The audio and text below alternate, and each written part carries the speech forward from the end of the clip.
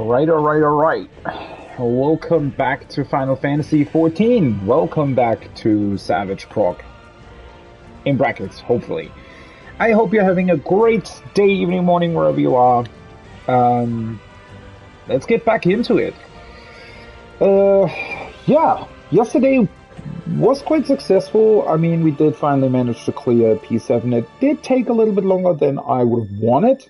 It's not a big deal, obviously, at the end of the day, and I'll get to the reason why it isn't, but yeah, I would have liked us to clear a little bit faster, but then again, at the end of the day, I pretty much took, well, roughly, around the same time for all three fights in PF, though technically our P7 party can't even really be called PF anymore, because it was almost the same party ever since sort of the middle of P6, I feel like.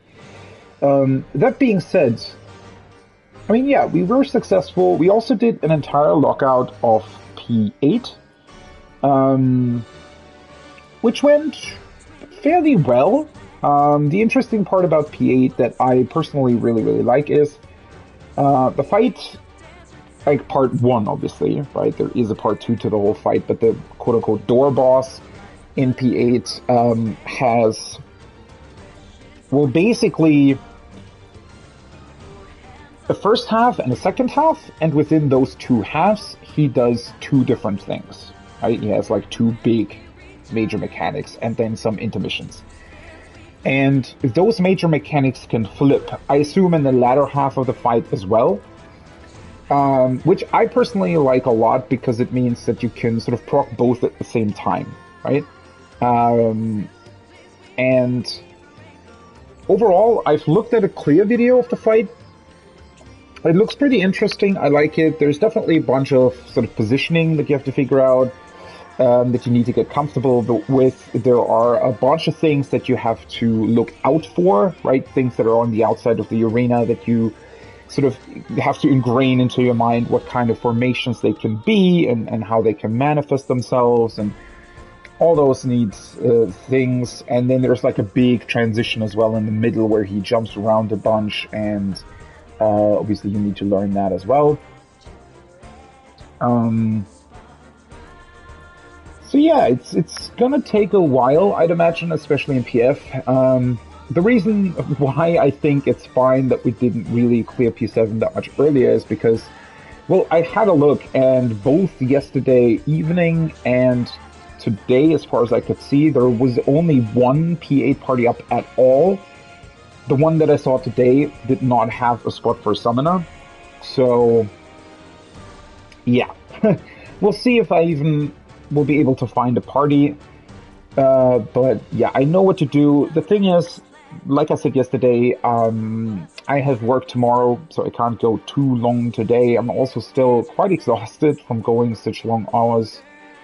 And I need a sleep this evening, definitely. I'm gonna get it.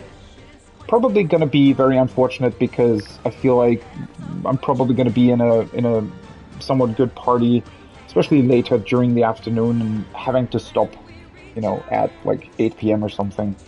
Kind of sucks, but it is what it is, and then I'll be back, hopefully fresh and not as exhausted on Sunday and Monday to proc this fight further.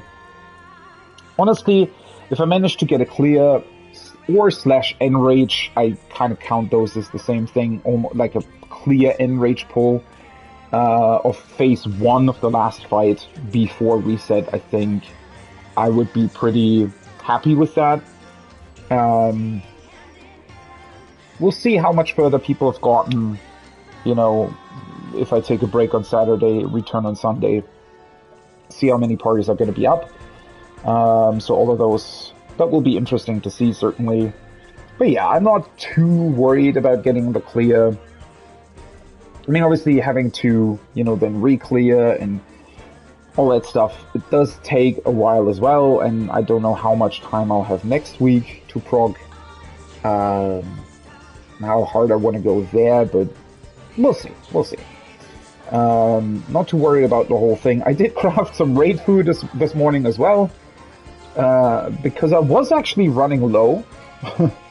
Hardcore proc does take a lot more food than you realize, right? Typically, because food lasts 45 minutes with the buff that I'm typically using, and as I said, in my last static, we did like 4 days proc, 3 hours each, and that's actually really not a lot of food that you need. Whereas if you're going hardcore, that you don't realize just how much of a difference that makes. Like it's literally 3 to 4 times as much because you need as much food in a day as you'd otherwise need in a week, right? Raid food, that is, not IRL food, obviously. And yeah, that's just something that I personally wasn't too acquainted with. I mean, I did somewhat hardcore proc T back in the day when it released, but at that point, especially for an ultimate, I think I just bought a bunch of food, honestly, and it wasn't really too expensive. But yeah, I mean, I still had enough stuff lying around, and honestly, if I'm waiting for a party now anyways, potentially, then I can just gather more stuff in order to be able to craft more food and more potions. Especially the moon sand, is it moonstone sand? I don't know. The white sand. I still need more of that. Yeah. Anything else? Not really. I mean, yeah, the fight does look pretty tough doing it in PF in terms of positioning, especially because people probably don't have, good guides yet and whatnot, though the one party that I did see this morning apparently had a toolbox. We'll see about that. Let's get into it, shall we? Let's get into it. Let's see what we have. Let's look at PF. There's a bunch more parties already, though, so let's see. 8th cycle. From start to P1 clear and onwards, we have a toolbox. They also have a summoner. Fuck. Shit, they have arranged. Well, they do want, I think, yeah, parties are probably gonna want 2 melees for the last fight, to be honest, because 2 casters, especially with how difficult the enrage timer seems to be there, you probably want the second melee, unfortunately. I mean, for proc, but I mean, from start to P1 clear and onwards.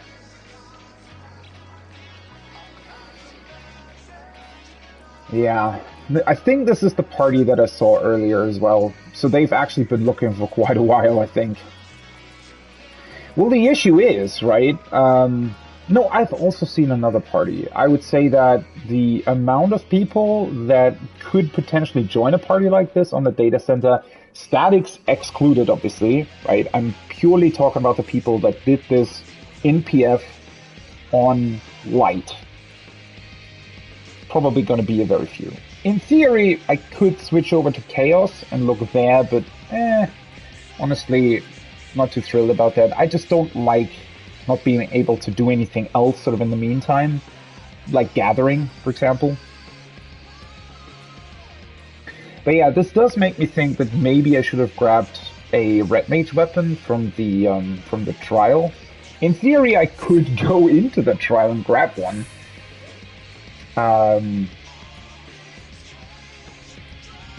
Could also do the Unreal. Any chill farmer's typical PF strat, whatever the typical PF strat is, honestly. Well, alright, you know what? Let's set up the search. Let's see, where is it? 8th cycle. Current job. No objective, should be fine. Obviously it doesn't find anything. And then I just say display message. So now I should get a message if something pops up. That being said,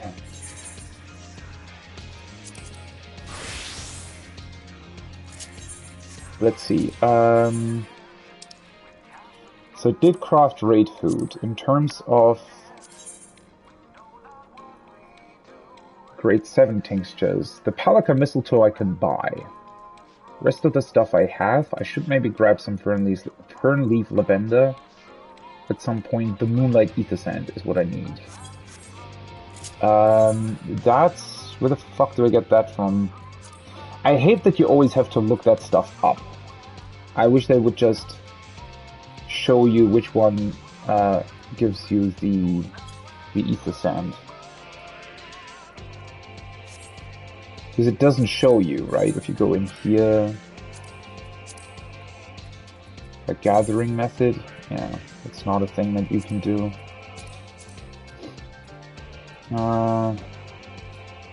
What is this for, anyways?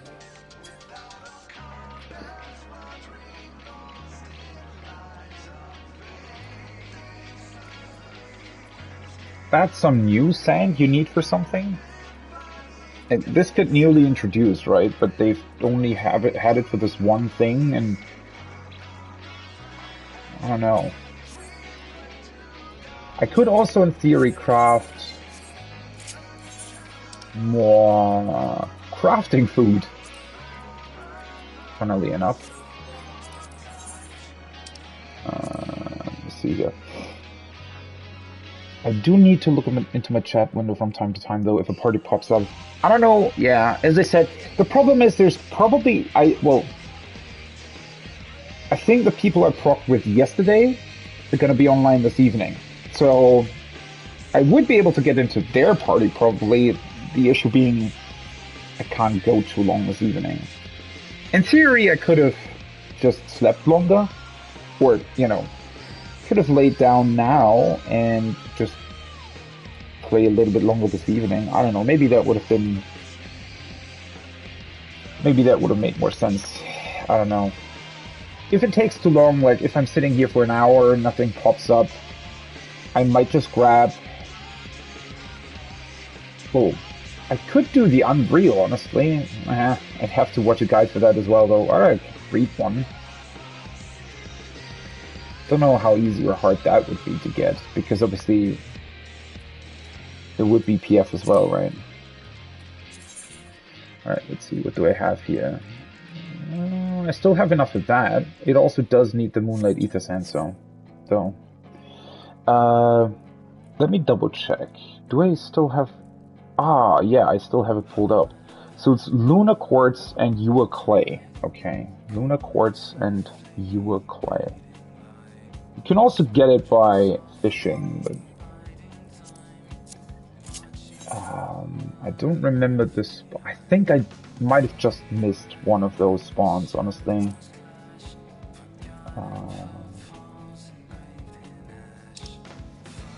Luna Quartz? Yeah, I just missed this one.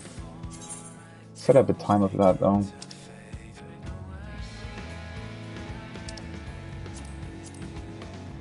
And that's at 8. Alright. That's in 9 minutes or something.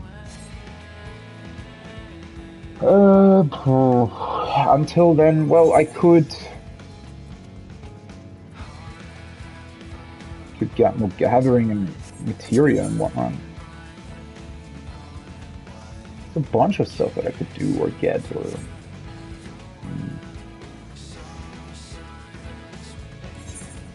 You know what? Let's actually spend the frickin' books. Although then again, that would cost me tombstones, potentially.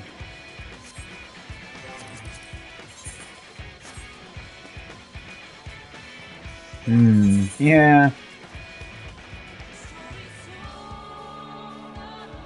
That's the one struggle with PF if you're going hardcore. At some point it's going to be difficult to find a party.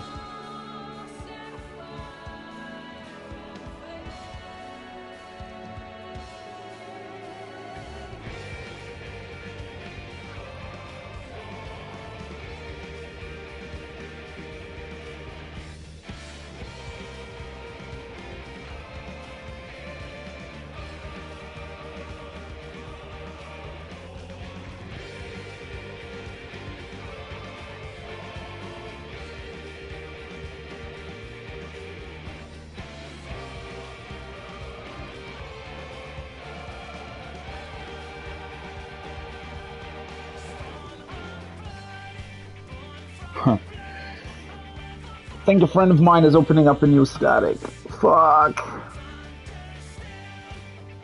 I'd actually be up for that. The only exception that they want to go Friday and Saturday, and I just can't. Oh, it's really unfortunate.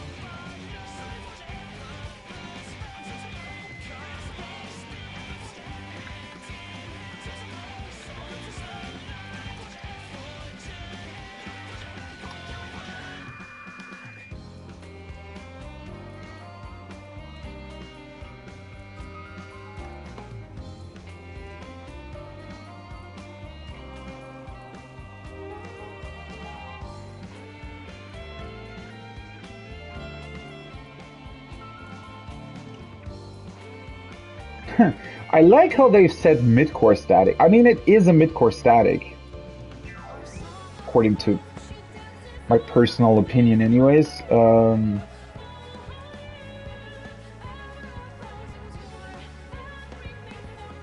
But they want to go 4 days a week for 4 hours with 2 potential evenings going even longer.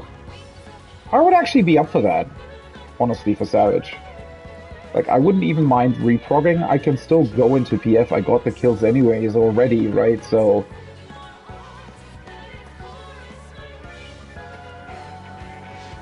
yeah...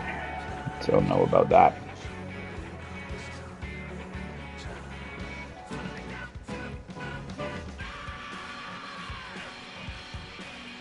That's really...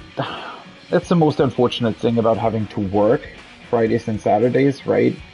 It's just that a lot of people want to do stuff on those days, obviously.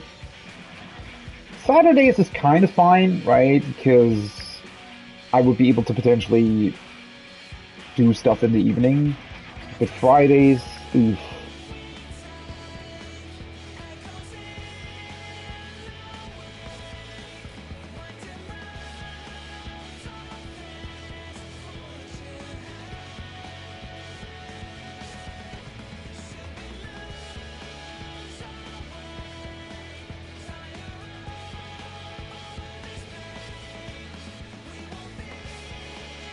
I do hope they find good people, though. I don't know, feels like my friend had a lot of, or was pretty unlucky with a couple of statics as well. You sometimes get that, right? I mean, I don't know, I seem to be, the one thing I would say that I'm pretty good at is sort of pre-vetting, like parties and stuff. I don't know, I tend to always end up in pretty good parties and pretty good statics. And I think most of that is kind of due to me just sort of being able to, you know, just sort of look at postings and look at how like people write and stuff and kind of infer what, like, who they are, at least a little bit, right? Obviously I can't, like, I still, like, sometimes I'm surprised at, like, how people are and whatnot. Like, it's obviously not, I'm not a perfect, I don't know, you know, whatever, but maybe it's also just luck, honestly. I don't know. It's obviously difficult to pinpoint, but I mean, I always had the sort of knack with, like, movie trailers and stuff as well. Where I found that a couple of other people were always saying, oh, you know, I don't know, or hey, let's check out this movie, and at least, like, for myself, right? I'm talking about myself here, and so it's not necessarily that if I like something, everybody else is going to like it, or that it's objectively good, but for myself, I felt like, compared to other people, I was always pretty good at sort of knowing whether or not I was going to like something. And that extends to, like, groups and that kind of stuff as well, right? So maybe it's also that I'm, like, just thinking about potential consequences more than others, and therefore I'm just sort of, I'm never really surprised if something doesn't go the way I want it to, because I expected it not to, right? I don't know.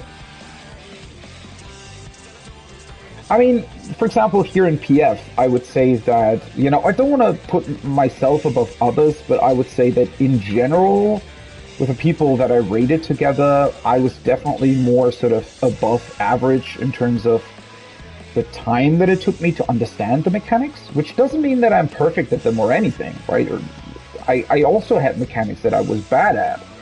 But just sort of on average, I was, I think, faster than others typically at understanding stuff.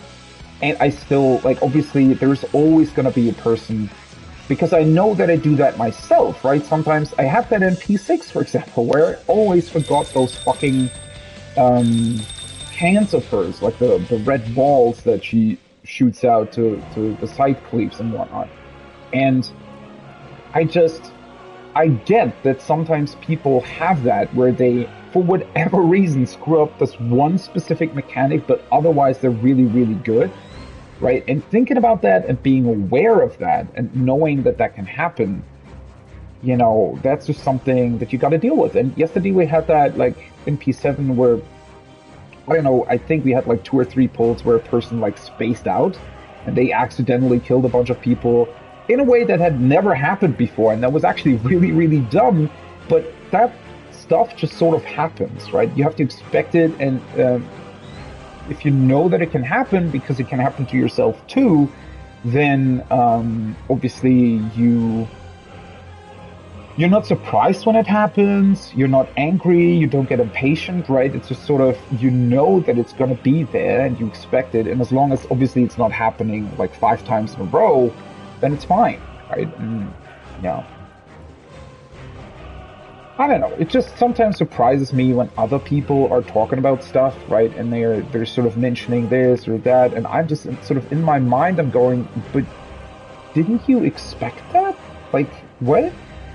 And I actually had that a bunch of times where, and that was actually aggravating for me personally, is that when people, when I was in a casual static a couple of years back, or well, it's not even that long ago, but there were people that suddenly said, after like, I don't know, we had been progging the tier for 4 weeks, and because obviously we went way shorter hours and people just in general weren't that good, it took us a long time to clear stuff, right? But that's just natural. Like, the less time you put in, obviously the longer it would take to clear. That's just what it is, right? But then suddenly a person said after like 3 or 4 weeks, no, I don't want to raid anymore. And I'm just sort of going, wait, what? Why?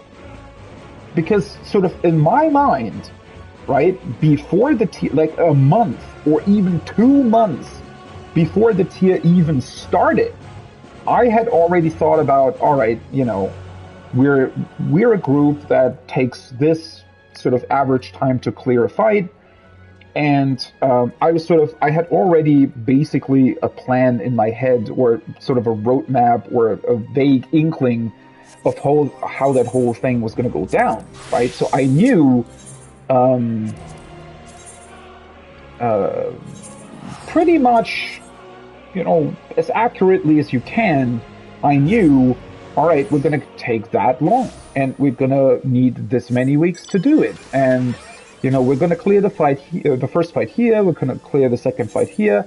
I already had that in my mind. And so, obviously, I wouldn't have been surprised by,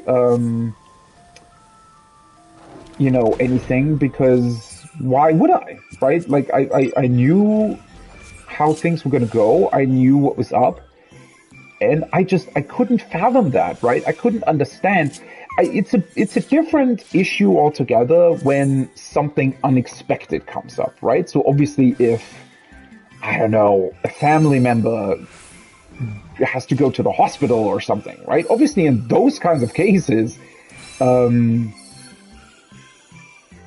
that's a completely different thing, where you sort of going, all right, I didn't know this was going to happen. I didn't know this, with unexpected stuff like that, if you have like life-changing circumstances, if you maybe find a new job or something, right? Obviously, that's an entirely different thing. In those kinds of cases, I say, yeah, of course, right? shit happens. Real life issues do come up, and they're hard to avoid. And, you know, you just deal with them, and that's fine. But what I don't understand is people not knowing that they would be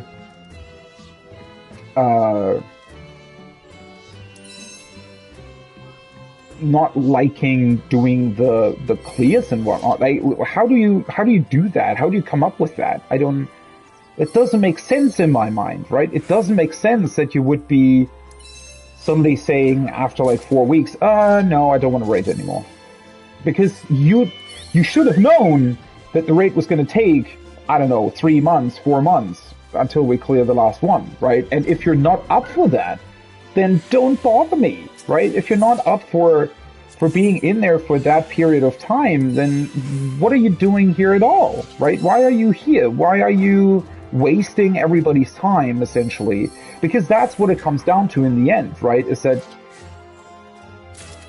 everybody else hopefully has that same mindset of knowing, all right, if I join a casual static, and I want to clear the raid tier, which was our goal, right? We didn't say, oh, we just want to look. We knew that we were going to try to clear the whole thing.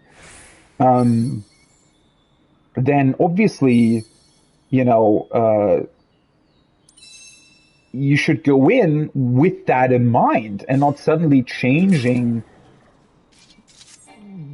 sort of your disposition about that. Like, if you're not 100% on, like, in on that, right? If you're sort of saying, oh, you know, I'm not 100%, I don't know 100% of whether or not I would be up for actually clearing the tier together and whatnot, then, you know, at least communicate that, right? I mean, that's the decent thing to do. To just say, oh, you know, we can go and start the tier, but, you know, I might not want to be here the whole time. And if you know that, then that's a different thing entirely, right? If you know, okay, this person, you know, they might have something come up, or they're just in general maybe a little bit tired of raiding or something like that, right? Then in that case, you know, then it's kind of fine, because then you can just talk about it. You can talk about it and say, all right, you know, I like raiding with you. I've been raiding with you for like a year, 2 years, right? Obviously that depends on the group. And you can just go and say, all right, we can still, you know, we can still do it. You can see how much you like it, and whether, oh fuck, I'm pressing the wrong buttons here. Well, still good. And whether or not you want to stick with us, and if you don't, then that's that, right? And we just go our separate ways after a while, and well, it happens, right? At least at that point, you also know that it could happen, and maybe you're already expecting it to happen, or at least the person could, for example, say, all right, you know, I'm really not digging this anymore. You know, here's my advance notice.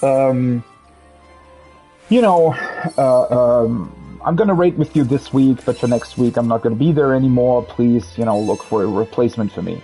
That could also be a decent thing, right? If you're sort of saying that in advance, and that's it. But everything else is just not okay in my mind, even with people, or especially with people that you've known for a longer time, right? If you've been raiding with the same people for like a year or even 2 years or something, and you don't have the decency to, you know, say to them in advance, oh hey, I'm not digging raiding anymore that much, right? Please, you know, maybe let's just stop this or whatever, then you're just not a fucking decent human being in my mind. Like, you don't do that stuff, right? Again, I'm not talking about things where stuff comes up, right? Where unexpected stuff comes up. And I also understand that this is the internet, right? And you maybe don't want to, like, reveal your entire personal life to people you've never met personally. But in that case, you know, just say, hey, there's something really important that came up in my private life. I just can't anymore. I'm really, really sorry, right? That's perfectly fine. But, you know, I've had people who I've raided with for like 3 years suddenly come up to me and say, oh, hey, by the way, I don't want to raid anymore. Bye. right? And they were just gone. They didn't even stick around for the raid day, for that evening, right? And that's just, don't do that. Like, what the fuck's wrong with you, right? You don't do that to people. That's not a decent thing to do.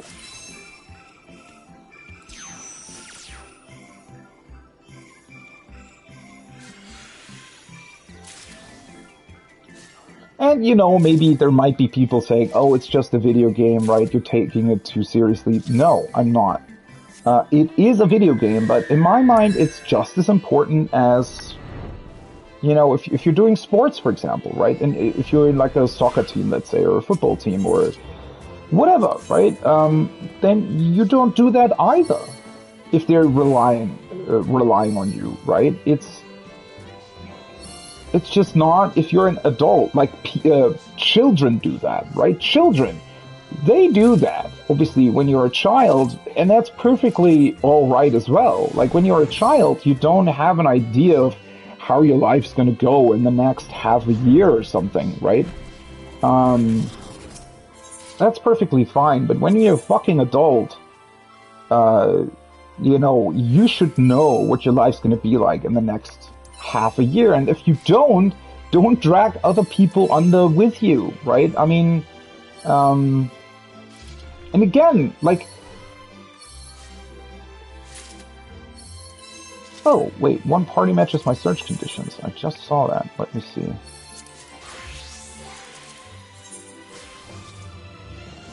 From Star, definitely. Sure.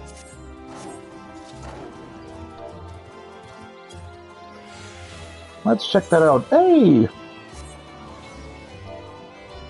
Hi, man.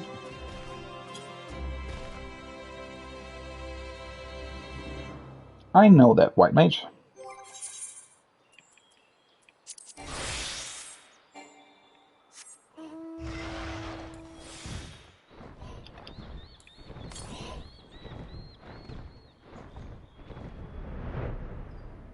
Yeah. This is what the scholar's called. Alright, let's see if that group fills.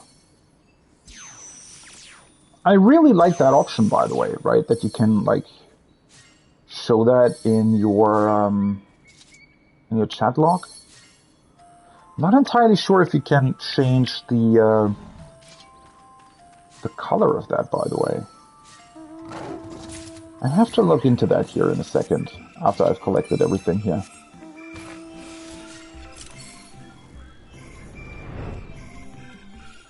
Yeah, I don't know.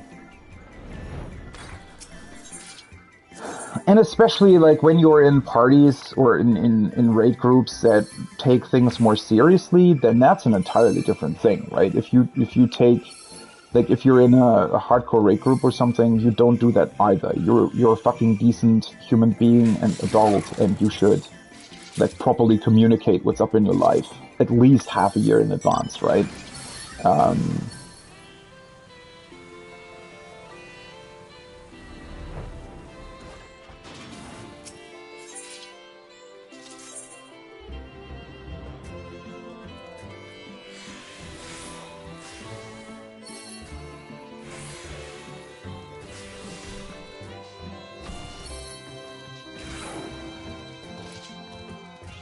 Need to do this. Aw, it didn't proc the other thing.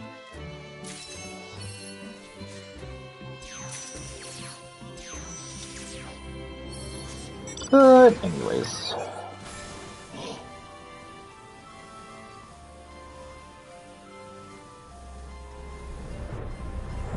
Let's see if the party fills. Obviously, this is from start, and I already know the fight a little bit, but it is what it is, right?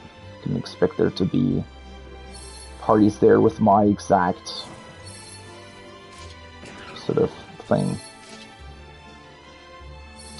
I mean, the other party did have like a toolbox, and they were obviously going for actually at least getting through P1, right?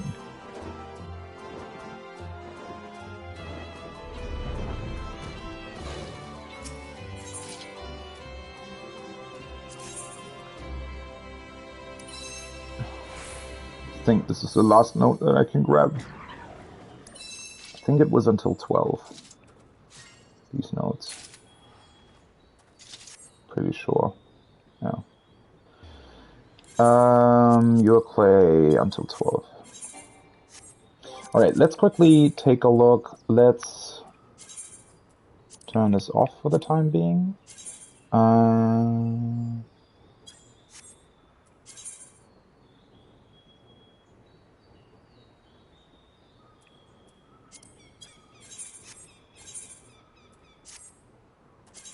No, I want to cancel. How do I turn the... Sometimes that's... You can just click here, but I think there should be like an option to just cancel that. I don't know. Right. It's the only party that's available currently, so I suppose the other one probably filled, I would say.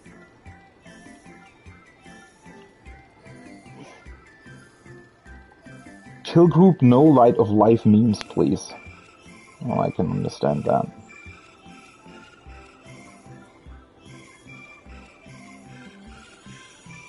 Vanilla milkshake.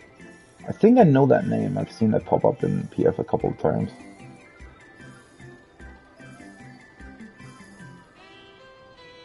What the fuck is FF4 and FF6? Why do people always come up with these abbreviations? Like, I've cleared the fucking fight and I still don't know what that means. What is FF4? Or FF6? I mean, Light of Life I know. That's the big mechanic with the big AoEs and whatnot. But FF4? What the fuck does that mean?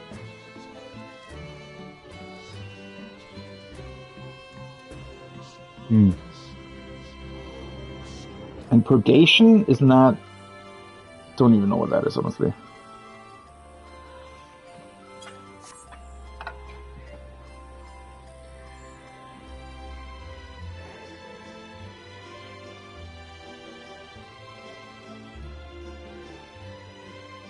Let's open up that toolbox, shall we?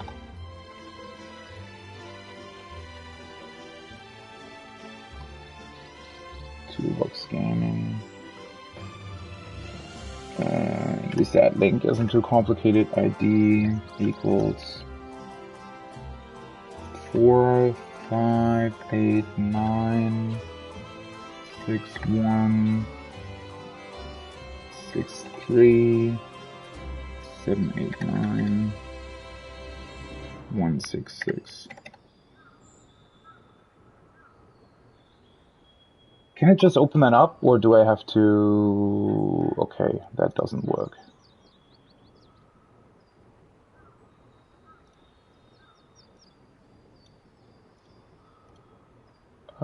Fuck. Oh no! Fuck, now I have to... Okay, question... Maybe I forgot the question mark. 4, 5, 8, 9... Well, it saved the freaking number. Oh, I think I forgot, like, the one at the end, right? Oh, yeah, that works. Nice, nice, nice. Hey, I know that guy as well. It's a dancer from yesterday.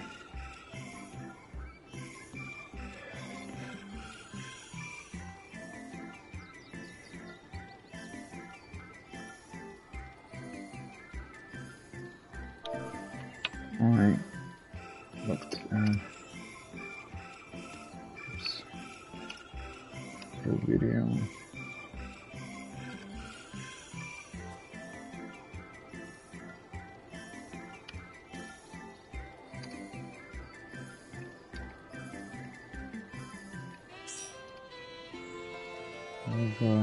Overly good, but it's a bunch of precise positioning and like trail.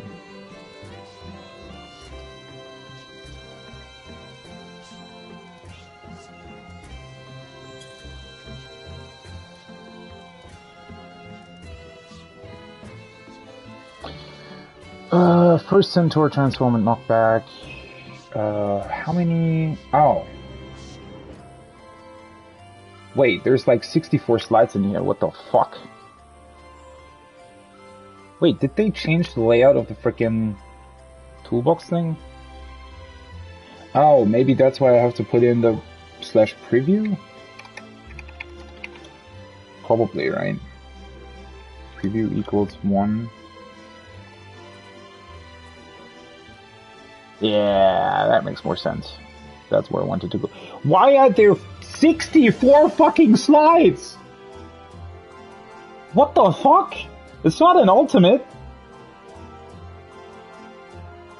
Okay. Yeah, I mean, well, it really goes into detail. The whole knockback thing, honestly, is by far the easiest part, honestly. Add spawn, and then you have, like, assigned positionings for... that makes sense. Yeah. And there's, like, a couple variants, obviously, how that can go. Then into cardinal, yeah. And I think it can also have, like, spreads and stacks and stuff.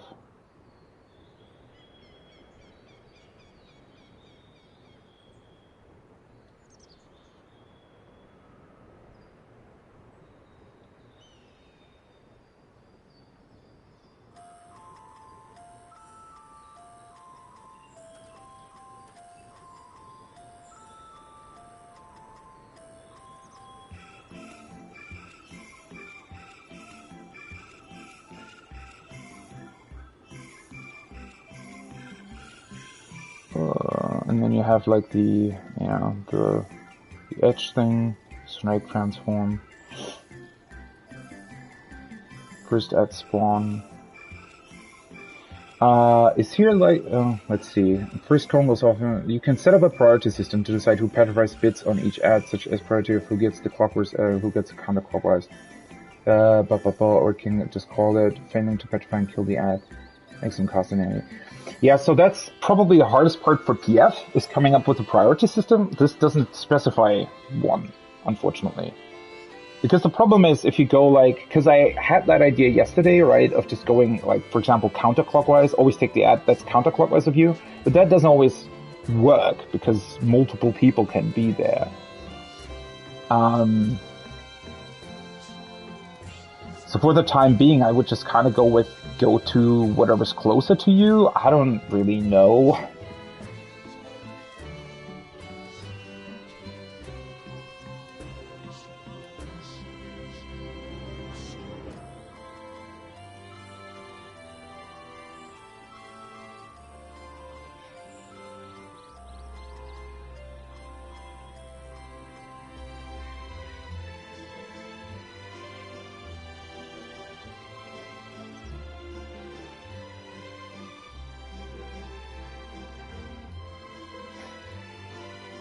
Honestly, I think as long as you pretty much play perfectly, I think you can make the DPS check with every combination. Except maybe Reaper. For some reason that seems to be pretty bad currently, but yeah, I think that... well, you just need to play perfectly, obviously, right? Because it's week 1, last fight of Savage. Yeah, so this toolbox doesn't specify a priority system, unfortunately, so... I don't know. I mean, we'd need to get there a couple times anyways, so... Other than that, the mechanic's actually pretty simple. It's really just the priority that you need to get right. You can kind of look at the party... You have a lot of time, so you can kind of look at the party list and determine, oh, hey, who's the other guy that has the same debuff as me with the same time, and just sort of go, I don't know, and look at them and look at where they go.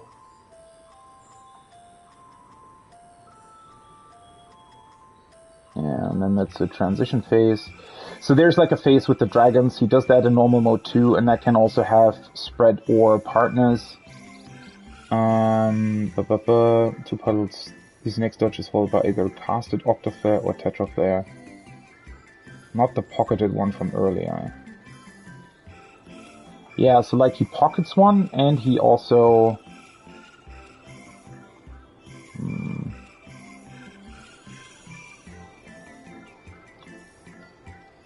It's just a bunch of positions that you need to remember for those kinds of cases.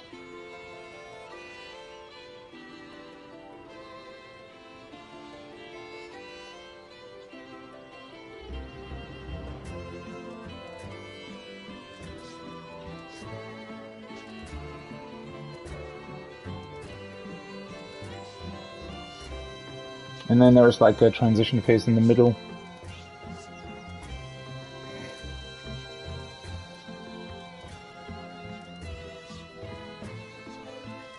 And then he shows you like 3 mechanics back to back.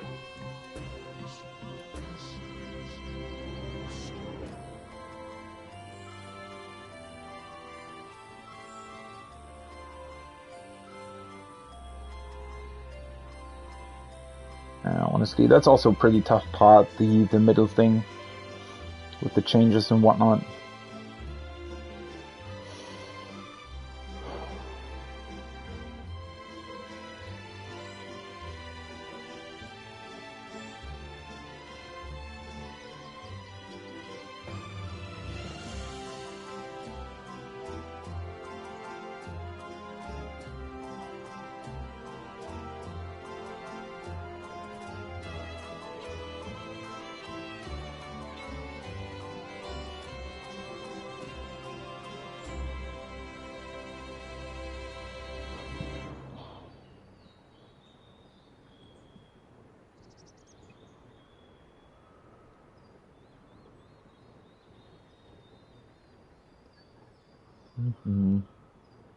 Yeah, and then the second Gorgons, basically, you have to do everything at once, and there's a bunch of other timers going out as well. Because everybody has both things, but in that particular case, you only need 4 out of the 8. So you kind of need to...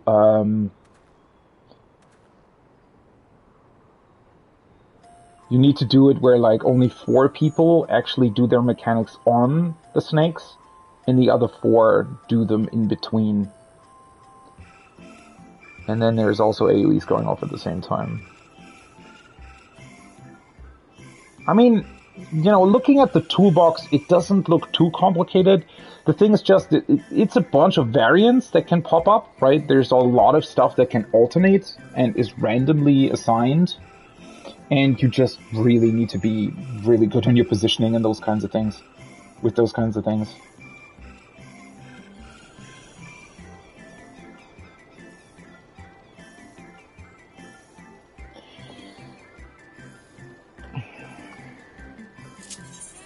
It's probably the same toolbox the other party had too. Oh right, I wanted to check one thing. So, this party finder option, right? Display settings. Let me actually take a look. If I go into character configuration and lock window settings, lock text colors, announcements, system messages, battle system gathering, error, echo.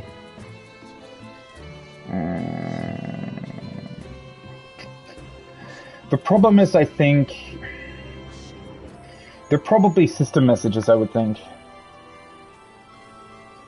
Which unfortunately, I wish you could change specifically only the color of the PF mentions, right? When they say, hey, by the way, there's a party that you can join. But unfortunately, you can't specifically just change that specific message. I assume it's also a system message. I think. I don't know what other system messages there are, though. Because it could become annoying really, really quickly if a bunch of stuff was just suddenly bright yellow or something. I don't know what system messages typically are. What's this color, anyways? It's like the second darkest gray or something. Let's just keep it as is. honestly.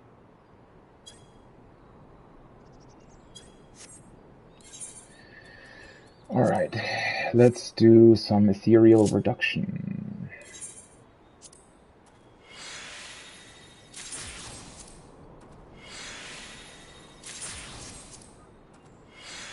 Honestly, having the toolbox already helps a bunch, right? It just, because yesterday when I was in there for lockout,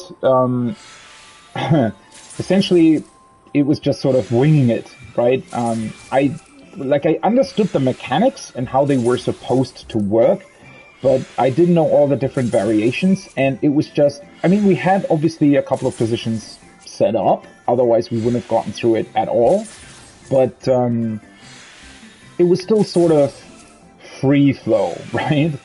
It wasn't really perfectly assigned and whatnot, so...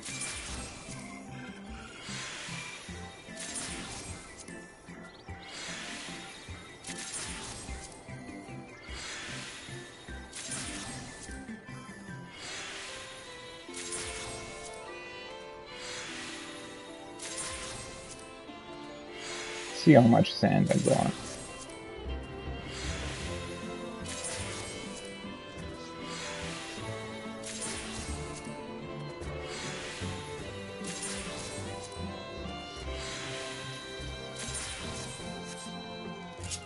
That was 57, about 30, I think 35 or 36. I had 21 previously, right? 36? Oh, that's fine. I mean, you only need one per craft. So this would equate to about 150 potions, which is good. Wait, do the potions need something else? Let's see.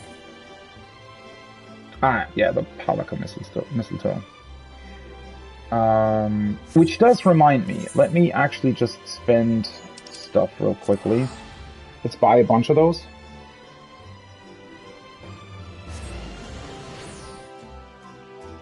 Yeah, it's honestly just sort of, I think I'd have to, as soon as we decide on positions and whatnot, I just have to go through and really understand, okay, this is where I'm supposed to be, this is where I'm supposed to be, and I think it'll be fine. This one, right?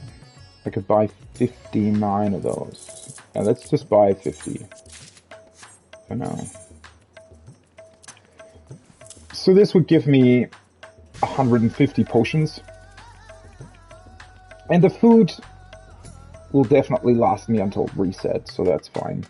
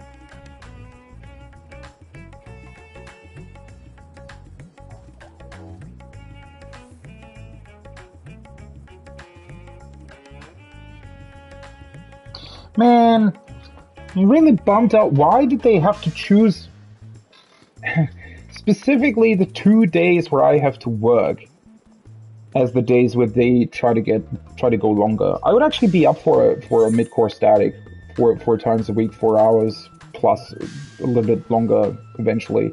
Like in theory, if you get some good people together, that's actually like a pretty good amount of proc that you can get through the week. I mean, with those hours, in theory, you should be able to clear week 2. I mean, obviously not now, because they're, just started looking, but... Well, you wouldn't clear week 2, you would clear within 2 weeks, let me put it that way.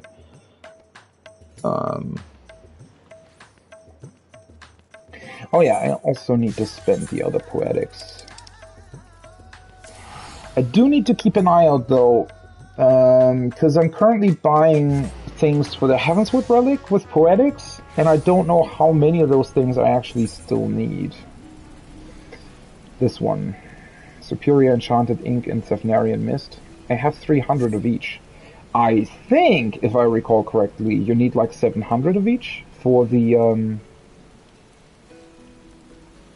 You know what? Let me actually confirm that. Let me see. Heavenswood Relic. I think the wiki has something on that. Yeah. Anima weapons. I think there's like an overview of like relic weapons.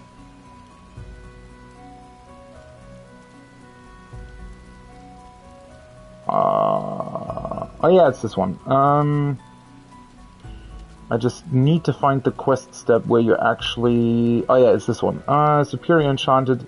So 5 Enchanted Ink and 5 Cephnarian Mist together turn into 2 Crystal Sands. And you need like, what? Per weapon you need about 60 sand?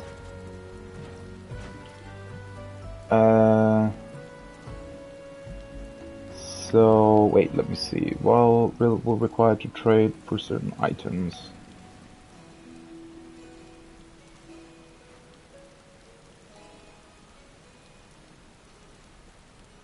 The only recommended options are...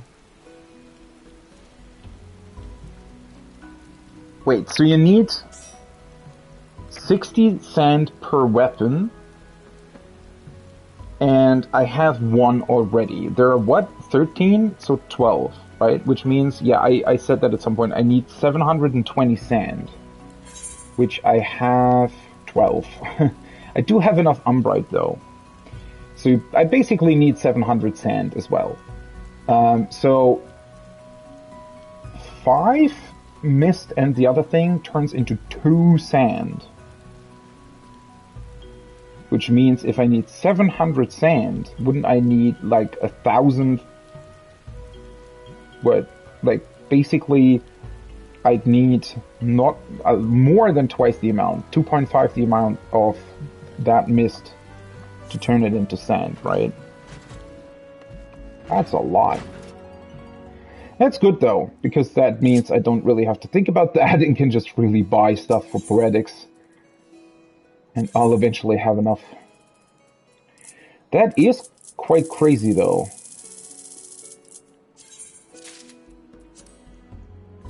Because as you can see, I have 330 of each. Yeah, this would turn into what? 300 would turn into... What's 300? Like 50 would be 10? So 300 would be 60, right? So you basically need 300 ink and mist for one weapon? That seems insane. No, it literally says here in the wiki, you need about 4,500 poetics per weapon. We need to collect umbrite and crystal sand, but a general will be of each. Yeah, you need about 4,500 poetics per weapon. That's really crazy. What the fuck? And that's now, by the way, right? At some point that probably was more, or it was more difficult to obtain it. And the only other option that they recommend here in the wiki is getting it via old scripts. Or rather, turning white scripts into sand. That's crazy, though.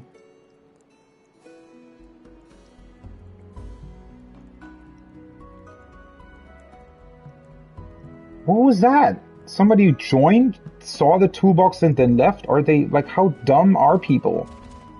See, I hate stuff like that. Did they want to do it blind or something? Are you kidding me?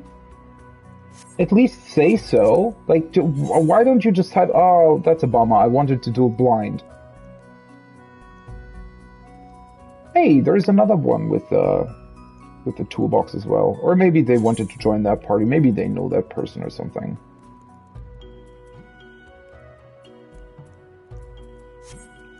So parties are popping up, though. It's good to know, I guess. Alright, yeah, that's the tombstone spent. I can close the wiki again.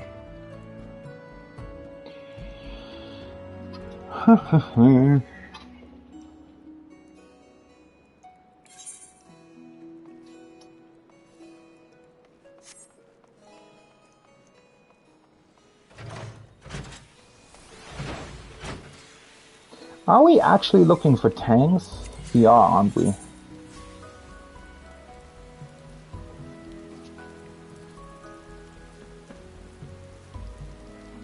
The other party has a tank. It's a bummer. Let me see. Can't we post the frickin' thing in the Crossword Link Show?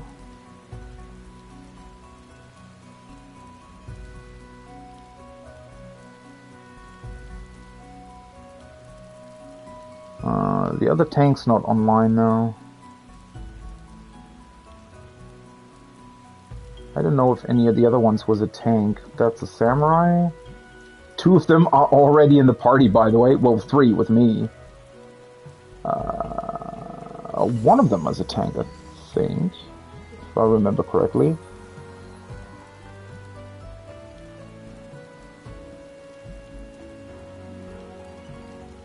Maybe.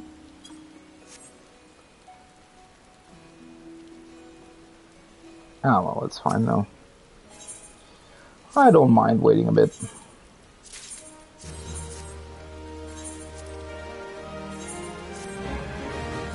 Honestly, in terms of the last fight now, I'm pretty chill, especially since, you know, we've already got a toolbox going and whatnot. The more of that kind of stuff you have, the easier it becomes doing that anyways. Because you don't have to figure so much out yourself, and you don't have to constantly, you know, like I'm sorry, I'm really tired. As soon as the things become a little bit more standardized, and there's like, well, it's not really a guide, but you know, I'd imagine a lot of parties are going to go with the toolbox, so it becomes more clear what you need to do, right? And that in turn will mean that it'll be way easier to just join other parties because they will have the same idea of what they're supposed to be doing, right? So, and I'd imagine, especially now over the weekend, if I can't raid tomorrow, there's going to be a bunch more parties on Sunday that'll go for it, so not too worried about that, honestly. And technically, I've already seen, like, the first half of the fight, almost. So...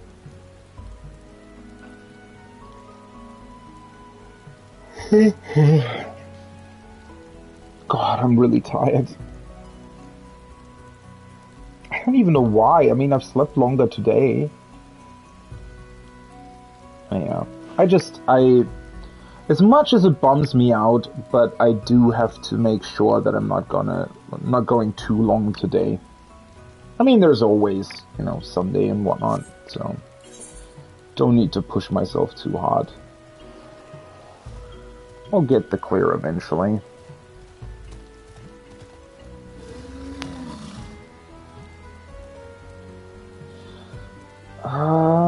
Was there something else I wanted to do? So the other gathering opportunity comes up here in a moment, so... I think at least the 2 alchemists in our group are probably also crafting potions. But yeah, I mean, I have the stuff for them. I just need to also gather things. I do need to take a look at what I could turn these books into, though. Ah, yeah, I should probably clean out my arsenal. I completely forgot about that, honestly. Don't I still have... That's the old botanist thing, right? Why is that still in here? That's not the special looking one, right? No. Let's actually put that back into my inventory. We have too many gloves. Where's this? Oh, that's Blue Mate. Those are old Blue Mage gloves, though, I think. What is this one? Old mining gloves. Where the fuck did they come from? There has to be something in here that I can just... What are these? Oh, they're the Bostia ones. See, old summoner stuff. Why is that still in here? Those are the Shadowbringer starting ones. The fuck? What are they doing here? I can actually just throw them away, right? You can just get them again? Yeah, let's just throw them out here. I thought I had cleaned up my inventory, honestly. Weird. Yeah, these ones, the miner and botanist ones, are in here because I think I changed the gear on my retainers, and that moved them into my arsenal. We'll have to clear that out eventually. Wasn't there one other thing that I just wanted to look at? Oh yeah, what kind of gloves I could get. What do I have currently? So these are 610. I already bought these for my healers, and I have the 600 ones for my tanks already. These are the old. These are I need for ultimate.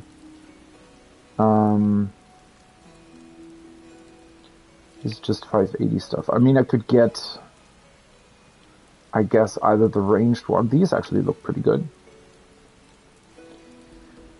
It doesn't really matter all that much, right?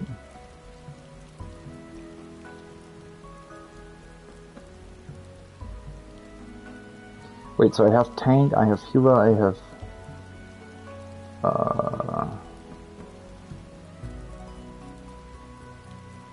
caster.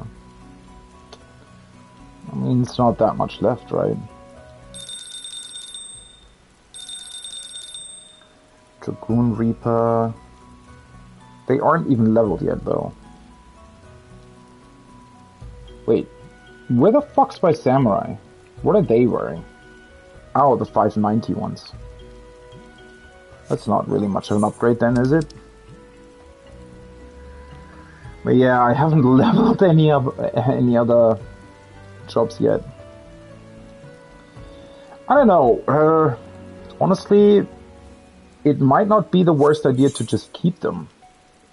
In case I want to do the Dragon's Song reprise on another job. Now that I'm thinking about it. Yeah. I mean, I have the space on my saddlebag, right? Honestly, it's probably not the worst idea. What am I doing with the freaking hatchet? Guess I could put it into my glamour dresser. Does it even look good? I mean, it doesn't look bad. It's fine.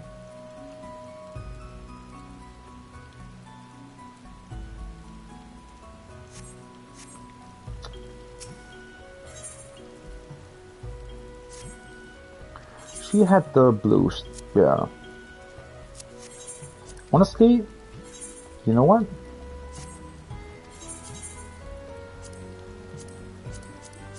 Let's actually sort this by blue and whatnot.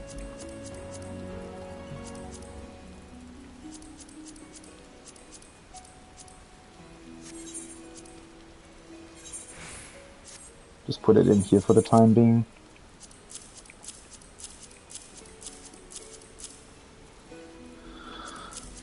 Especially for the gatherers and whatnot. I hope that we'll just eventually, I really still hope that we'll eventually get more glamour plates.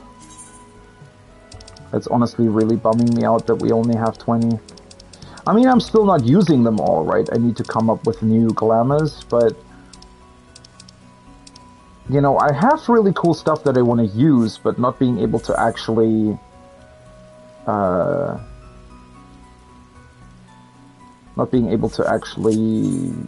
have glamour for all my, because The thing is, right, I have glamour for all the jobs that I typically use.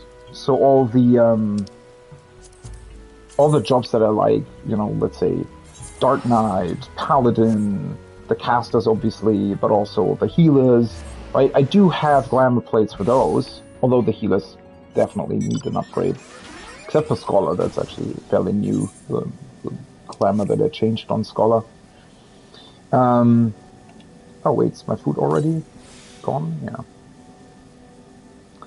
But, oh, I'm actually late. Fuck. I missed like a couple seconds.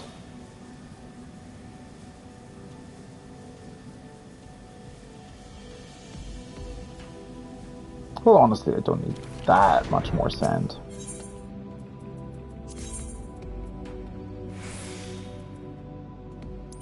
But yeah, what's really bumming me out is that I would actually like to do like proper glamours for all my different crafters and whatnot, because I have a bunch of special stuff for special crafters, right? And honestly, that would also give me an opportunity to spend a couple scripts on stuff, because there are some really, really cool glamours for crafters, and I would actually really love to be able to put together like whole sets for different crafters, and especially for the gatherers as well.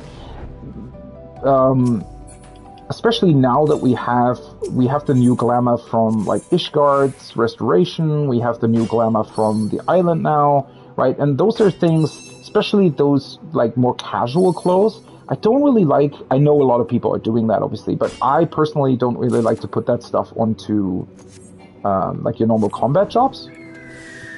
But I would really love to use that kind of stuff for crafters and gatherers.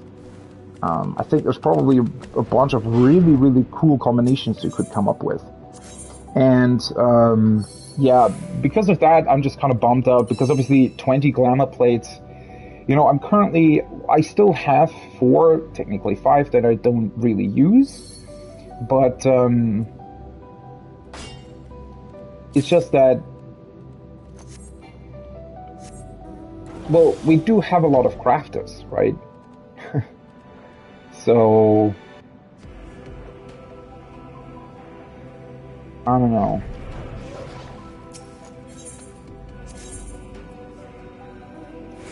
And also, I did get a couple more ultimate weapons as well from T, so I would actually like to do, for example, a glamour for Dancer, which I didn't have originally. So, yeah, it's just sort of this thing of, oh, you know, I have a bunch of stuff, but I can't really do anything with it because not enough glamour plates. And then the one other thing that's also really annoying to me personally is that you can't actually move the glamour plates around.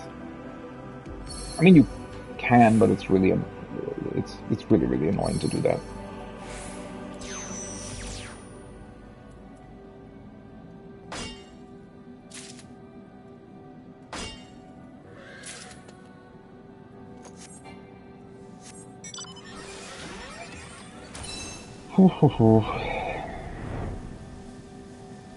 It does take some time to find people though for P8. Honestly, had I known that it would work like this, maybe I should have worked today actually and taken tomorrow off. We'll swap those days around, and maybe tomorrow there are more parties that I could join. It's gonna be fine though, like, you know. I mean, it's PF. It is what it is. If I wanted to hardcore proc with a static, I would have looked for a static, right? And this was the plan this time. I now know what I wanted to know and what I wanted to get out of this tier. And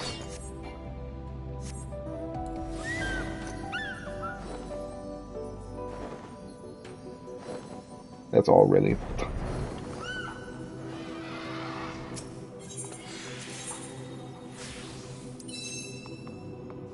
Oh, fuck, I pressed the wrong button.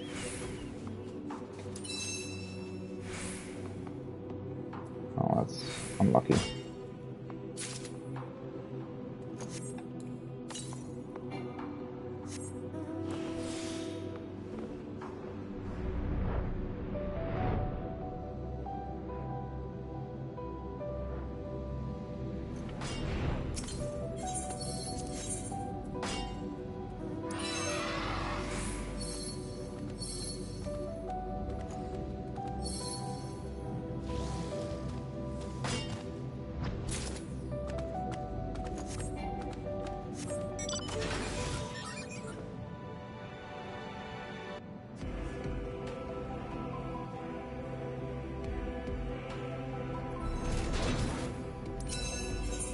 The music's really fucking chill here. It's actually putting me to sleep. If I were to just stand around here, not even gather anything or something, right, I would probably just fall asleep.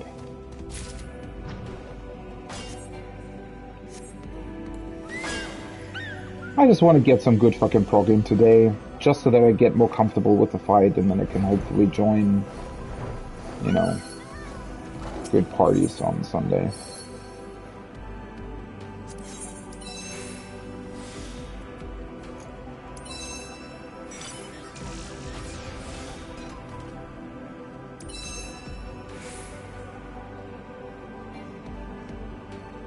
Oh, wait, I'm already at 1,000. I didn't even realize. Ooh, nice. That was worth it.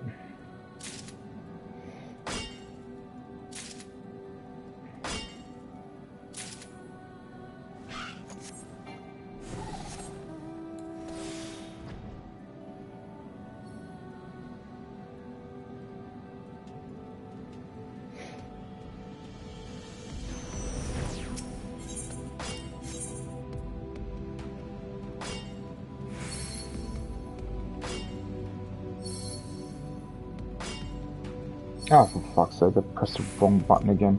Sometimes you get really surprised by the fact that, because, I don't know, the chance of that happening isn't even too low, but, I don't know. I never quite expect that I suddenly get this, like, additional intuition thing.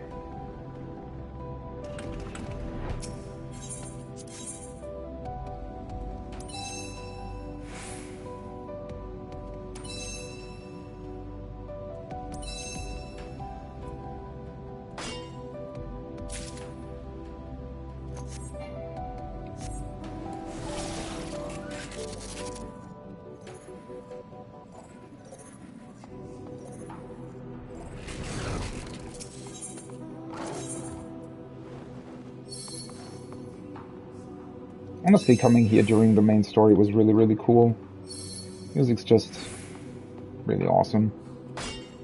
Such a cute, cool place. Honestly, it's almost a bit underutilized, I feel like, the moon itself. Like, you actually do spend a lot of time here in the burrow. But, yeah, that part's sort of... I don't know, it's fine. Like, I don't dislike the Loperids or anything, but it's definitely more sort of the lighter side of the story, which they usually do, and I do like that. You know, it's cool that they do it, that they sort of have, you know, they offset the seriousness of the story with some lighter elements, and the Loperids are that particular part of the story here. And that's cool. Like, I like that, right? It makes the darker bits that come later definitely more impactful, I would say. But that being said, I don't know, I kind of would have wished that the rest of the moon would have also been, I don't know, can't even really say more important, because it's exceptionally important to the story, right? But you just kind of go here, you immediately fight Zodiark with Van Daniel as his heart. It gets destroyed, and then you immediately go to the Loperids, right? There isn't really that much else going on here, I would say. On the actual surface of the moon, that is. I mean, a couple quests do lead you back out here, but at the end of the day, most of it really is just the sort of empty surface of the moon with a big crater in the middle, where Zodiac was. Which obviously from a narrative standpoint does make sense, but, you know, it's just... Well, I guess I get my fill of the moon by doing gatherings and whatnot. Which I don't dislike at all. That is actually sort of the main reason why I, at some point, eventually want to do the fishing log as well. Because it just gets you back to all the cool places that you've been, and it gives you a reason to stay around and actually really look at your surroundings and whatnot. When I originally started leveling Fisher, and I started just looking for... I didn't even look for the fish, but the fishing holes you have to find as well, right? And I didn't really do that with a guide or anything. I just sort of went around the maps, because it does show you how many there are per zone, right? So you have a rough idea of what you're looking for. And so I just flew around the place and was just looking for the different fishing spots. And that already was really, really fun. There are a couple of really cool places that you either don't go to at all, or that only sort of come up during... like maybe one very small side quest in the zone or something, right? And it's really, really cool going to those places and just checking out the surroundings. The main thing that I'm actually thinking about when I say that, or the main thing that I'm always remembering there, was when I, you know, as I mentioned, when I leveled my Fisher and I went to the Western Corothan Highlands, right? The really frosty winter zone. Basically the first and or second zone of Heavensward. Oh, it's already 4. Okay. There is like a very small cave. I think it's like to the north where the dungeon is. And as far as I recall, isn't even like the first Heavensward dungeon is optional, right? It's not even part of the main story. So, and there's a bunch of really, really awesome and cool places, and just sort of environmental detail in the Corotha's Western Highlands as well. Just the dead dragons and frozen dragons and something. Obviously there's the Fate, right? The return of the Yeti instead of the return of the Jedi. Which is a boss fate, by the way. I think I had to do... I think you even have to do it if you're collecting the triple tri cards or something. There was definitely a reason why I had to do it. Or maybe it's just... No, I'm pretty sure there's like a triple tri card that you get from it. But anyways, there's a ton of really, really cool detail on that map. And there's actually like a very, very small little cave. And it's a fishing spot, right? But it has like a really, really cool sort of atmosphere to it, because it's this very, very small cave. It's basically just like a cave entrance, and then there's like a pond in the cave, right? And it allows you to fish there. But the pond has this really beautiful sort of glowy, deep, bright blue to it, and with the frozen surroundings and everything, it just looks absolutely stunning. When I first got to that location, I was blown away that there's this one tiny cave that you never would have to go to unless you're specifically fishing there, because I don't think anything else leads you there. It's literally just a fishing spot. Well, I'm saying just, obviously a fishing spot is a fishing spot, right? So it is associated with a part of the game. It's not just there just for looks. But, I don't know, I was sort of blown away by that. I remember back then. That there were spots like that where you just don't go to unless you do level, well, in this case, for example, fishing, right? So that was just a really, really awesome experience. 98 sand. I got pretty unlucky on that, didn't I? At least except to or compared to the other case.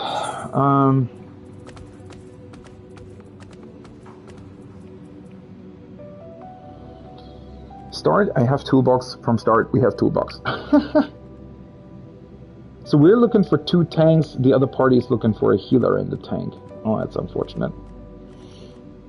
So tank's probably going to join the other party then first, I mean.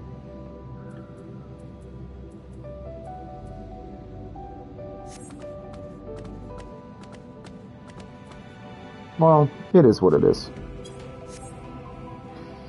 As I said, I'm not too bothered about it. I can't raid that long today anyways, and also, yeah, I'm just, I'm looking forward to doing Sunday and Monday.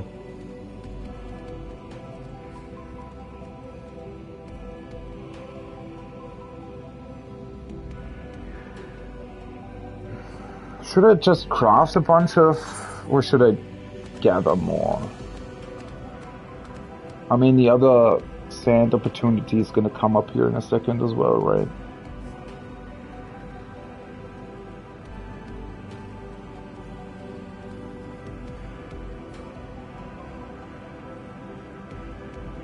Where the fuck do people come up with that stuff? Us doesn't have 3 full hotbars. Or I guess if you're on PC it does.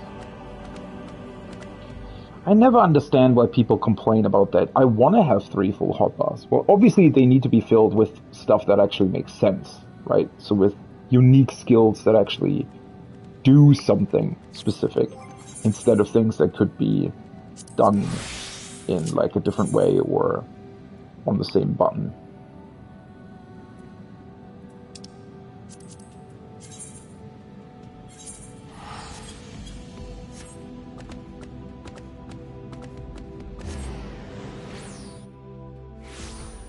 Yeah, also the fact with the like glamour plates is a major bummer, because now if you go to your, well, not the adventure plate specifically, which by the way I set this up, was it like 2 days ago? At some point I did set it up and changed it a little bit. I really do like the addition of the ultimate things, though honestly I kind of thought they would introduce more stuff. I don't know. It honestly still does feel somewhat basic. I mean, obviously, the cool thing is you can completely freely combine everything you have. But for people who are not doing ultimates, that's kind of a bummer, isn't it? I mean, it would be cool if you could also get stuff from the, like, Savage raids, for example. I wouldn't say no to that. I think they should have at least introduced stuff from, like, well, at least from Pandaemonium, right? That would have been cool. And the new Savage raid, for example. I mean, obviously, they're gonna expand on this, but I don't know. It's just a couple of graphical assets, right? I wish they would have done a bit more. I do like the ultimate stuff, though, not gonna lie. So the frame around my picture, that's from Ultima Weapon. And the background's obviously from Alexander. Wasn't too fond of the rest of the stuff from Ultima Weapon or Alexander. And yeah, sadly I haven't done the new Ultimate. And I've also not done the... I've not done UCOP, which I definitely need to return to at some point.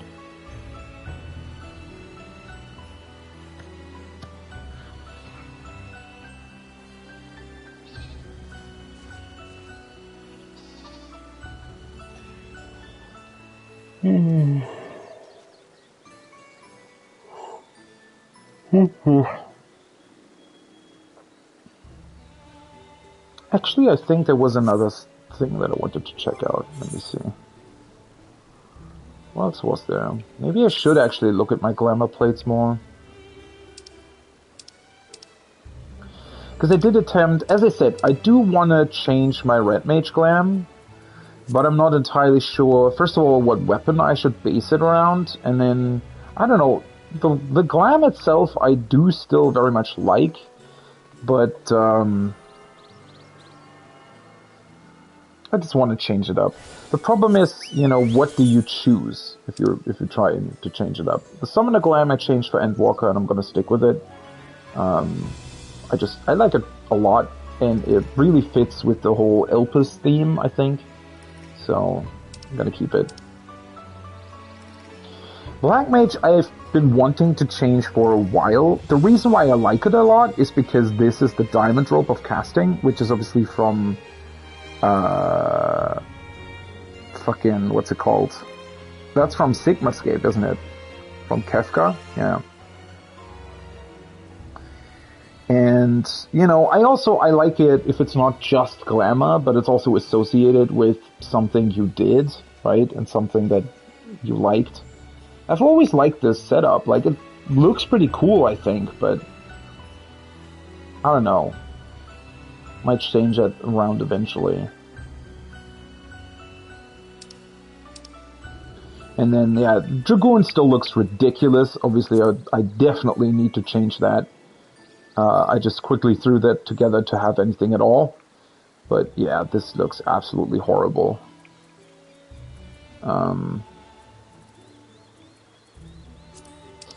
then this is my crafting setup. I had this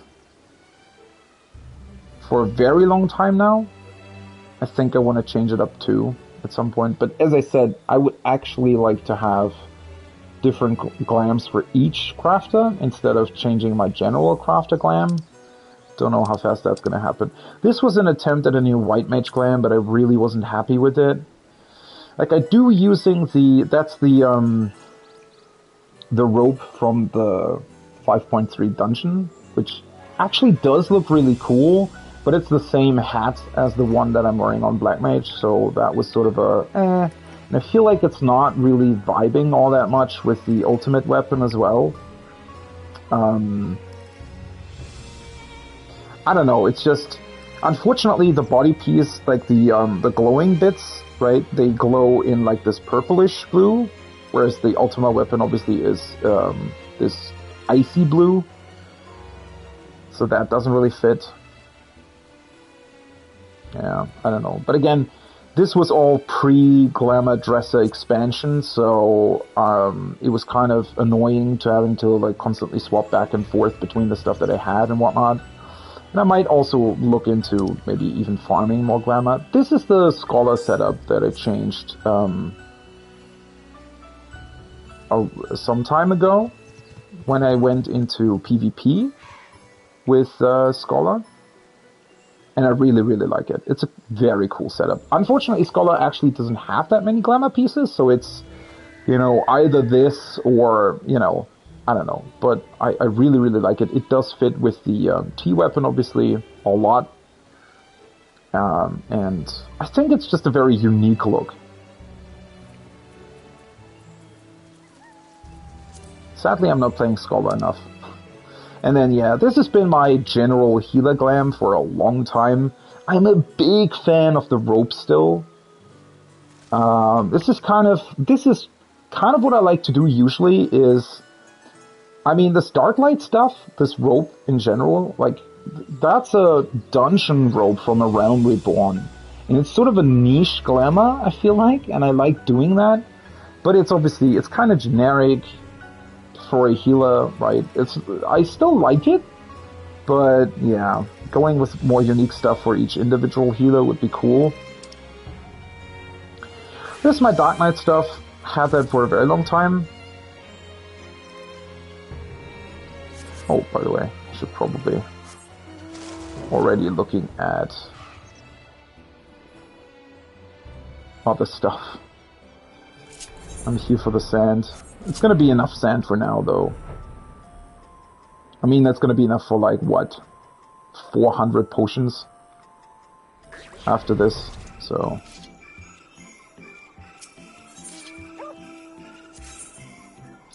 Beep, beep, beep, beep. The fucking Labyrinthos music, man.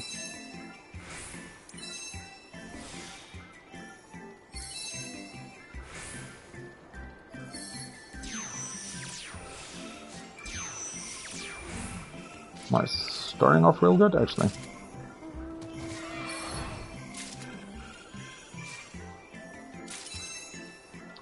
Unfortunately, one thing that I'm actually really bummed about, and I don't know why they decided to do that, is especially when you're farming collectibles, and I mentioned that, I think, I don't know, a couple days ago on stream, when you're farming collectibles for scripts, you get way, way, way, way less spirit bonding than when you're just farming normal materials. And I don't understand why, because that makes farming collectibles absolutely useless.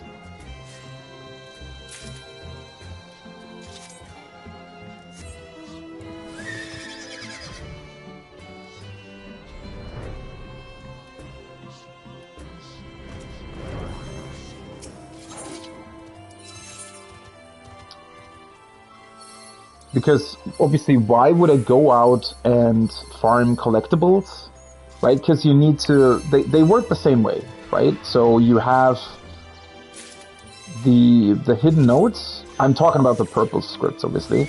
You have the hidden nodes that appear every 2 in-game hours. So you're sort of flying around from one to the next and collecting the collectibles, and then, yeah, so on and so forth. But the amount of scripts that you get out of that does only get you a couple of materia, right? So I think it's like 3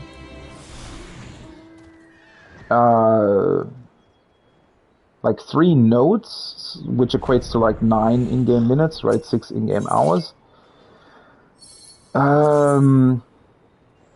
Gave me, I don't know, 3 materia? Something like that. Which, when you put it that way, considering how expensive gathering materia and crafting materia usually is, you know, it doesn't sound too bad. But if you then think about it, alternatively, you can just go around and just farm the highest materials, right? So that works the exact same way. You can, like, every 2 in-game hours, the hidden nodes for the new materials spawn. And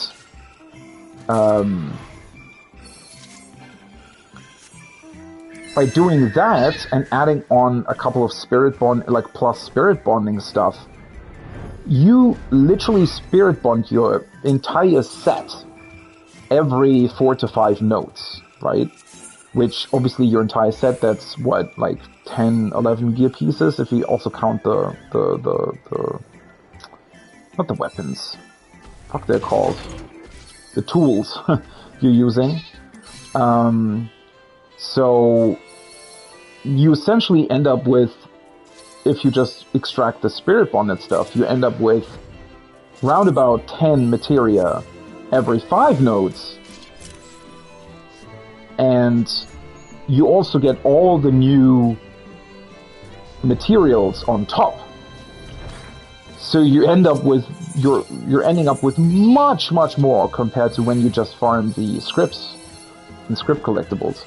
And I don't understand why they've done it that way. That doesn't make any sense to me whatsoever, because it essentially means that there isn't any point at all to farming scripts on gatherers. None. Literally no point. And I really don't understand. Obviously, the thing is, if you extract from spirit bonded gear, it's random what kind of materia you get, right? So if you are looking for like one specific materia for your slots, then maybe over time it would be a tiny bit more worth it to do scripts. But again, considering that you also get the materials, you could literally just sell all the materials and for that money then buy additional materia, right? When you put it that way,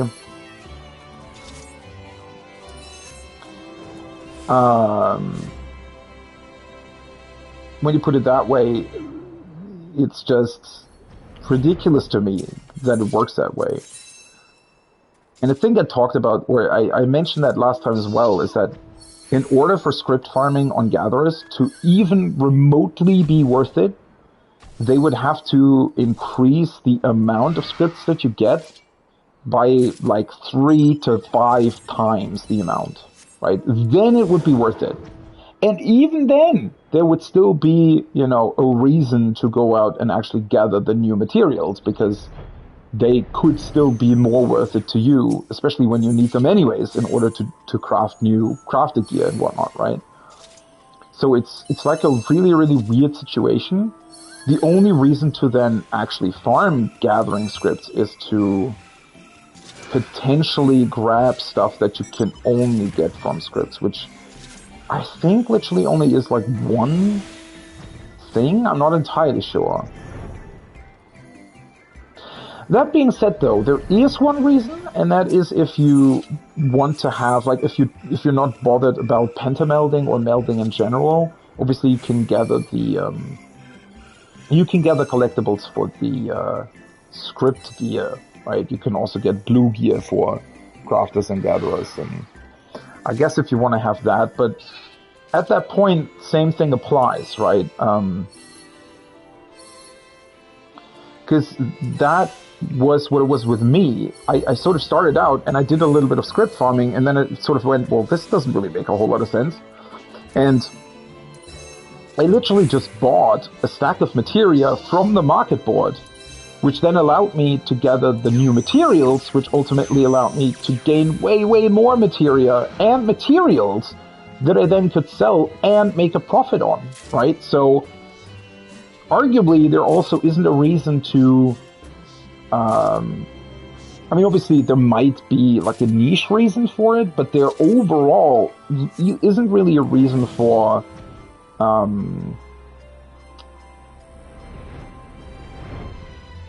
gathering scripts for the blue set, because it's probably more beneficial and more or less expensive, let's put it that way, especially also in terms of time, honestly.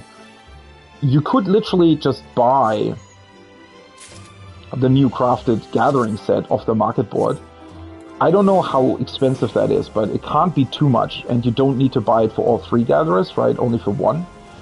So even, let's assume that it's like 2 million gil, right? Which I think really isn't that much money, and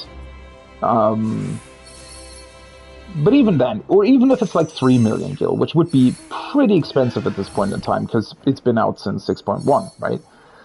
Even then, you'd probably make that money back if you literally just went around gathering the materials, selling them, and selling the material that you get out of the spirit, the materia that you get out of the spirit bond, right? Like, if you just did that, then...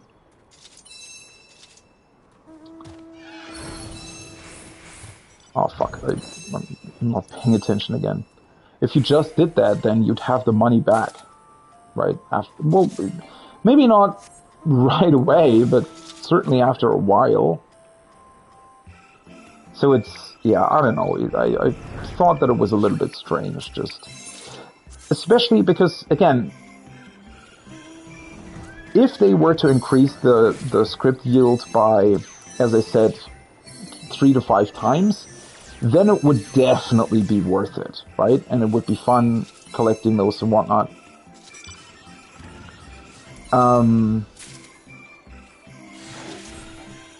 But even increasing it by, let's say, like double the amount would already make it not that much...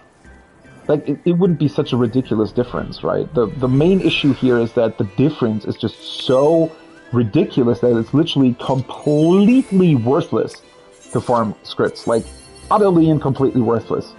So yeah, it's just really, really strange. What they also could do, which I would actually prefer, is that doing the whole collection business would grant you more spirit bond. I think, honestly, that would rectify the whole situation, right? Because then you could say, alright, I'm farming scripts now, for whatever reason, because I want to have either a specific materia, or I want to have, maybe I want to buy the blue script gear for my retainers and whatnot. There are a bunch of reasons to do that, right? But it feels bad in comparison, I think, to just completely miss out on the benefits of spirit bonding with your gear. When you're doing collectibles, and I personally think that just shouldn't be a thing. Alright, let's see if I can still get the last note. somebody's already doing ethereal reduction next to me. I'm always kind of blown away by how many people are still here and doing this, and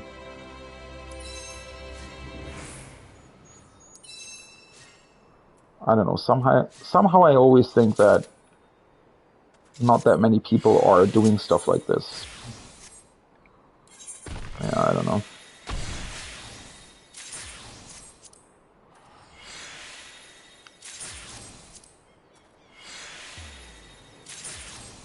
Hopefully this is going to be more than enough sand. I mean, for now anyways, but also for even next week potentially. The only thing where I would probably need a bunch more sand is going to be when I get actually to the end range of phase 1. Because at that point you'd probably want to use a bunch of potions, or tinctures rather, in order to make the DPS check right. Though that will also get, you know, less important over time once you get more gear. So I'd imagine that even next week, it's already not going to be that much of an issue anymore, because,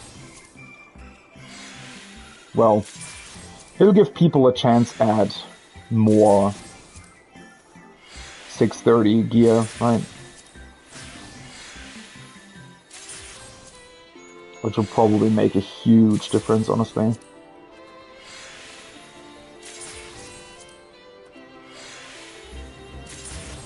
Oh, I think I got 2 lucky drops.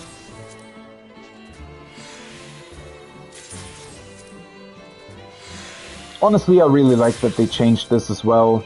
It's a lot more predictable now how much you actually get. Obviously, it kind of averaged out previous to the newer system as well, but yeah, 154 will be enough for now. But it was always, I don't know, you sometimes had just nodes where you would be gathering and you just didn't get any sand at all, even if you increased the collectability to its maximum, right? And then in other places you would suddenly get a ton of sand out of like one collectible. Alright.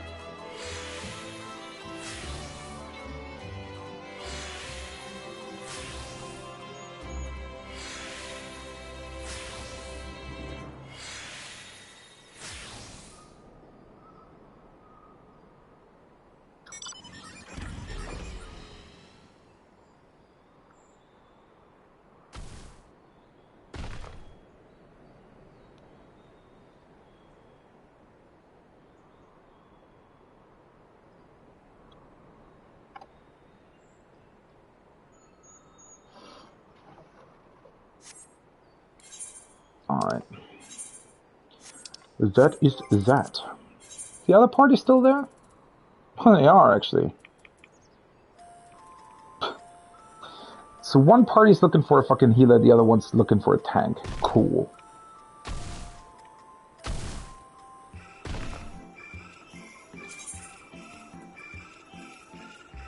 Wonder who's in that party.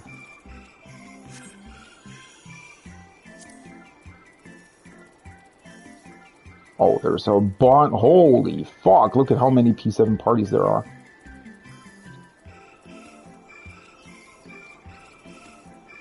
That means there's going to be a ton more people in the future in the last fight as well. Which is overall, honestly, a good thing.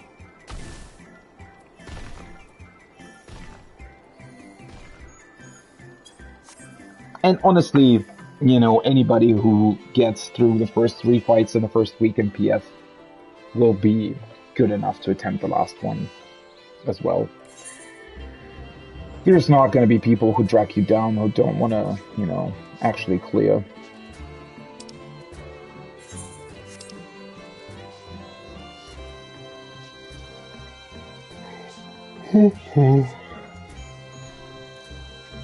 Was there something else that I wanted to do? I mean, I could literally craft the potions, but I don't want to craft right now.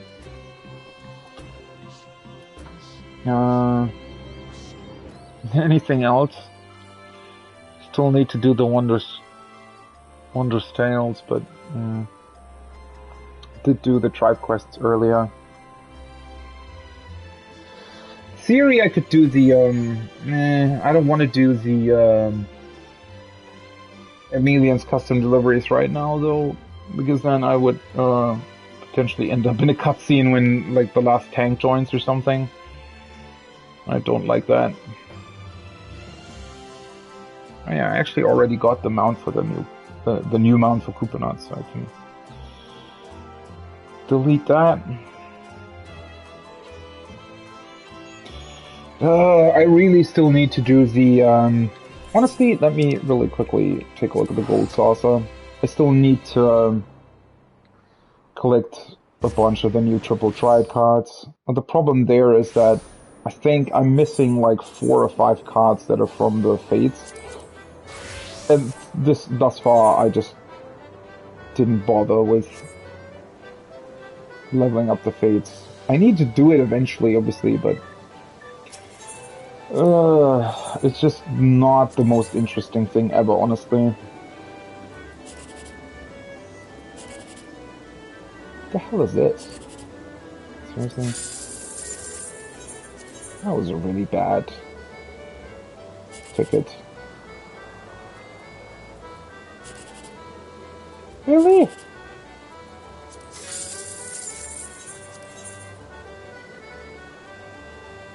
Are you kidding me? What the fuck's going on? Getting really unlucky here. Yeah, those were 3 really, really bad tickets. Holy fuck. Let's see. Card list. Just need to remind myself. Alright, so Katis's Hyperborea still has a card for me. I need to level the trusts anyway, so hopefully I'll get that through that. Then we have Elpis. This one I can buy as soon as I do the Fates in Elpis. I can just buy that for the gemstones, so that's fine. This is just going to be the... I think this is actually not for an amount of cards, but for an amount of people defeated. I think I'm still missing like 5 NPCs that I need to defeat. Although I have no clue where they actually are. That is Zodiark. Hopefully I'll be able to get this when I farm the mount. Hadalin I already have. I don't know, I've killed Zodiark how many times? I don't know. I think like 13 times or something. Usually the card drop rate in Extreme is like 10% or something, so I kind of got unlucky there, I suppose. Alzadal's Legacy, that's the 6.1 dungeon. That's probably going to be annoying as fuck to get. I mean, in theory, that's still part of the expert roulette currently, but I don't know. That's probably not going to pop up all that often.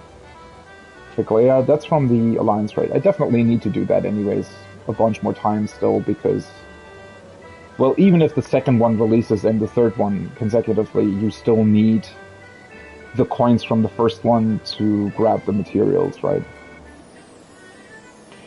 This I need to do Fates for. No, actually, wait. The Fates at Ultima Thule I already completed, didn't I? Maybe I was just missing gems? I could actually look at Ultima Thule for that. This is also for Fates. I don't know why this is question mark, question mark, question mark. This might be P8, honestly. So wouldn't that already show up? Might be P8 though. That's the new Extreme. Well, I'll probably farm that eventually anyways. That is also for no wait, this is from the new Savage. What is this one? Ensing? Oh! No, wait. No, Ensing is already here.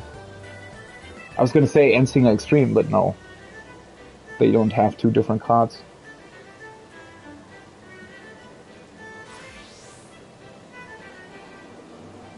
Huh. That's weird. That's from the new tribe. This must have been there before it. Before that, then.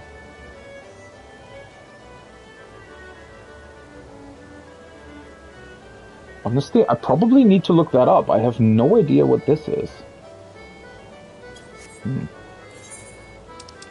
Let's actually go to Ultima Thule real quick.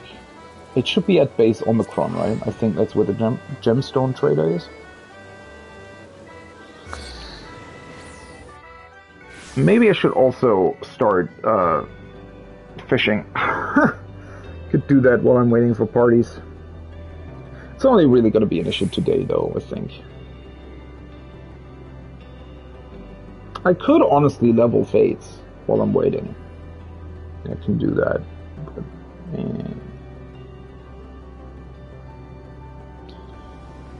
Whispers falling silently drift on building. And it's still so crazy to me that that's the fucking background music of the zone, right? That is so cool.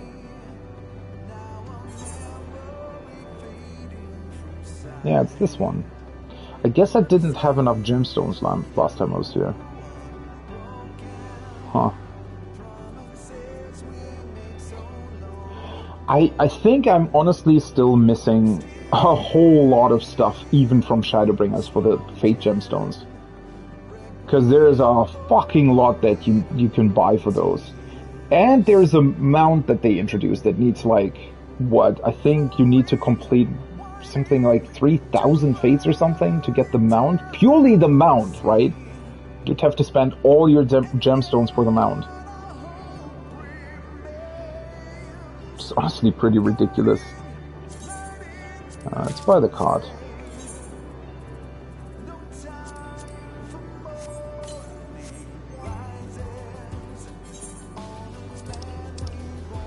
It's this one. Gee. That's really cool. Card looks awesome. A ruthless war machine developed on the Alphatron star. Yet unsated after wreaking untold havoc across countless civilizations, it split from Central Command and independently sought out further targets. Although the key to the Omicron's further development and perhaps very survival is thought to lie hidden within its memory, it is unclear what that might entail.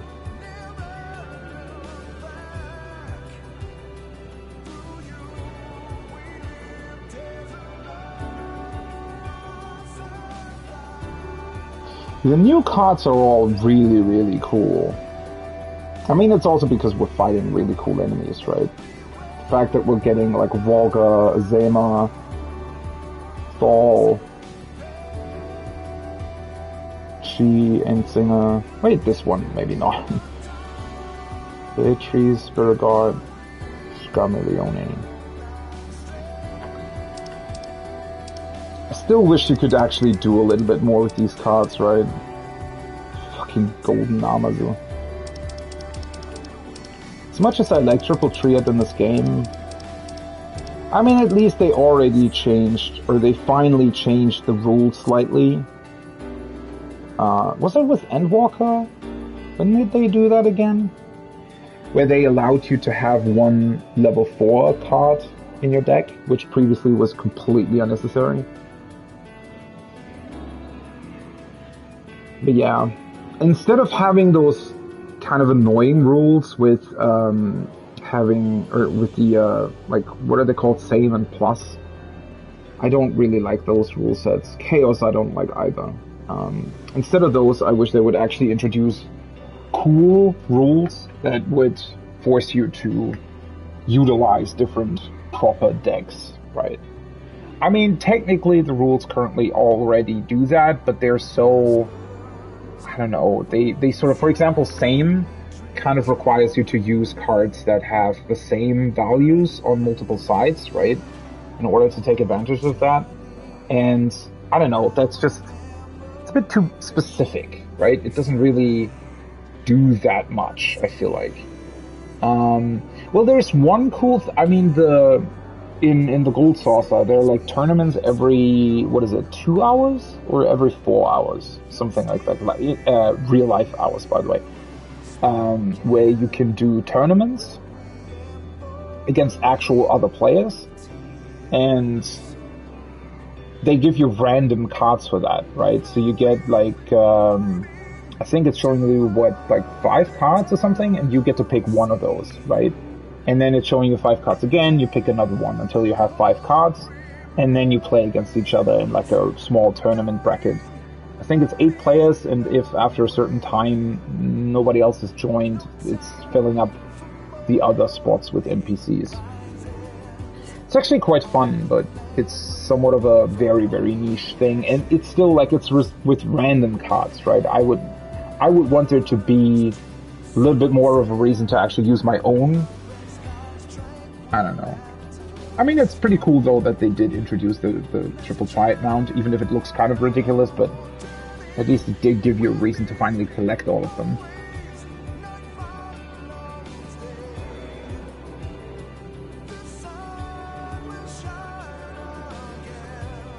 Well, fuck, there really aren't a lot of people. I think I'm getting like 2 lockouts and then I need to stop.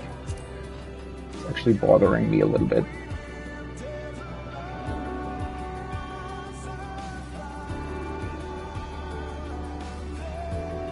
Oh, looks like the other one filled though.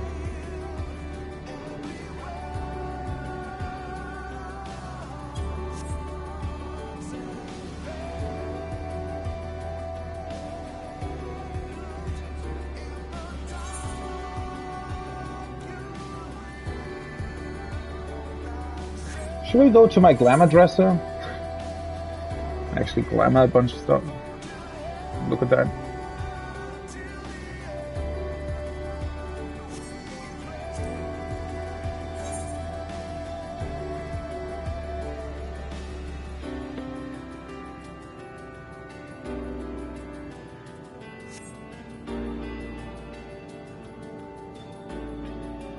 Ooh, I think I'm gonna take a very small break. Like 5 minutes.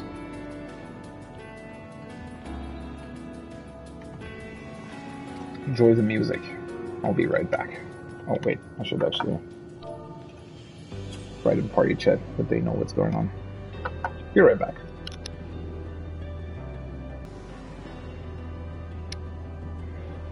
All right.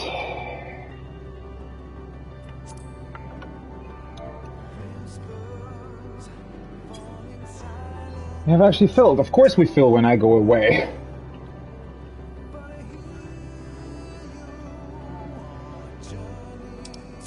Alright, let's see.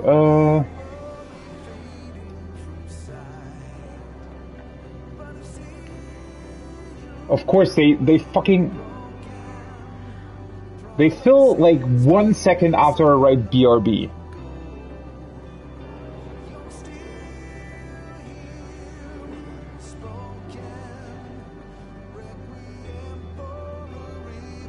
So I'm R1 then? Wait, what do we even have?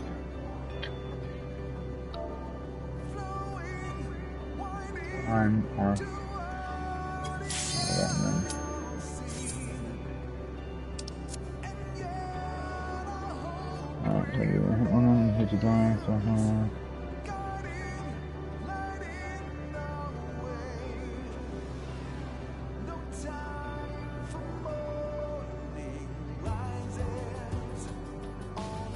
Oh, somebody only has 2 hours. That's unfortunate.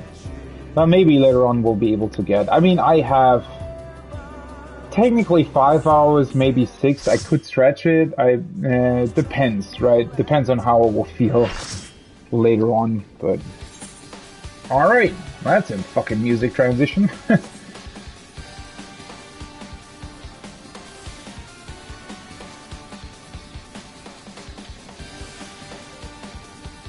I'm sure I met you not long ago, Martin.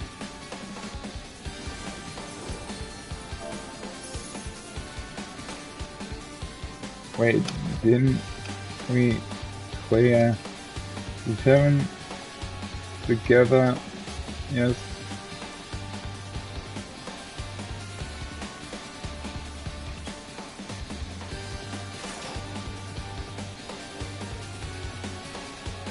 He was in my fucking clear party.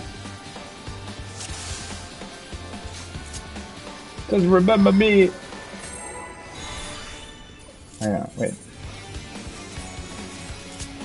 Let's just set that up.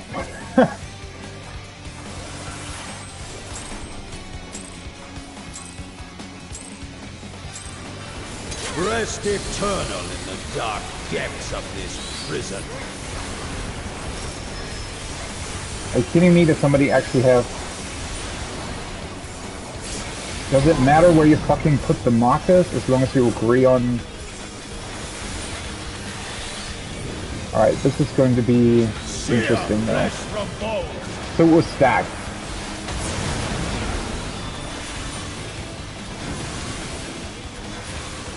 Ah, fuck, I wanted to use Titan. Leave naught but ash in your wake. And then we need to go outside. Out of my sight! Yeah, somebody killed us with the stack.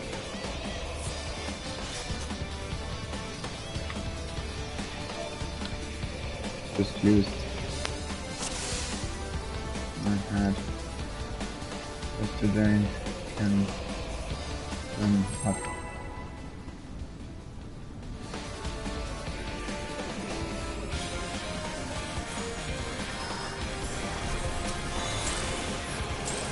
I mean, somebody killed us with the Rest eternal in the dark. so this tank's actually pulling good compared to yesterday. The tank yesterday always pulled like on time, whereas as a tank obviously you need to pull like a tiny bit early so that nobody else eats the thing. Spectre flare.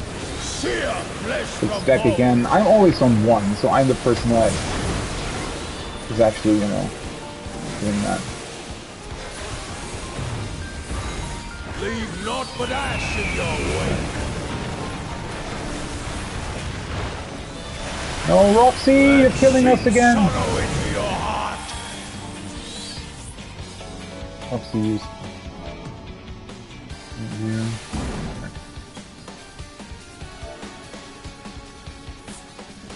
Yeah.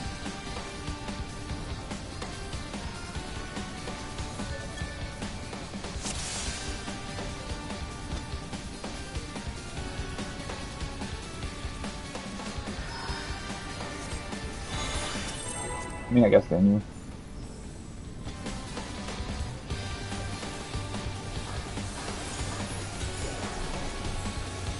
See, people already know what they're doing, kinda. Right. Rest eternal in the dark depths of this prison. Yeah.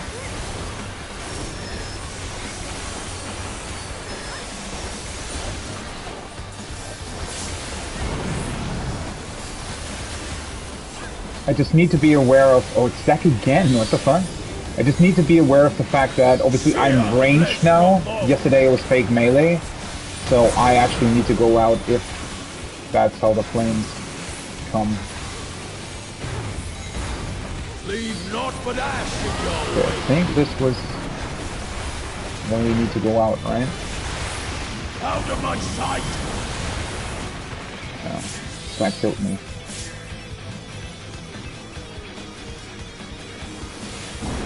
I didn't actually see what was, if it was in or out. Sometimes that's something that I don't always see. I don't know, I need to be aware of whether or not it's... Because it's really easy to see if it's like on the east and west outside, but it's harder to see the way I'm looking at it. At least it's harder to see if it's southwest. Boom. Kills the other people. It's fine though. People know what to do.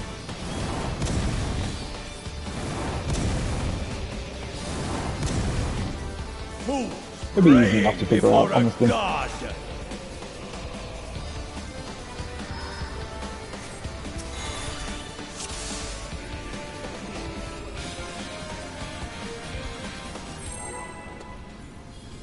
Dots are the new tethers. Kinda true. We did have a bunch of tethers last tier for the tank busters, didn't we? I need to tank more often, I feel like.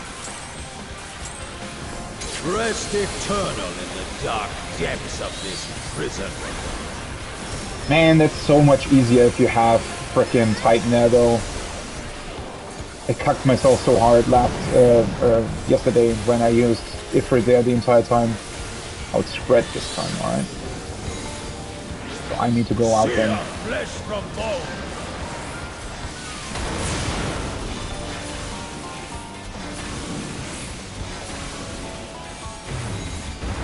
So it's outside safe, right? And then I can stay here. Out of my sight!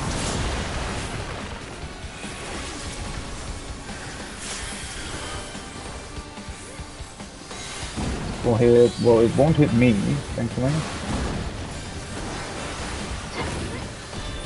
They both hit the other tank? Really?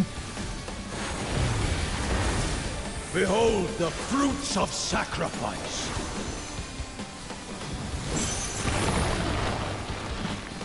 Oh no, am I standing inside the hitbox? Oh, it worked out. Lord.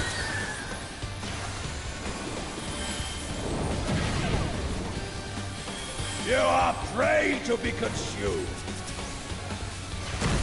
Just pick up everybody. I need to poison the second ones.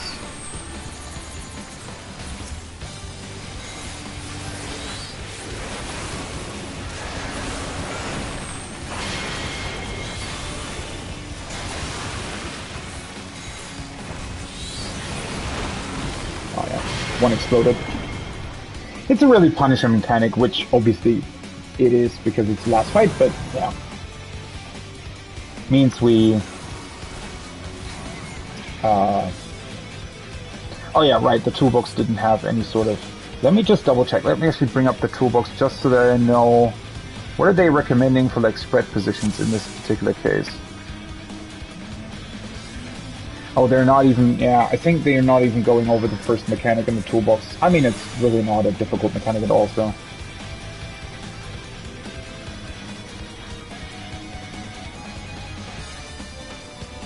Octa, etc.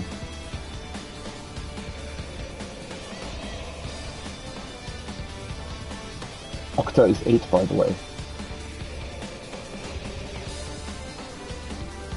Yeah. It does make a lot of sense, thankfully.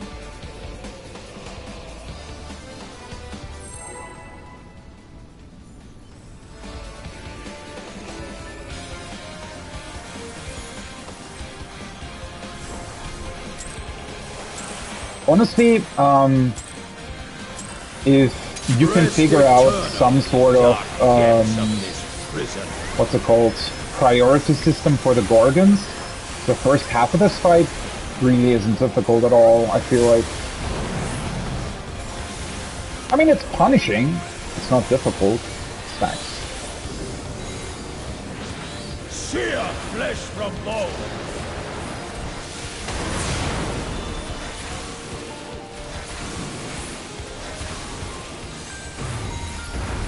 Leave naught but ash in your wake. So it's here, and then it's outside, so here. Out of my sight! Tank moved in too early.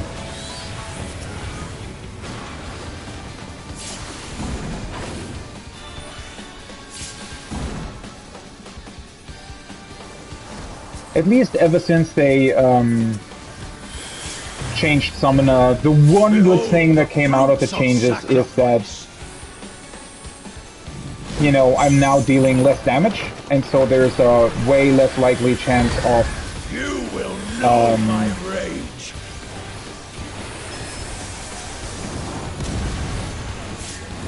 I'm one. Well. Fools praying before a god.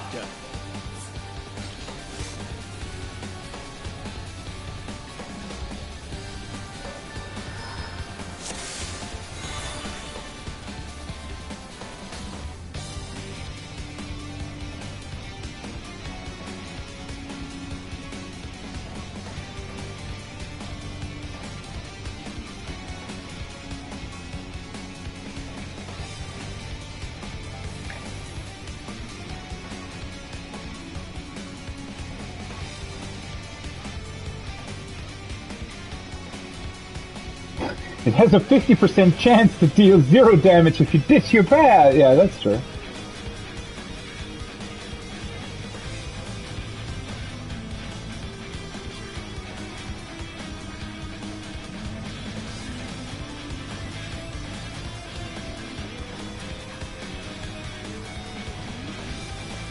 Yeah, let's just do a 5 or 7 second countdown. We don't need 15. Or, yeah, I just said 5. Yeah. Rest eternal Oh, in the no. dark depths of this prison. Now it did take the auto.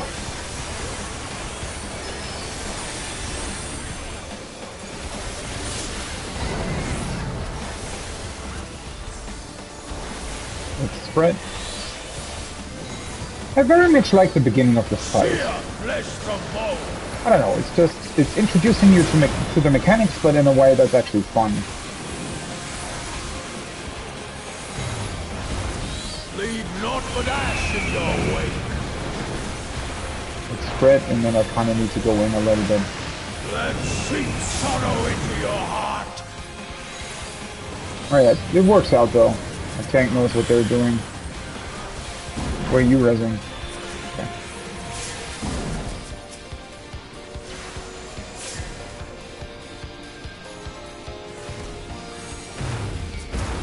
Behold, Tank's just dead again. Sacrifice.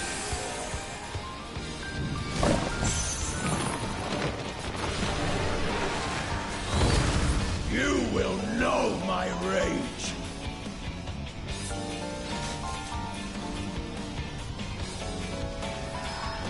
I think it's just people need to get comfortable with the whole spread stack thing, because if one person dies there, then it's already over, especially if a tank dies, or a healer, right? Because it just spirals out into people dying to auto attacks and whatnot, so...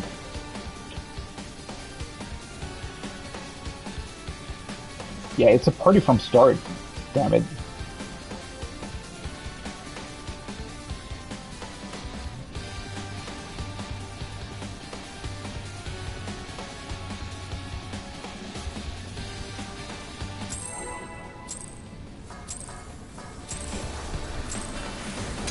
Rest eternal in the dark depths of this prison.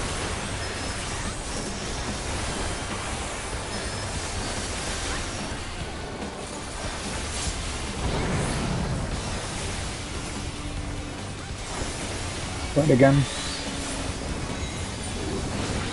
Sear flesh from bone.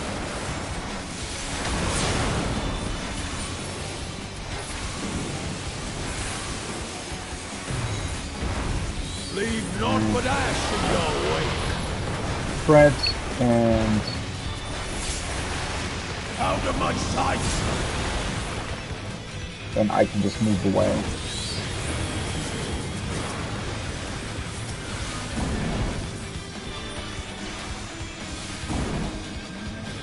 Don't resurrect, damn it! It's no point resurrecting people if tanks are dead. Behold the fruits of sacrifice. No dank swap. Oh. You Yeah. will know my rage. Just focused on resing.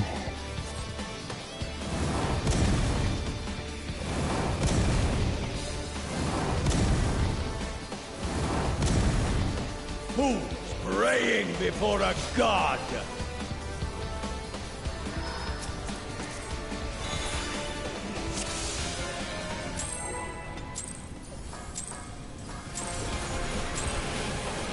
Rest eternal. For fuck's sake. Depths of this prison. Why are tanks always so slow at pulling? I'm just so used to starting my cast on 2 seconds into the countdown. I'm just not gonna do it. That's a stack. Sear flesh from bone.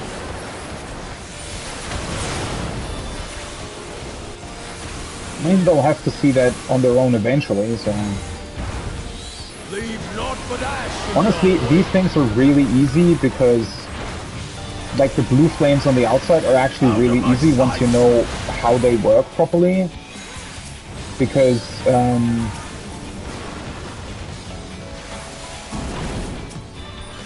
heal tanks, heal tanks, heal tanks. Let me, Behold the fruits of sacrifice. Alright, outside. They should really just focus on healing the tanks up there. Well, won't work. Gonna take an auto here, right? To be consumed. No, he's not actually. Why are you raising the one I'm raising? You see what I'm raising.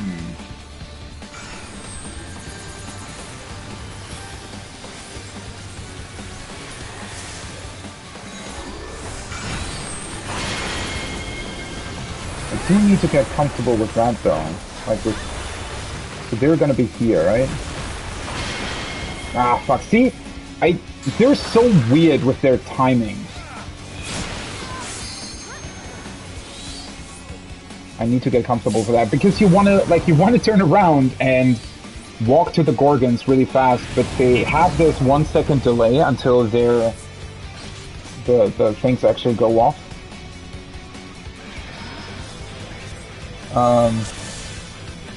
Focus on healing CB. I can rest there. Rest eternal in the dark depths of this prison.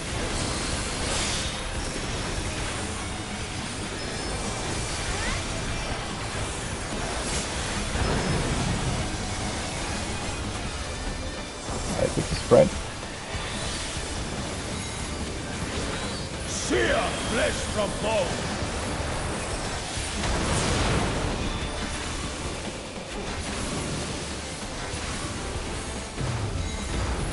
Okay, it's gonna be inside this time, so outsides are safe, right? Let's seep sorrow into Oh, your for fuck. heart. That is such a brutal timing there. Like, you really need to realize, okay, because it's flames going off first, then it's the spread, and then it's the outside. So you have to, like, the melee person on the inside has to move in as soon as the flames go off in that particular pattern, because otherwise the ranged person on the outside doesn't stand a chance at making it, right? So you just need to trust your partner there that they're actually moving in. I mean, I guess you could try to move in somewhere else. Ah, no, you have to, like, okay, it's stacked. You have to stand basically behind one another, right? Sear flesh from bone.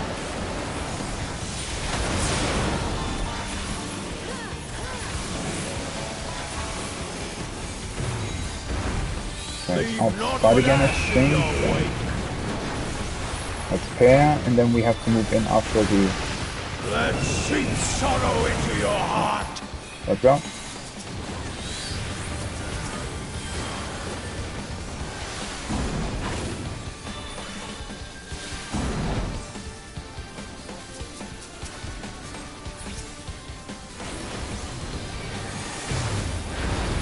Behold the fruits of sacrifice. Heal the tank. Out. And now we get the this thing in the deuce again.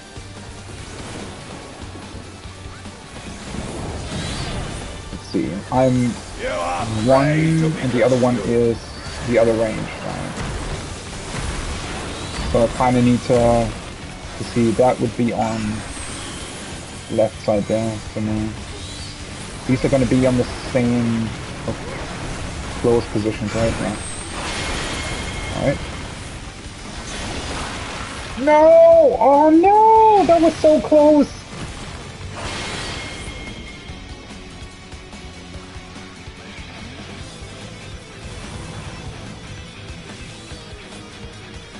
The person that stunned the Gorgon on my side, but I had to move in because my thing was going off, like, really, really quickly as well. They need to be a bit closer to the Gorgon, but it almost worked. I mean, we all had the right idea, so it's perfect. Rest eternal in the dark depths of this prison.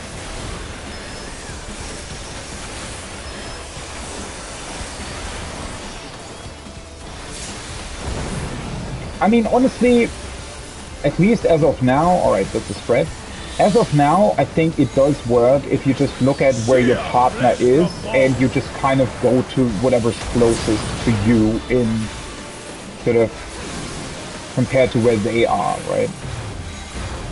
Leave not As long as you know where the fuck they are. wake. So it's a spread, right? And it's Phoenix.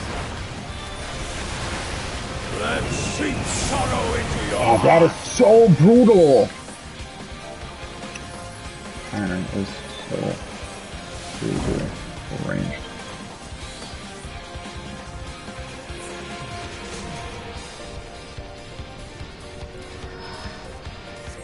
I don't know, is there like an easier way to move in?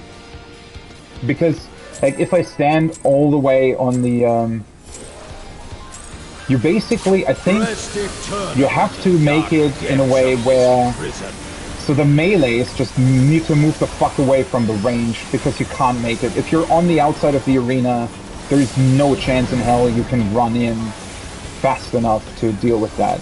Alright, it stacks. So you have to be aware, or you have to be, you have to just trust your melee partner that they're gonna run the fuck away from you. It stacks, right? Man, this is actually so easy to see once you get used to it, right? Alright, that's Phoenix. Let's seep sorrow into your heart. Easy enough.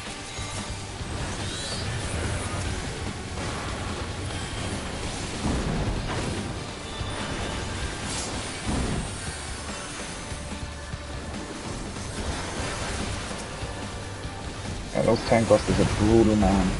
Behold the fruits Man, of heal the sacrifice. fucking warrior! The warrior's dying! Why wouldn't you heal the tank? I don't understand.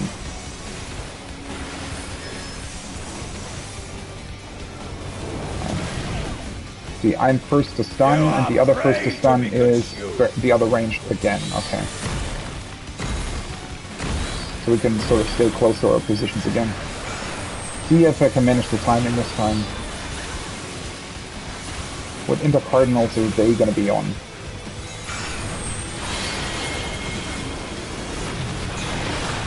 Alright. That one's stunned.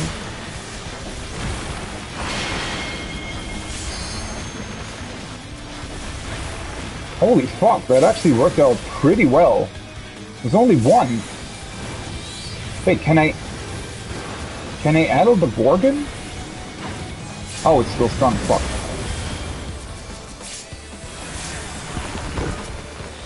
I don't know if that actually helps.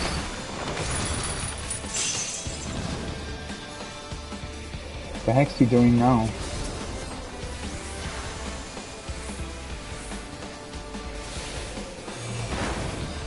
Oh yeah, this is gonna come here. Well, it can't actually do this, I think.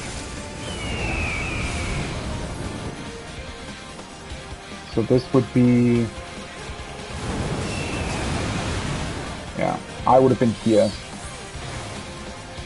Alright, works out.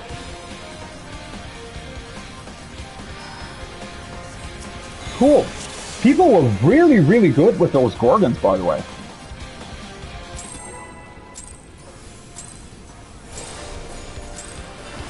Rest eternal in the dark depths of this prison.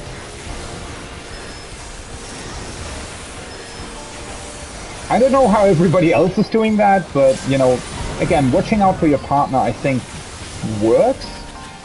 And since it's role-based, the typical spread position does mean that you're going to be, I think, sort of naturally drawn to a position anyways. I feel like it kind of does work out every time. Maybe. Okay, also it's arm save. Oh fuck, it was stack, wasn't it? Yeah. Let's seep sorrow into your heart. Yeah, we got all the stacks.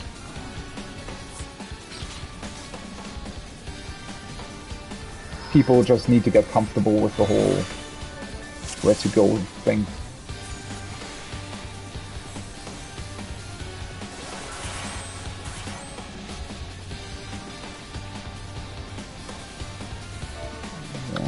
Number of hits independent of people. What? Rest eternal in the dark depths of this prison.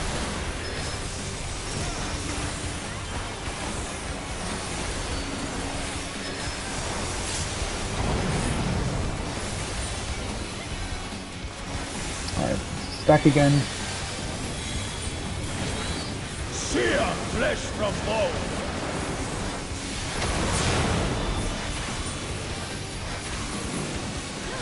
Let's watch what we get. Leave not Outside but to ash say. in your wake. And then we need to move in. Let's seep sorrow into your heart. My tank knows what's up. Please heal the tank buster this time.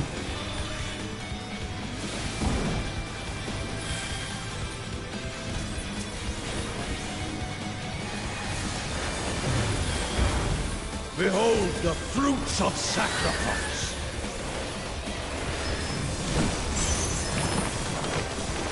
Okay. You will know my rage.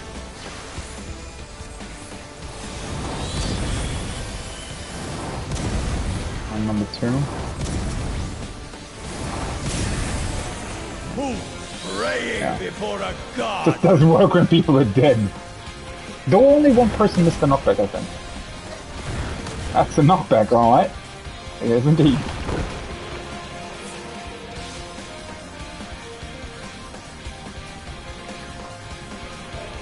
Yeah, I'm sorry. That's just the markers. Yesterday.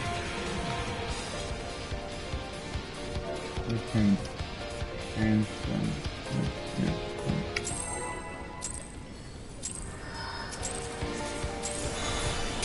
Rest eternal in the dark depths of this prison.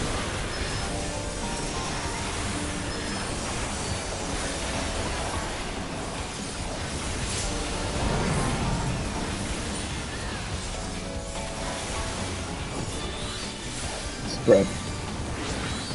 Sear flesh. I mean, you know, it's not too important whether or not you do northwest, southeast, or the other way around, right? Fuck, was it spread? Leave naught but ash in your wake. Yeah. Stack on. Out of my sight.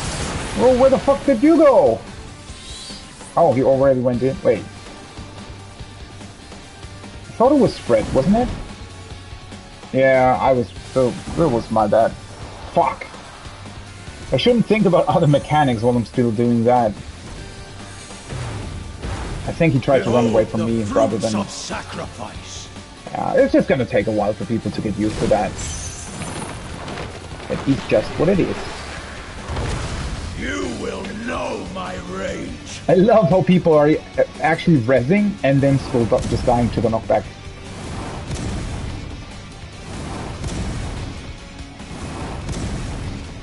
Who's praying before a god?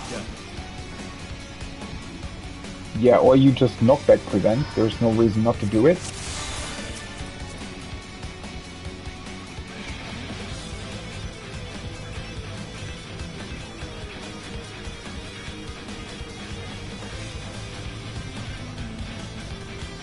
But who does that?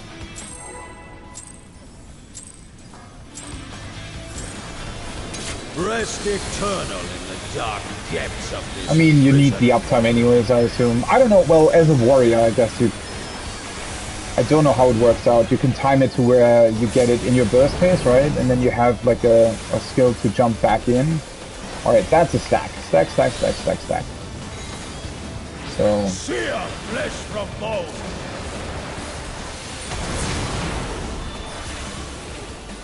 I always think that's damage, but it's not. Leave naught but It's ash outside, in huh? your wake.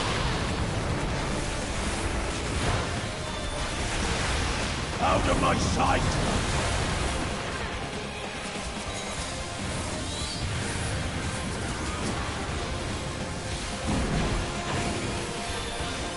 Please heal the tanks. Oh, the tanks just die anyways. Behold got the rest. fruits of sacrifice. Knockback. You will know my rage. Now we get the thing. The flag I sprinted. Blind 3. Who's praying before a god? Well, it's not going to work out anyways, but...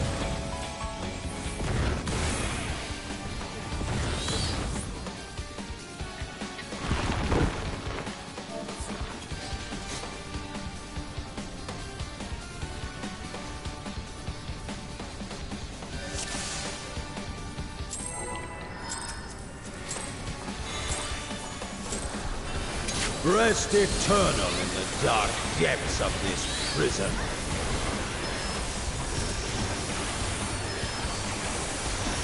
Well, I have to delay my opening parts later on, because that's where I need to pot usually, so...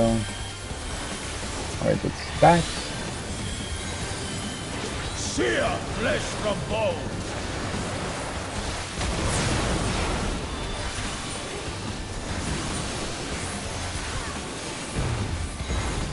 Leave naught but ash in your wake.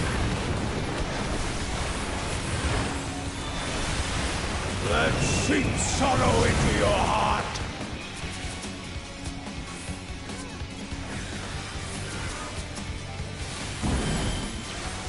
Somebody else is gonna die. Maybe not.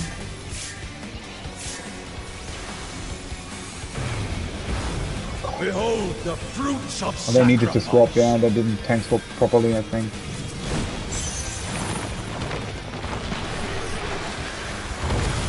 You will know my rage.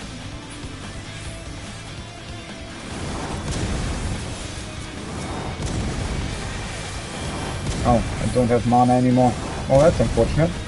Who's praying before a god?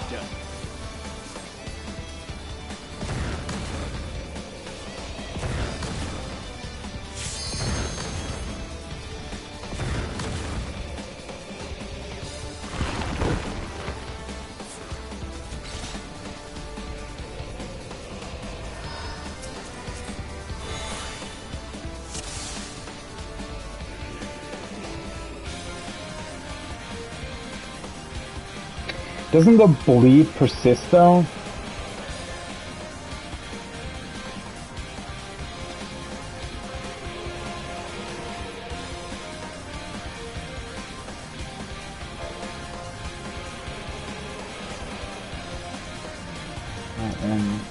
And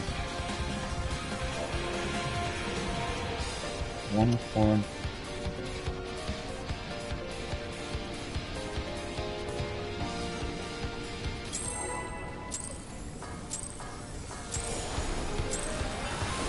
Rest eternal in the dark depths of this prison.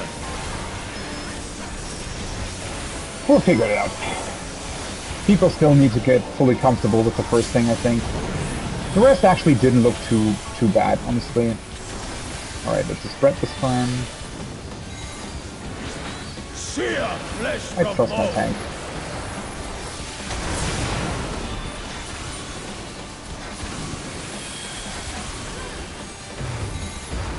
Leave naught but ash in your wake. Let seep sorrow into your Oh, heart. fuck! Wait, I was really dumb. I would have had to move back. Oh yeah, that was me. Dumb.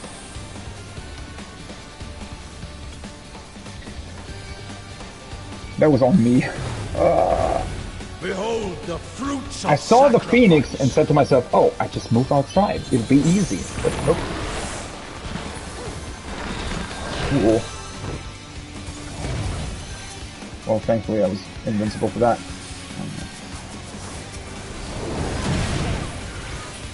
Okay, You I are need to stun the afraid first to be one. consumed. Who else has that? It's again the other range. That can't be a coincidence. I think. Okay, where the fuck are those moving? I'm taking this one.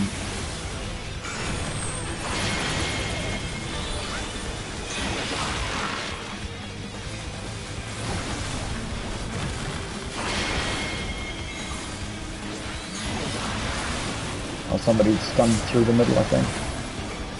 Ah, didn't look half bad.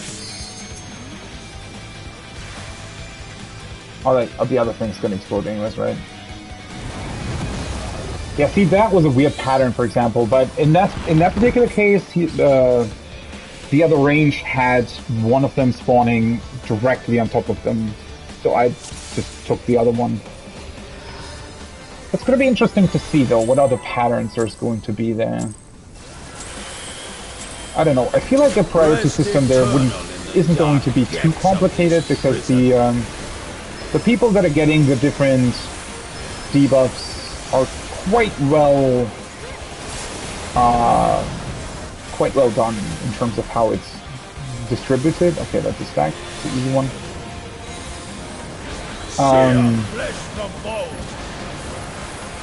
Yeah, I don't know. Obviously, weird things like that can arise, right? Where one literally was on top of him. Leave naught but ash in your wake. Alright, it's middle, right? Middle stack and middle. Let sheep sorrow into your heart. No, somebody ran away. Okay, they got rest. Please focus on tanks.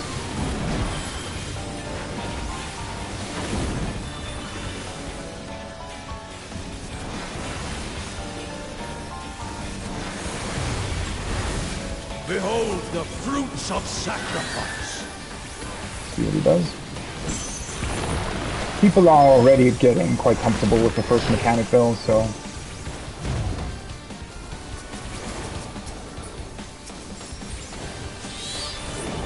saw a Swift. Second. Again with the range. I'm always paired up with the range in this particular case. That can't be a coincidence, right? No, it's probably, again, this sort of weird thing that is connected to our party setup. Alright, one's moving to him. Oh, those are the second ones, though. Right, so I'm stunning the one that's appearing here.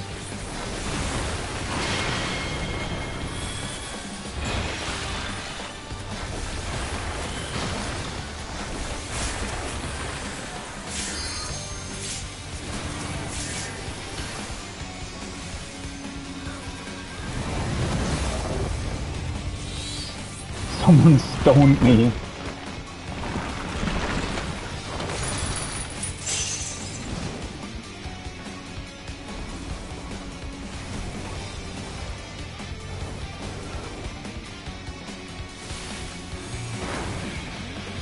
Leave naught but ash in your wake.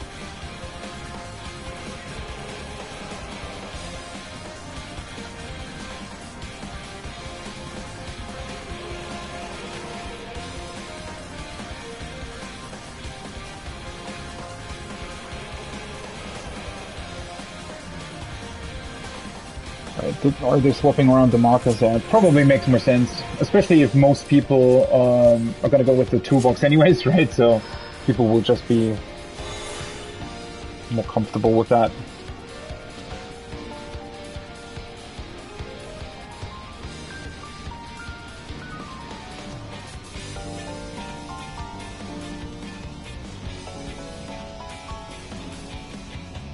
Why would you...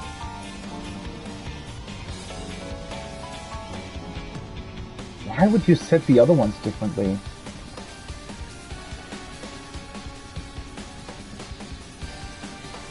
What's the point of that? I'm gonna keep mine. Hopefully I overwrote the correct ones. Anyways.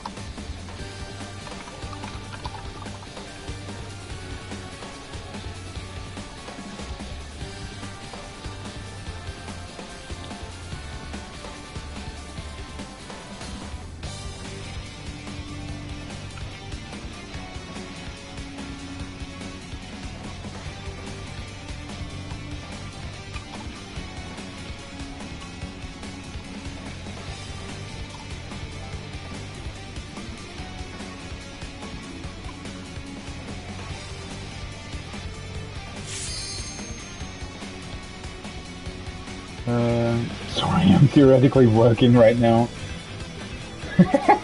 Love those people. It's honestly insane to me. Like, I've seen that in statics as well. The number of people that just play 14 or play other games while they're quote-unquote working. I'm working on a PA, that's clear. Yes.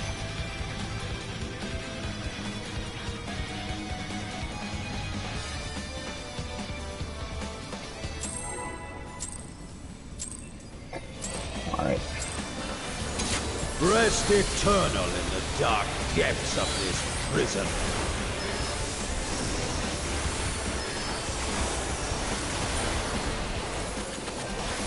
I am actually wondering why there's no reprisal on this first one to stack again, but maybe people just don't need that. Honestly, the first thing is always over-mitigated anyways, so probably not too much of a big deal.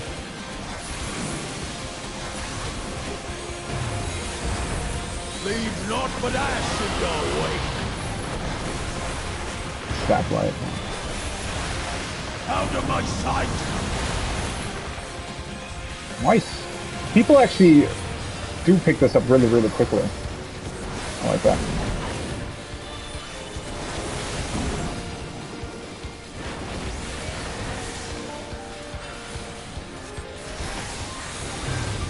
What's the ninja doing? They're just jumping up and down the entire time. That's the knockback. You will know my rage. Alright, we're stacking 1 and 3 now, right? And 1. 3.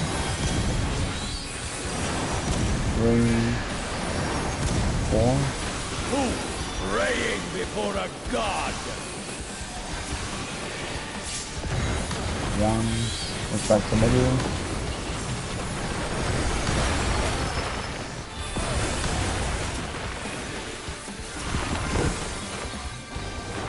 I have no friend, why?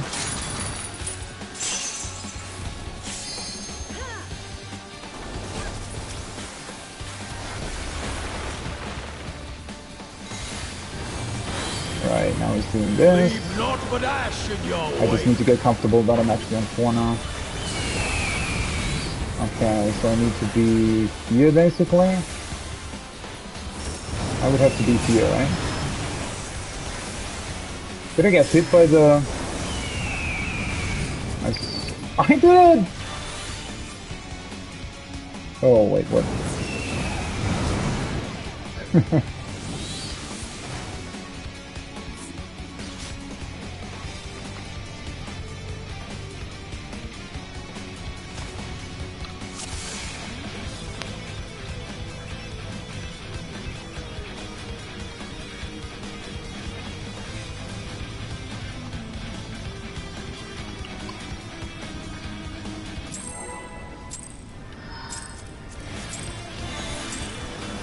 Rest eternal in the dark depths of this prison.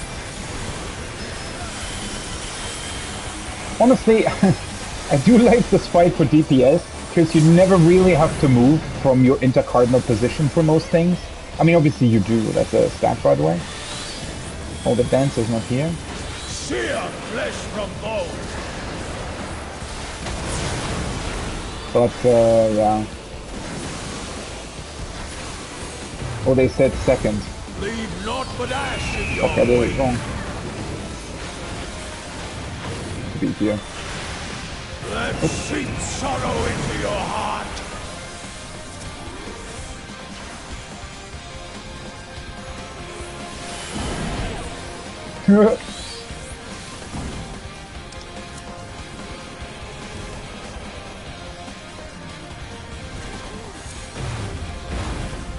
Behold the fruits of sacrifice.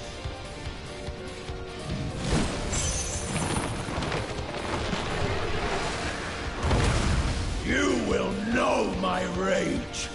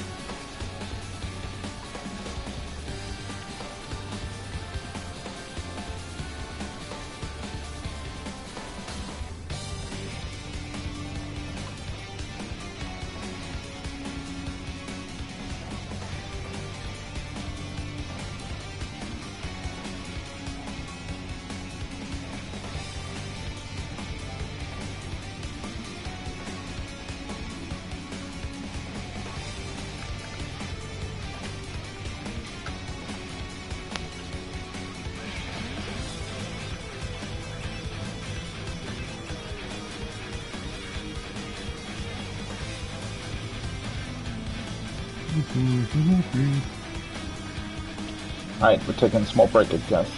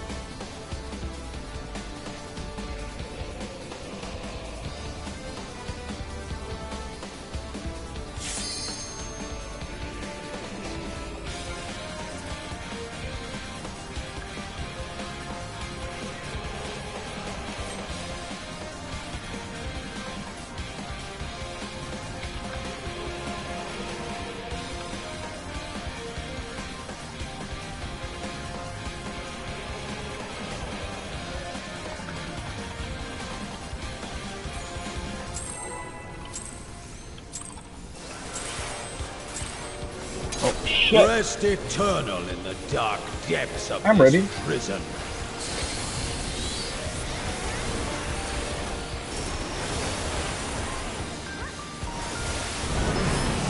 Sorry, what's this? Riding somebody? Alright, it's a stack. Alright, never mind. We'll proc the first couple seconds really don't mean that much.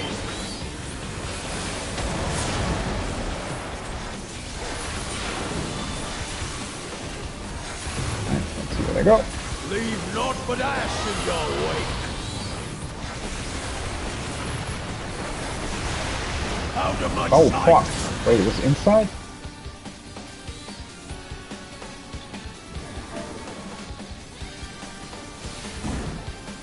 Wait, wasn't it inside? What?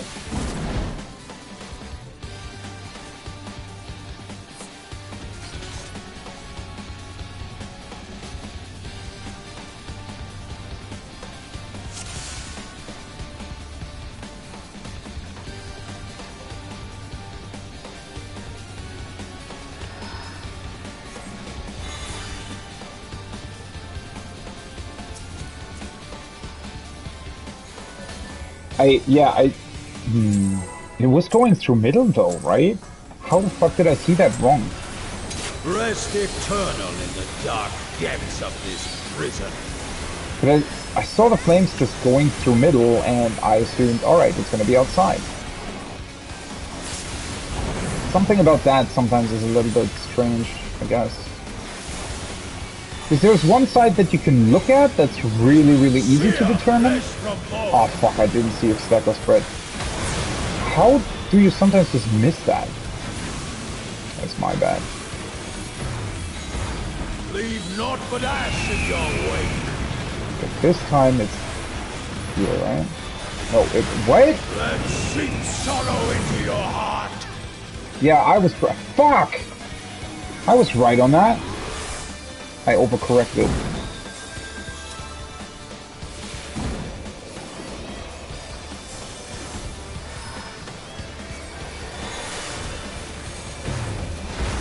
Behold the fruits of sacrifice.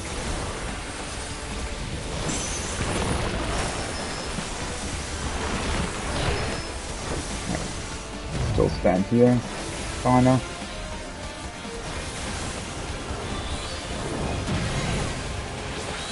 Second with... Okay, Ninja is on, well, somewhere south, right? They have the same as me. And gets the second two.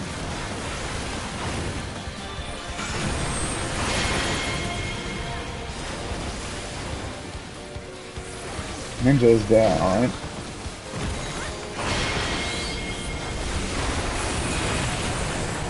Oh, he did manage to do it.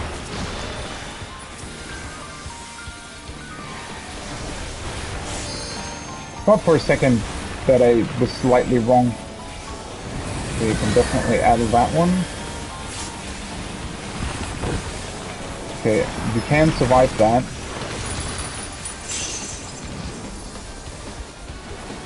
Alright, now he's just doing the other stuff, right?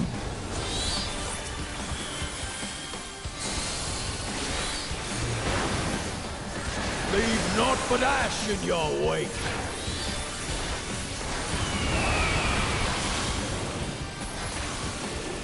Okay, so we need to be inside here. Okay. I got hit, so I move here.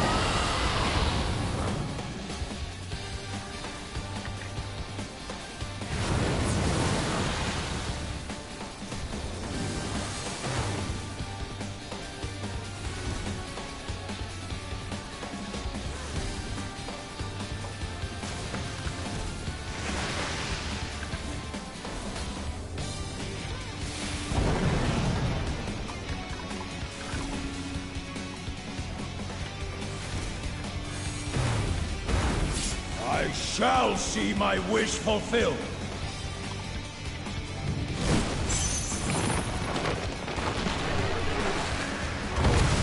You will know my rage.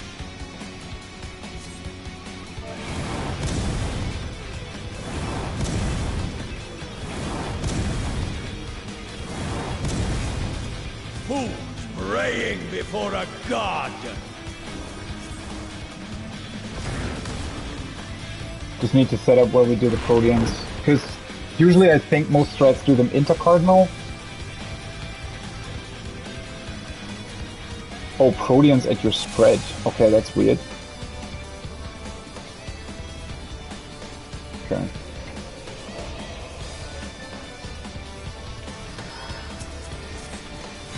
Alright, don't look at other people.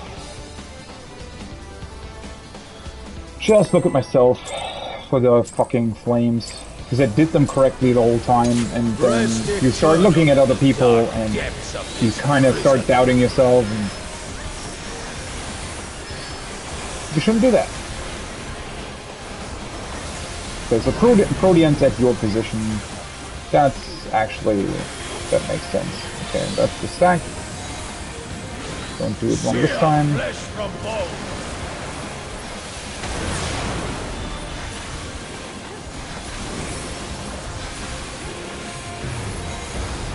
Leave naught but ash in your way. That's right. Snake. Out of my sight. Perfect.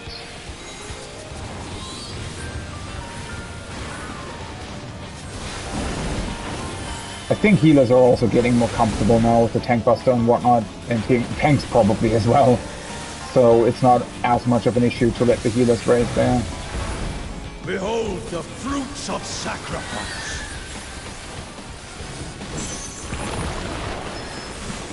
Wow. Honestly, this team is quite capable. Which does make sense, obviously, but yeah. Yeah, second poison. Other second poison is ninja. That's on 3, alright. Honestly, I feel like this really isn't too complicated to do sort of by just looking at your potential partner.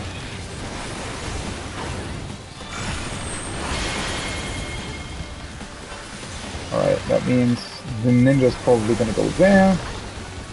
So I'm gonna go here.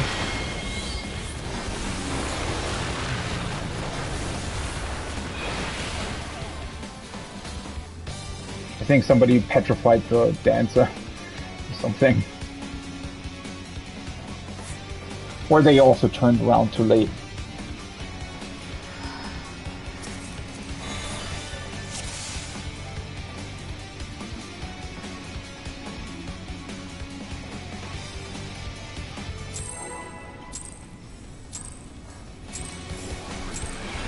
Rest eternal in the dark depths of this prison.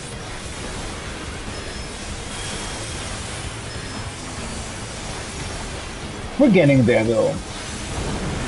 People definitely know what to do, and I don't think it's going to be too much of an issue. Honestly, these kinds of mechanics, as I said, they're fairly punishing, because if one person's dead or one person doesn't do them correctly, it's an auto fail. Fuck, I didn't see stack or spread. Leave naught but ash in your way. I think it's a stack, judging by everybody else.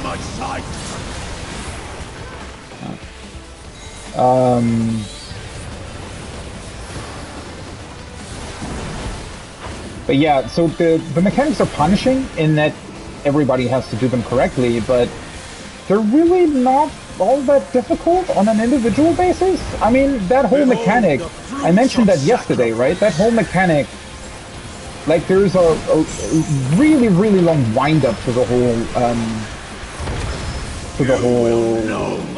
thingy. Because you get the debuffs and it's almost like half a minute until they actually go off.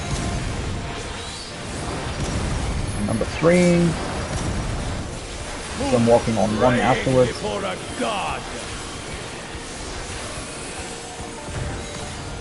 What dog? Wait, what? Why didn't we start on 1? Why is 1 and 3? Yeah, I don't really understand. But yeah, leave naught but ash in your wake. 3, 6, 9, 12 or what?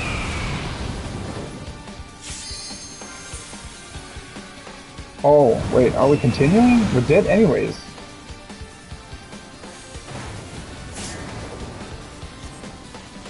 No point recovering there.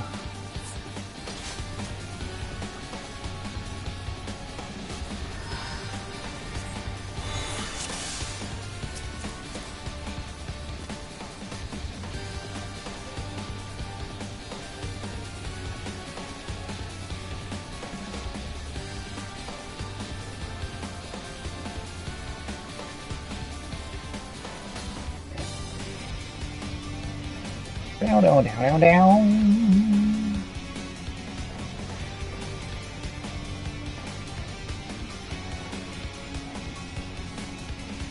Yeah, the boss randomly chooses one of the 2 targets to jump to.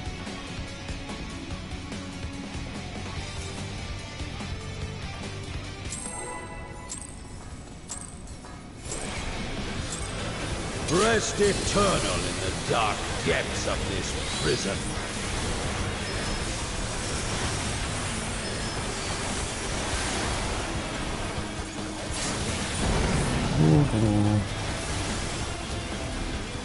That's a stat.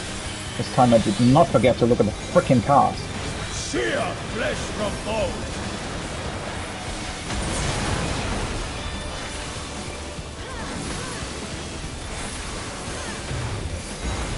Leave naught but ash in your wake.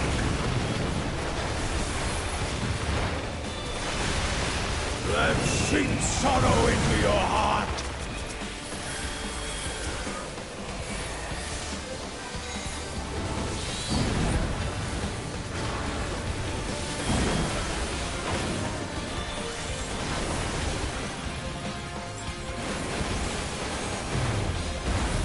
Behold the fruits of sacrifice.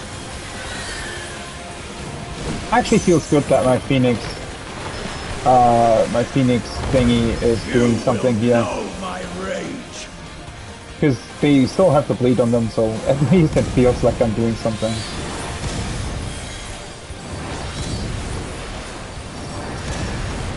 Oh fuck, which one was I? Praying before a god. Oh, it wasn't 1. I think that was 2.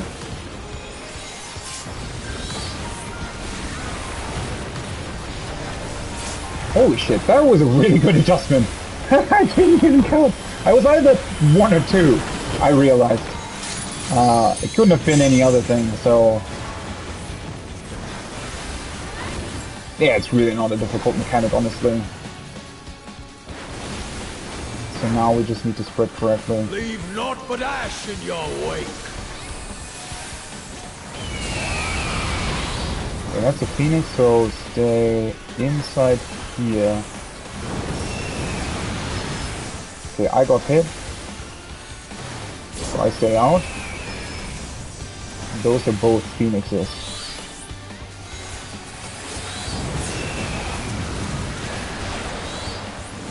Oh, and then that's doing... Oh, right. There is another stack there at the end, right?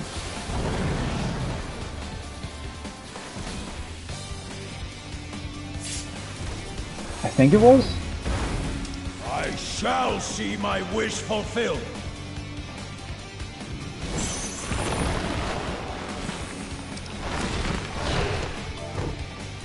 Isn't it always red, podium, stack? You are prey to be consumed.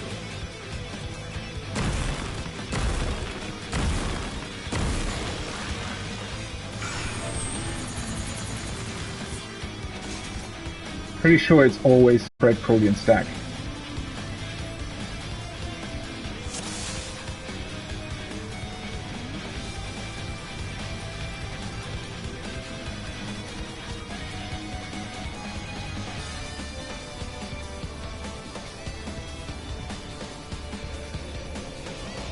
Or is that another protein on everybody?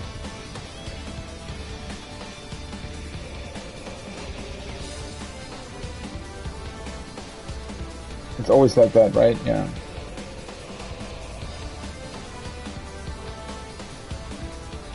But for last one, it can be protein or stack. Oh, well, how do you determine that?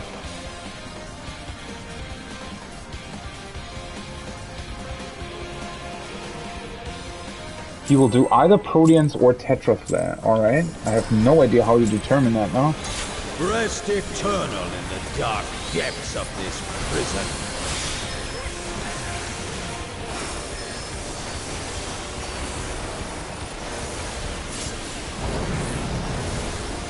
At least now there was a reprisal, because I think, okay, that's a spread, because I think my fucking adder was late.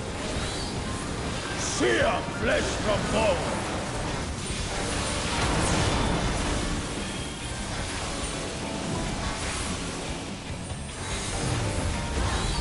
Leave naught but ash in your way. That's spread, right? Out of my sight.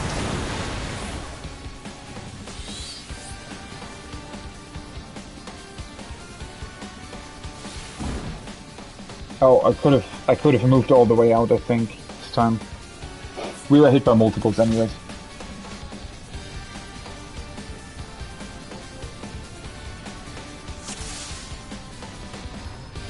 Yeah, there's a couple, as always we were getting the freaking same pattern every single time, and then suddenly he changes and everything messes up.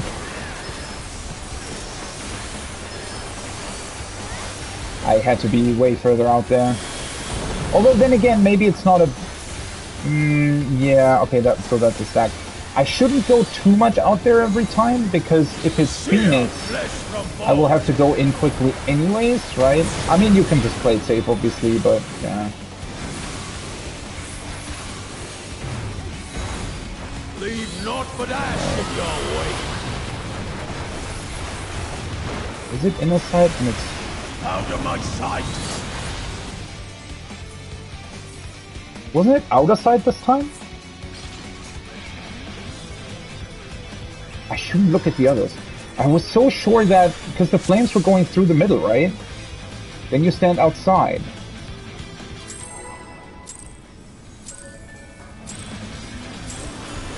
Rest eternal in the dark. How would we change paths? What the... what? Haven't we set it up so that we don't lose uptime? Who are the other ones stacked with? Alright, let's spread again. Another chance to learn, thankfully. Sear flesh from bone. Spread, spread, spread, spread, spread. Leave naught but ash in your way.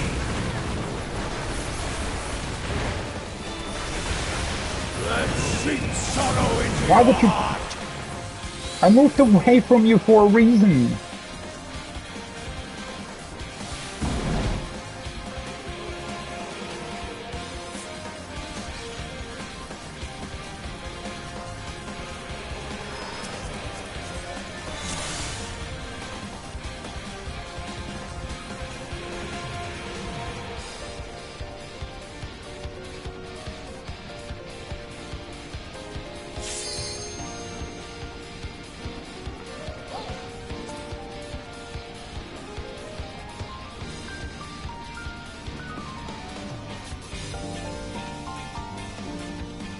Huh? Why would you... Isn't that set up correctly?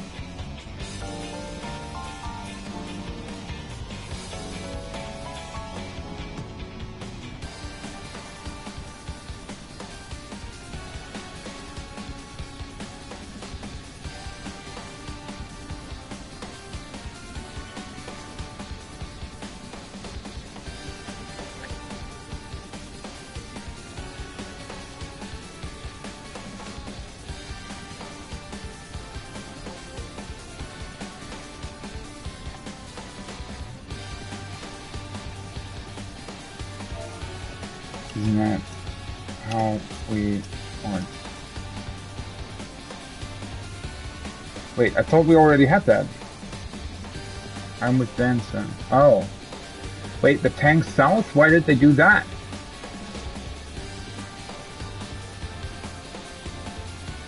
Yeah, you need to switch with OT. I thought they were already doing that. What the fuck? How did they come up with that?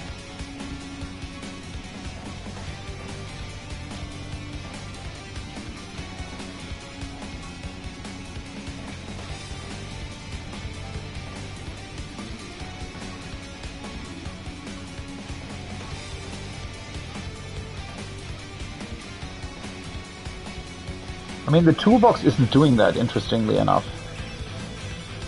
I don't know why.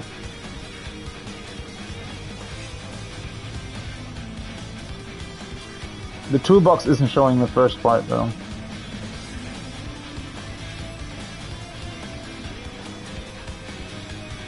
For some reason.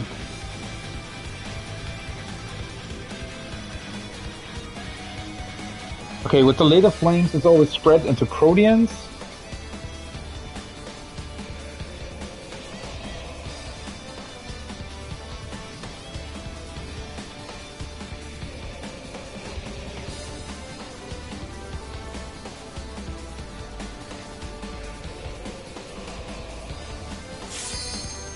I guess he casts that there?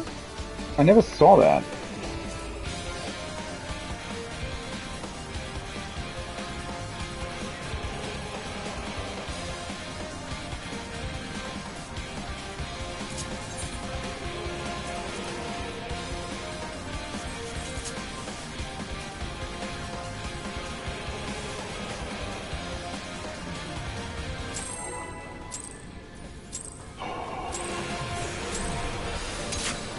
Rest eternal in the dark depths. How the fuck did I take that auto attack? How late did the tank pull? I mean, I saw that he pulled really, really late. Countdown was already down. Okay, that's a stack. The countdown was already at 0 like half a second ago, and then he pulled.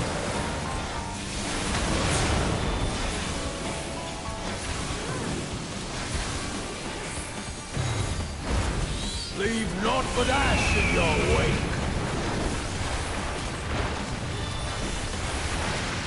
Let sheep sorrow into your heart. Why would you... Oh, it was a stack.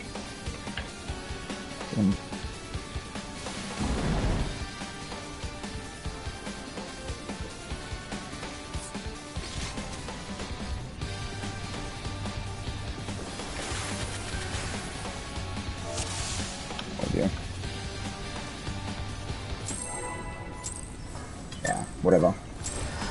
I don't know, every time people die there, I sort of doubt myself. I don't know why.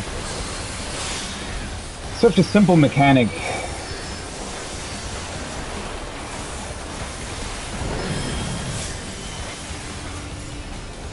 Alright, spread, spread, spread, spread, spread. It's also because the tank earlier was running after me even though it was spread.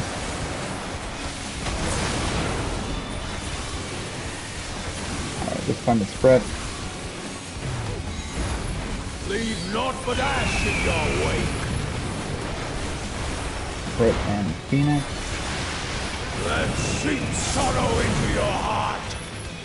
That's somewhat... Oh, for fuck's sake. Really, it's the same person again.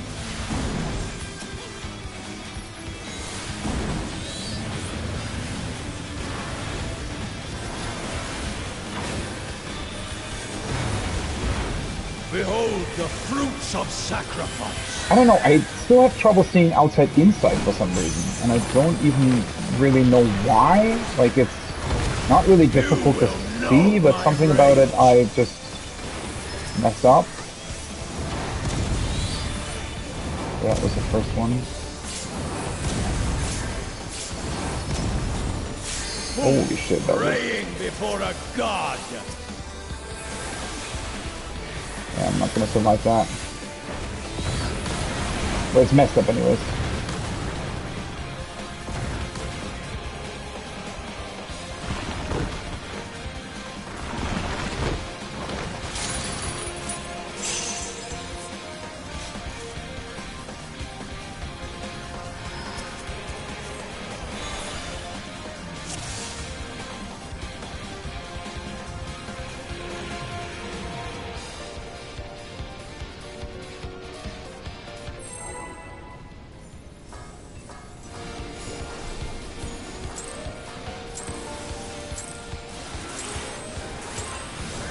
Rest eternal in the dark depths of this prison. I mean, you don't need to over-mitigate that first thing, but it's fine. I don't know. I mean, okay, that's a stack. It also depends on what comes later, right? It gives you the opportunity to set up a bunch of stuff. Cooldowns will be back earlier and whatnot.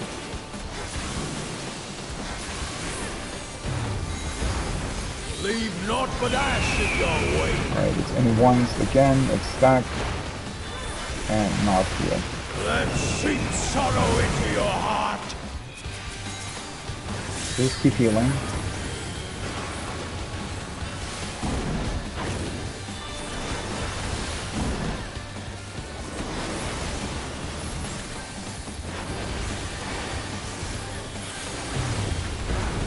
Behold the fruits of sacrifice.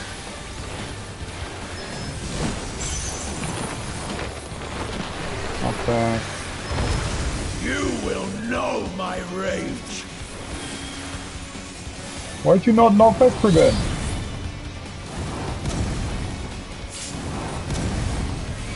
Or would be 3, but it's messed up anyways.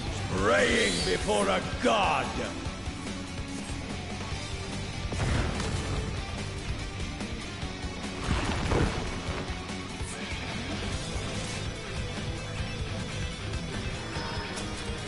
How would you not double check the button? Like, you can press that so early.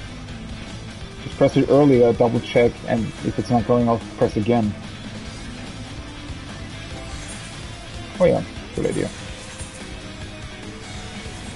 Everybody repairing.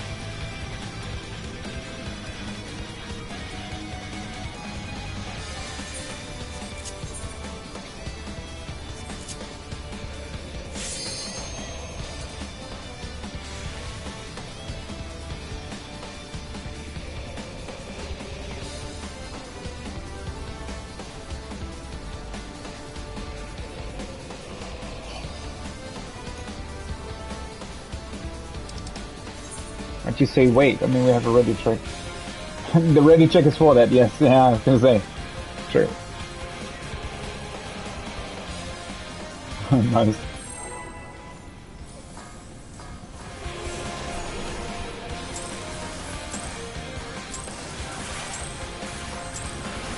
Rest eternal in the dark depths of this prison.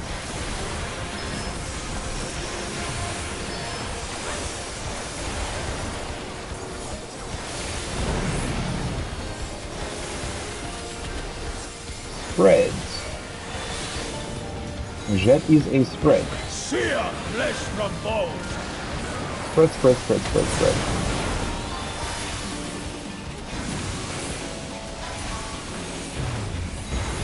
Leave naught but ash in your These way. outsides are safe this time, but it's also Phoenix. Let seep sorrow into your Oh, heart. for fuck's sake, that's close. Yeah, you really... I still have to stand basically inside there.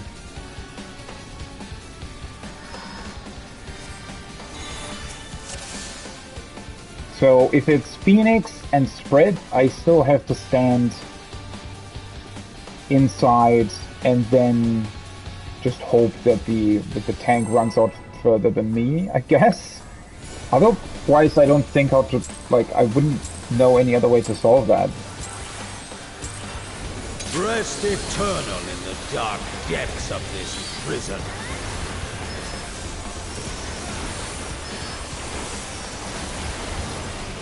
Oh, or did they run? No, they just stood in the middle, didn't they? Alright, spread again. Pretty sure the tank just kept standing in the middle. Flesh from bone.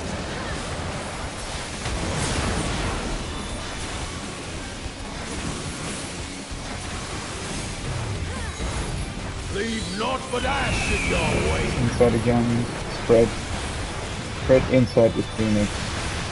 Let seep sorrow into your heart. Yeah, works.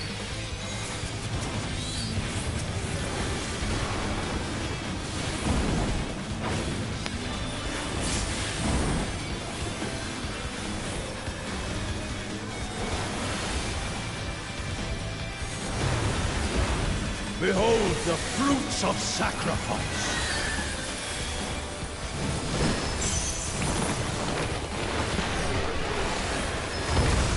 You will know my rage.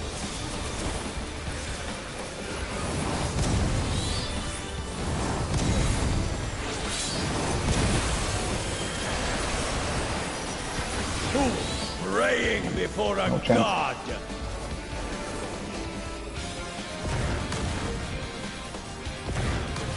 It's fucks. What? What are they even saying?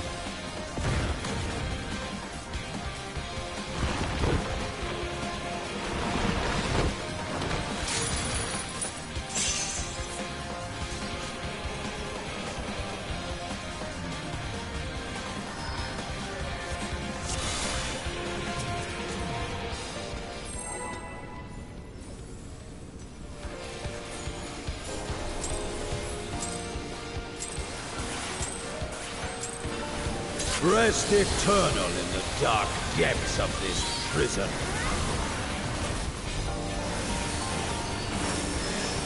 Alright, this is accidentally my opener how I would do it if I caught it. Spread again. Sear flesh from bone.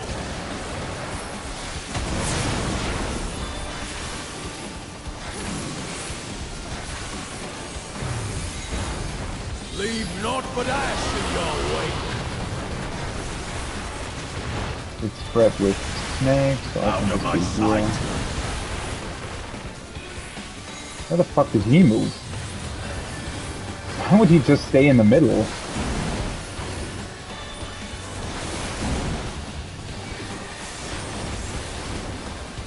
He's even saying spread and then he's just standing in the middle. Behold the fruits of sacrifice.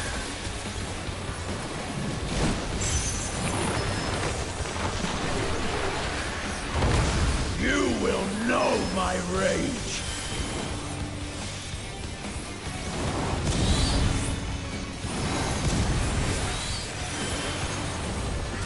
Stand for. Who praying before a god? Why would you be there?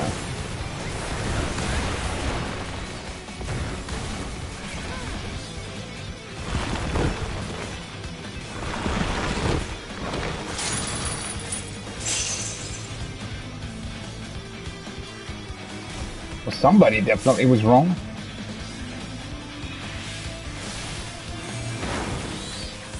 Leave naught but ash in your wake. Nobody was dead though, right?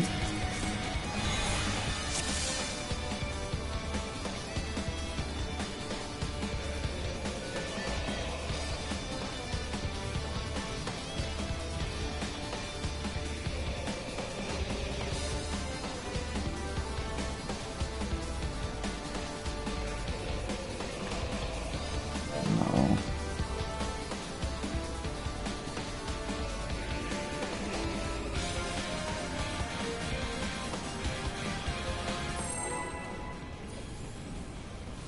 Wait, what? He doesn't jump furthest person? What? Or does he? Rest eternal in the dark depths of this Wait, prison. does he? Oh, does he? Actually? So the mechanic works completely different to what I thought it would? Oh. Well, that makes more sense than why you wouldn't just spread on numbers as well. That was that, by the way, wasn't it? Alright, makes more sense now. Leave naught but ash in your wake. Out of my sight!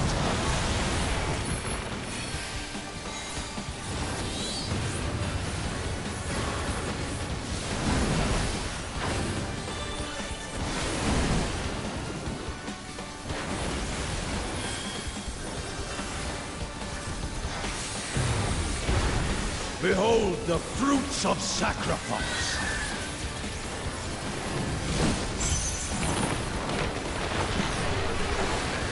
Well, not back too early, You though. will know my rage! Good to know then if he jumps furthest.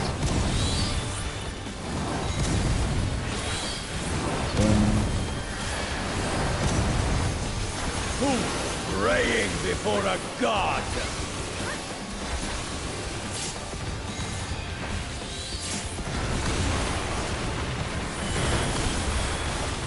Well, that wasn't good.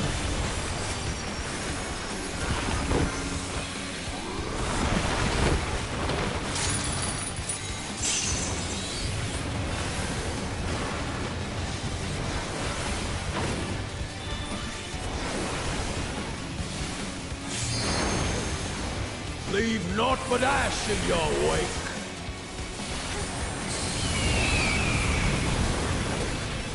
That's the thing that's inside here. I got hit, so I don't move in. Alright. And then it's corners. How would we have known that that was a Protean later? Oh, am I standing here correctly? Kind of got lucky on that, didn't I? Wait.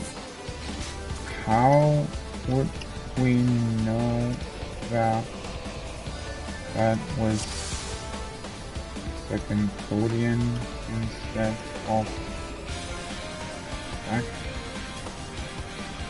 The death results one of them.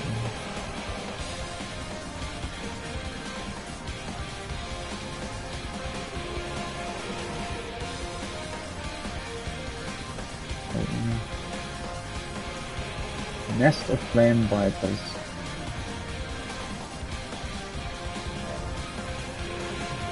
Talking about second podium, not the first one. Okay, so nest. Okay.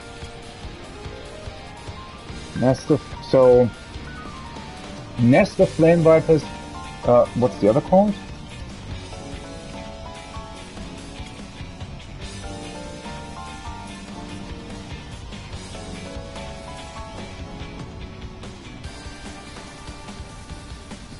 Nest of Flame Vipers is Tetra. Okay. Just Tetra again. Okay, I was just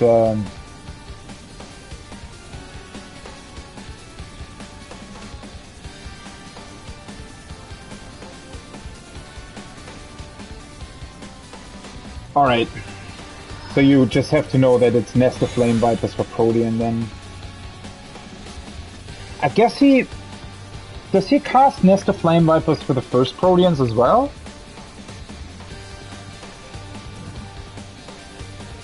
Manifold Flames to Protean or partners. It's always too primitive. I like how the toolbox mentions Tetra, but doesn't mention what the Protean cast is actually called.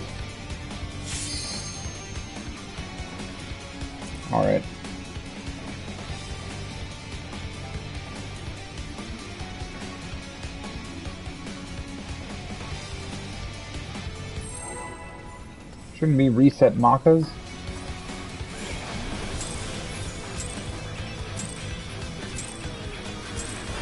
Rest eternal. I guess not. Dark depths of this prison. I don't even remember where the fucking 1 and 3 was. I was on 4, wasn't I? Yeah, I was. And it stacks. Sear flesh from bone.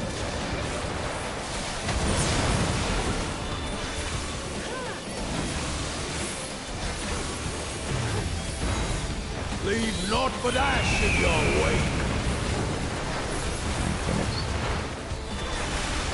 Easy enough. Let seep sorrow into your heart.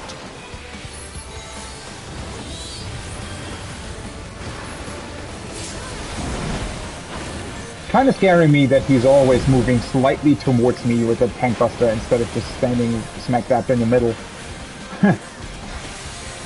Oh well. Behold the fruits of sacrifice. Alright, well. Finally doing Gorgons again. Kind of been a while.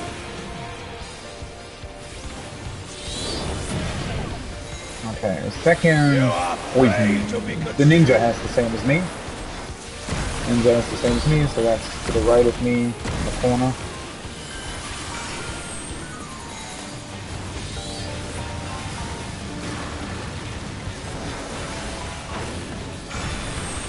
Don't risk anything.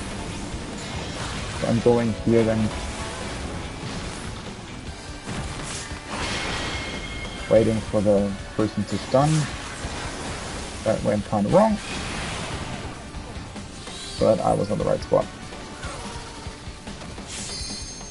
I think the dancer got stunned by something else, and they were supposed to stun the Gorgon that I was supposed to kill. We all have the right idea though. Looks actually pretty good already.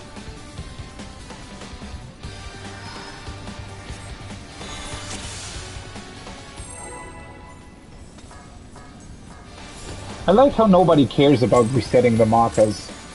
Like, I don't know why, but the problem is I didn't save the other ones, so I only saved the ones that were sort of on the inside instead of the weird ones where for some reason the letters were on the outside. So I don't know why I would want that here. It's a stack, stack, stack, stack. Sear flesh from bone.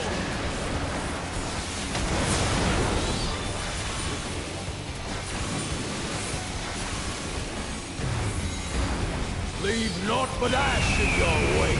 Alright, we're inside again, and Phoenix. Let seep sorrow into your heart.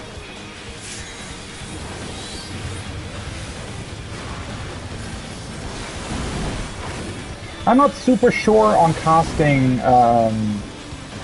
Ifrit there when the Gorgons appear.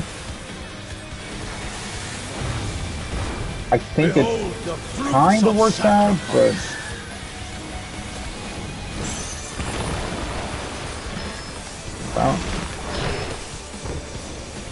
Well, I can just try again.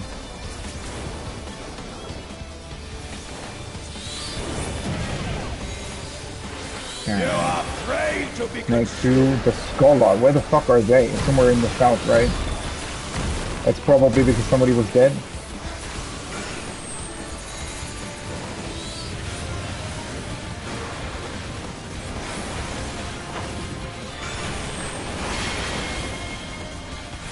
Okay, well I can just stand where I am, I suppose.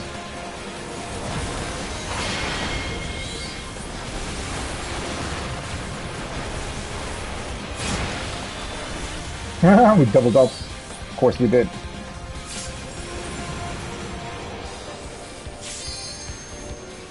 Guess they didn't look at where I was.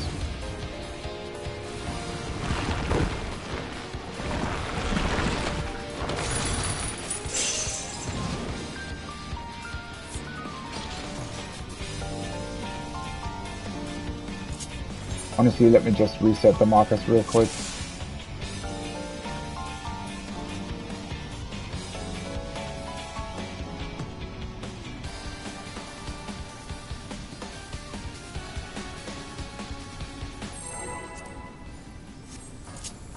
I have these ones. Don't know if anybody saved the others. Rest eternal in the dark depths of this prison. I actually did save the right ones, I think.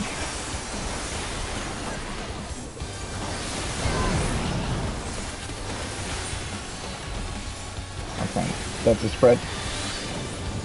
Yeah, with the markers probably makes things easier. I think that was an accidental spread, right? Accident. I think I shouldn't have been paired with a healer there. That was probably because the person was dead. Leave naught but ash in your way. A Phoenix? No, it's Snake. Out of my sight. Tank just doesn't care.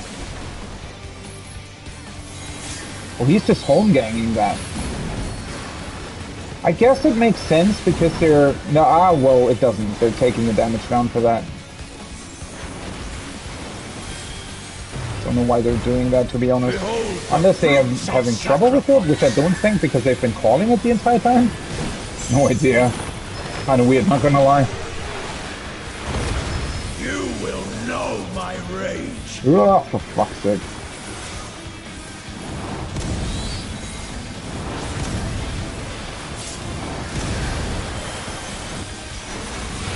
I'm 4, but I got hit by 3. Before a god. Tank just stood up before me and took the 3rd hit, and then I took the 4th one.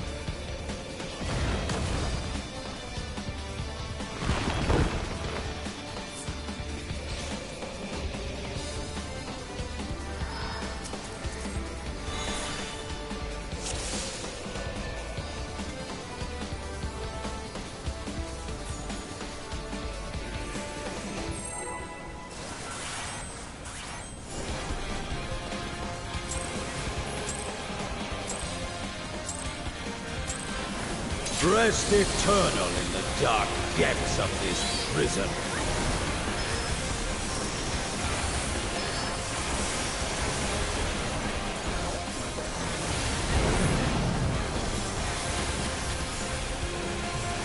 That is a stack.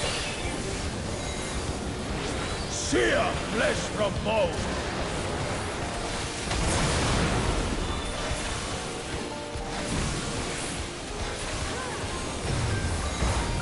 Leave naught but ash in your wake. Outside and inside, it's here, right? And then it's Phoenix. Let seep sorrow into your heart. Yeah, well... Were you rezzing?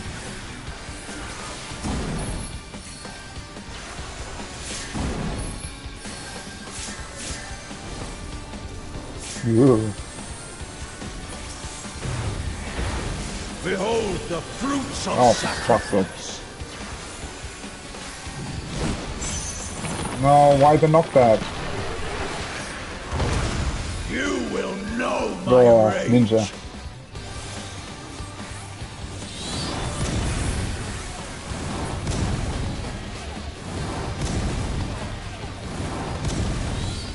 Fools praying before a god.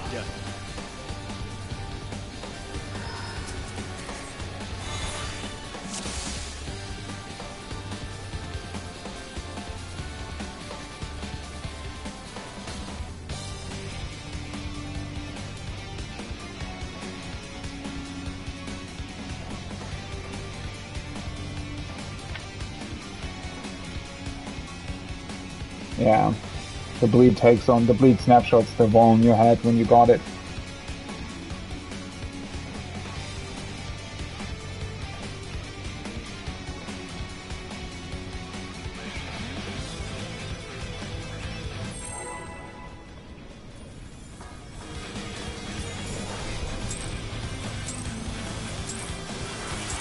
We had that problem yesterday a couple of times.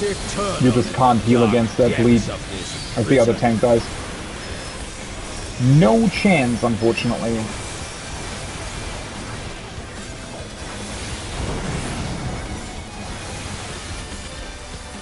That is a spread.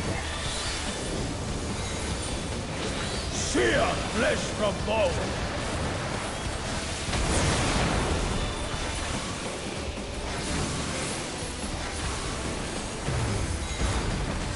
naught but ash in your wake. That's on the inside. Out of my sight. Yeah, you have to move in as well. I can't, like, move a billion light years away.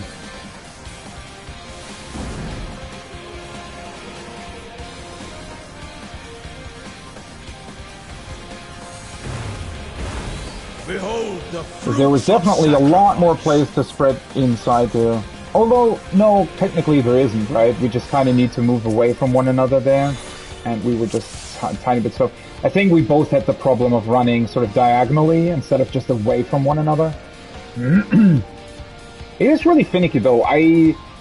As much as I like that first mechanic, like it's a really cool mechanic conceptually, but it has a couple of solutions that are just vastly more simple than other ones, and it has enough permutations to where that's a problem, right? So I'd imagine that, you know, honestly, it's like conceptual. Okay, that's a spread again. So again, conceptually, the mechanic is really cool, but I can definitely see that some randomness in this mechanic also either helped or didn't help World First Group. Like you can get plucked out of things here.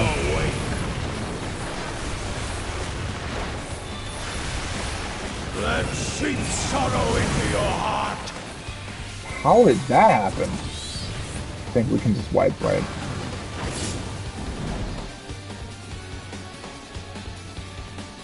Oh yeah, if some person moves back in, they probably just kill everybody there.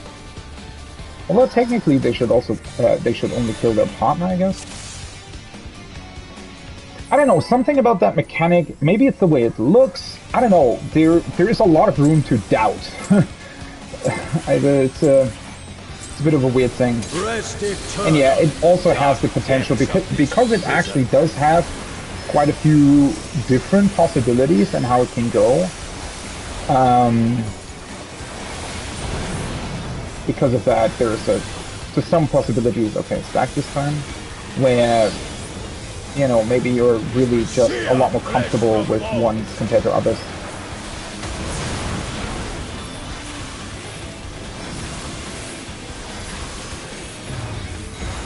Leave naught but ash in your wake.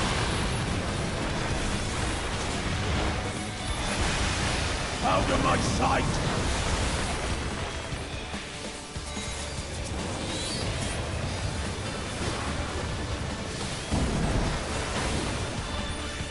Please heal the pain. So they're both alive. I think in that scenario it's really not that troubling. Behold the fruits of sacrifice.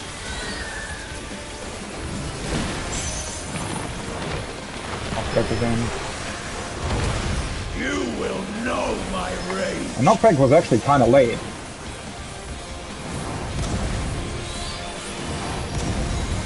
I'm number 2. Who praying before a god?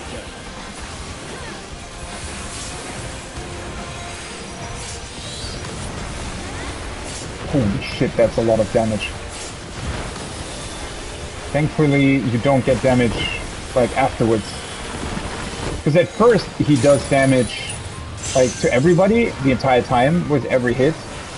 But the storms only hit the people that are actually being hit. So, guess we have to be thankful for that. Kind of hate that I have to move into the middle here, but okay, inside here and outside there. Okay, that was me.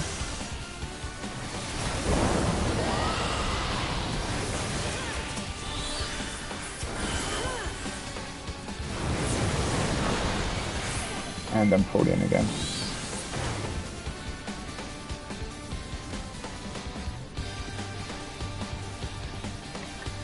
One second.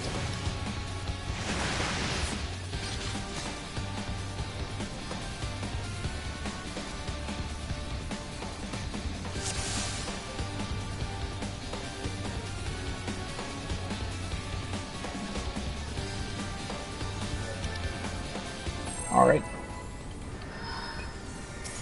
Just had to check a voicemail.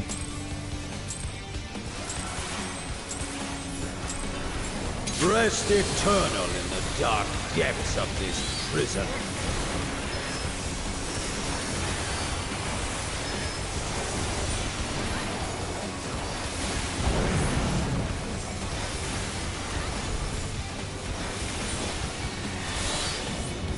It was off junk. Right. Sear flesh from bone.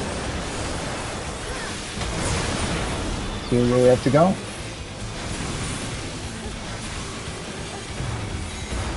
Leave naught but ash in your Here way. this time. And it's Phoenix. Let sink sorrow into your heart. Oh, does he stay inside there on purpose so that I don't get hit or something? It's actually kind of clever for Proc, I guess. Though we kind of have to figure it out later on anyways. Behold the fruits of sacrifice. Honestly, don't know if that's the best idea.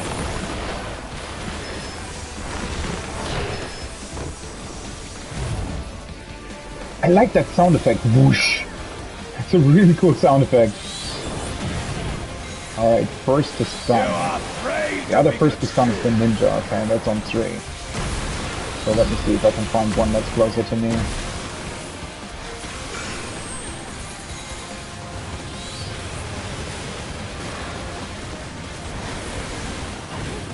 Oh. Yeah, it's literally the one that's... Yeah, that's an issue, right? So they...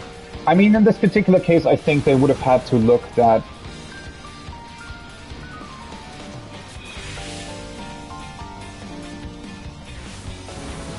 You kind of just have to look, right? You have to look and you have to know where that person is. So I know the ninja's on 3, one of them spawned on my position, so I guess the ninja would always go to the opposite one then.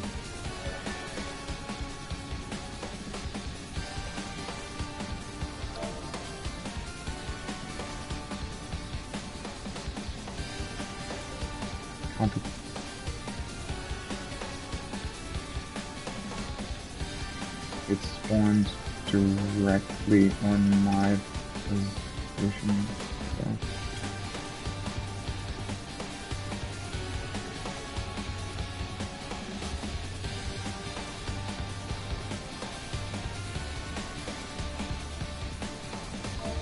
I would say just look at your partner and go from there.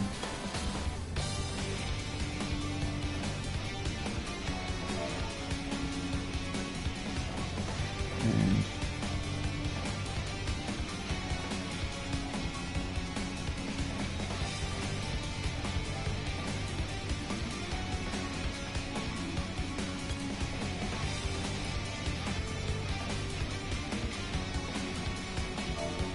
so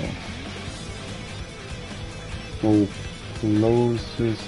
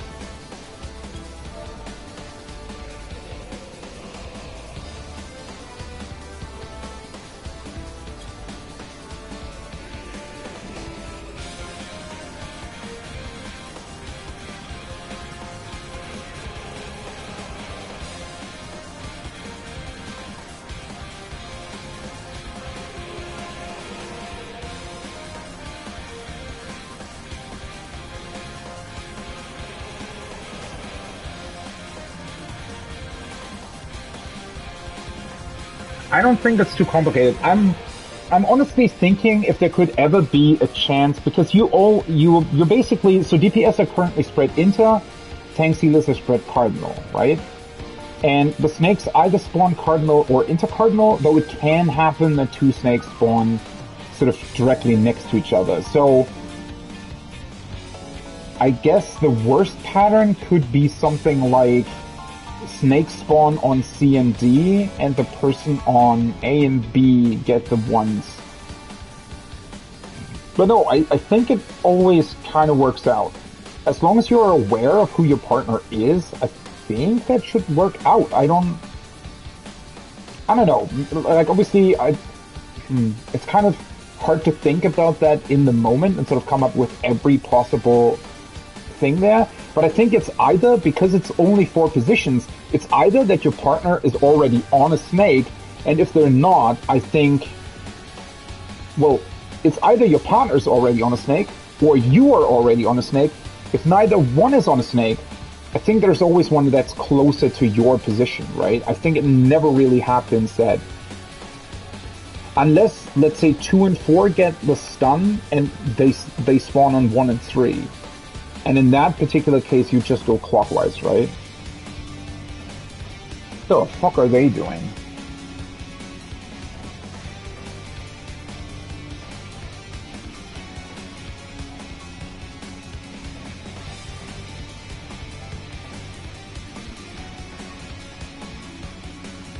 Oh no, they're overcomplicating it. This looks absolutely ridiculous, I'm sorry. Just look at your frickin' party list. It's not difficult. You have 25 seconds to look at your party list and determine who's your partner. And then you just say, oh, you know, snake spawning on me, I take it. Snake spawning on my partner, I take the other one. I don't know what's so complicated about that. So from north, lower goes clockwise, higher goes counterclockwise. Tank, prio, healers.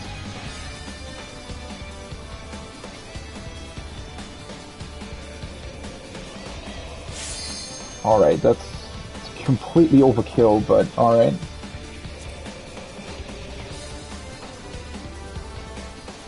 So, wait. Lower goes clockwise, higher goes counterclockwise. That doesn't make any sense at all, though.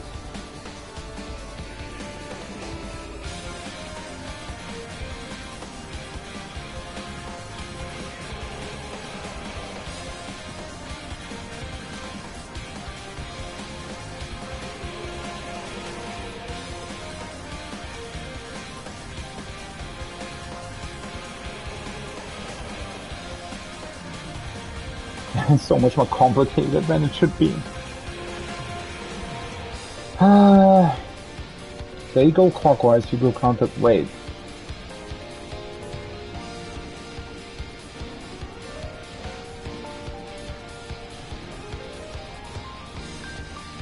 Wait, wouldn't you end up at the same snake if one person...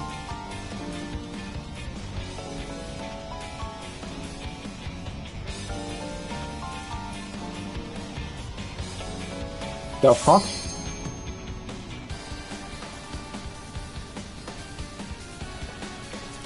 So higher goes counter, that doesn't make sense. It does not make sense at all what they're writing, or where I'm just not understanding it. From north, lower goes counterclockwise, how goes clockwise.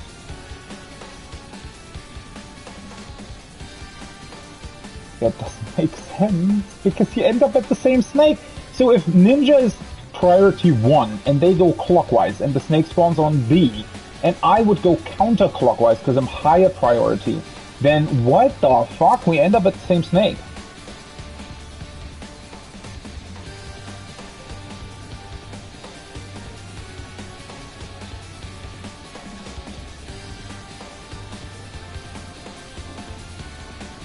Yeah, M1 freezes 3 because that's their position. In that case, M2 moved. I mean, that's obvious. Oh, yeah. That's not gonna work anyways. That's such a ridiculously dumb way of doing it. Rest eternal in the dark depths of this prison.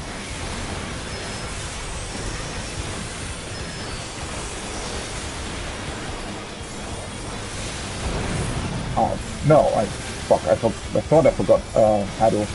That's a spread. Sear flesh from bone. Fetch.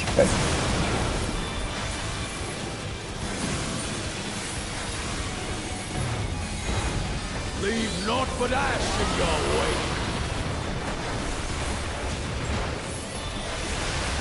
Out of my sight!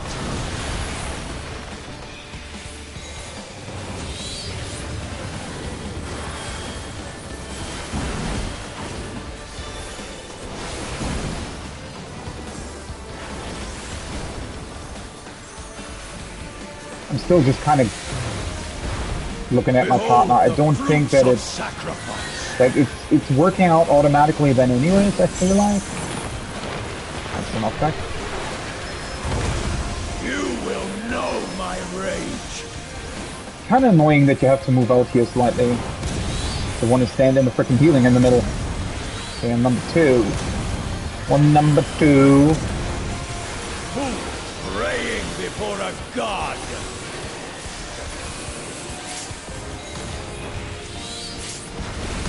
Good thing is number 2, you can just walk when the cast is finished, right?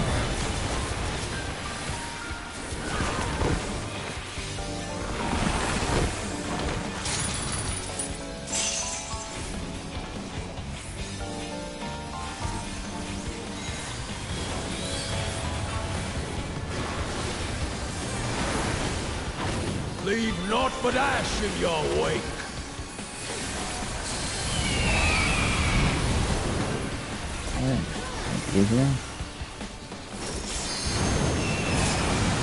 I got hit.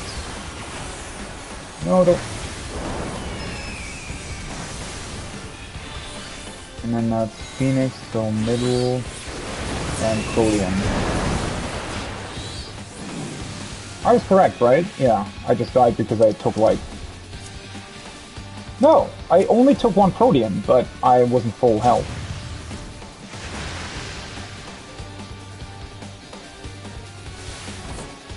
That Nest of Flame Viper's cast is... Well, not really fast, it's just kind of weird. Because the first one's like... the first one has this really long delay to it, whether it's spread or stack, and that Protean cast is instant, right? And I don't know.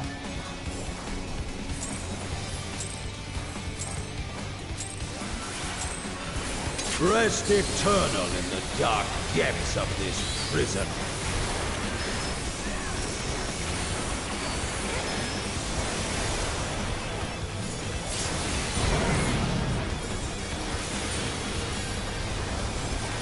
Sprint again.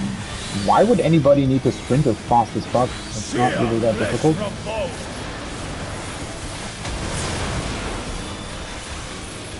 Fetch. Leave naught but ash in your outside, man. Out of my sight!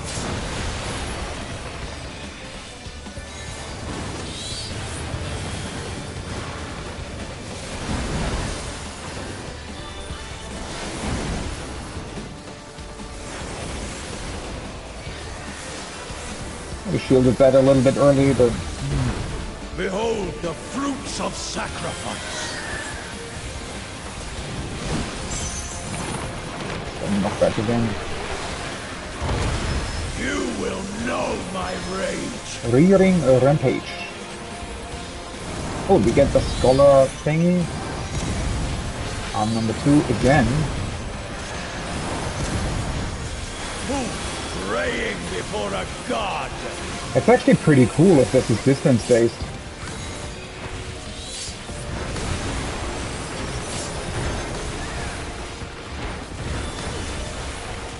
Nice. Can I just, like, stay middle here? I think I kinda can, right? There isn't really happening anything AoE technically AoE stuff.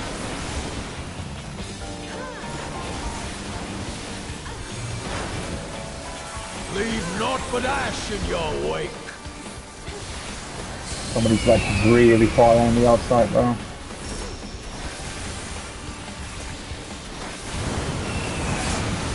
Alright, I need to move in.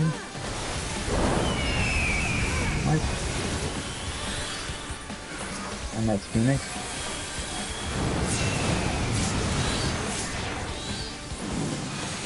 Petrov Lair, yeah.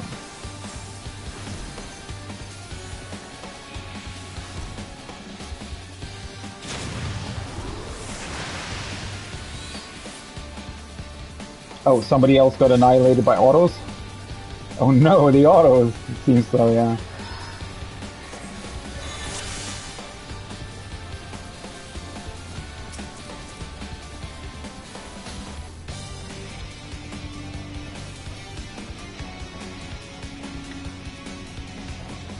Yeah, it's not 30k.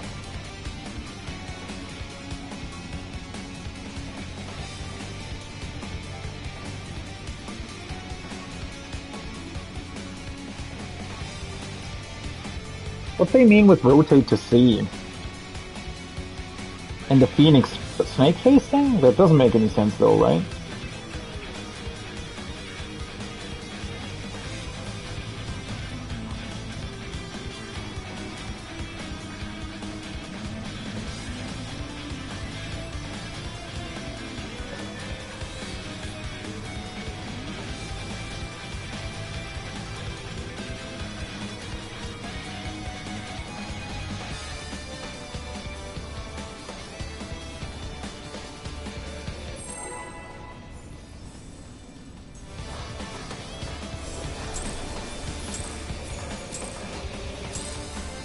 Honestly, I really enjoy this fight. I mean, it's gonna take a while to proc, obviously, especially MPF, but it's not too hard. I wish people wouldn't like come up with these ridiculous strategies for the Gorgon snakes. People as always just need to open their eyes, right? But I think something like look at party list is a strategy that just doesn't work in PF for some reason. I don't know. The spread, right? That's a snake. Out of my sight!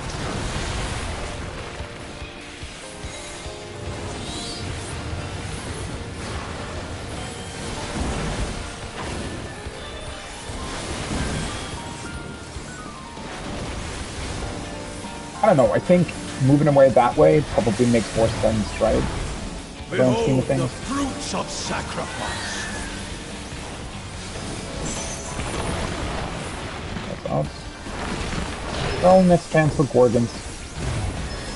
Boom! I like that sound effect so much. Boom! Honestly, let's just try getting Ifrit here first. Although, nah, that actually doesn't make too much sense. Okay, ninjas. The next one to mine again.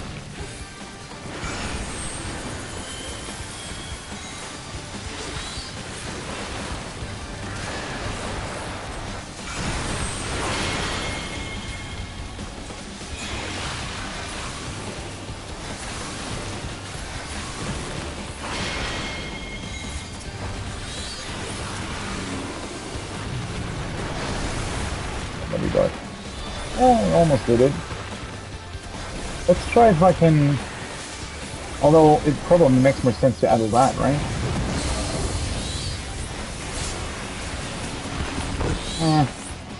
Yeah, it's two massive raid whites back to back. That's actually really unfair.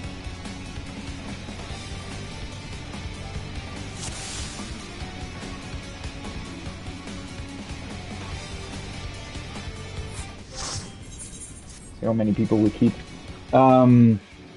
Yeah, the unfair bit about that is, so if the person that's doing the poison doesn't do it correctly, so if both people mess up, then the snake will explode basically, but if it's only one, you can heal, and then the boss does the raid wipe. But if the person that's supposed to stun the snake stuns the snake, it doesn't do its raid wipe up until the very moment the boss does the raid wipe as well, so it's a wipe. And it's kind of cool and really messed up, but yeah, I mean, obviously it makes sense. It's, you know. What's going on? Need to rest. Alright, thank you, party, thank you. Yeah, the acid voice is random. No 10 kilo pass. Acid voice is random. Prior system from.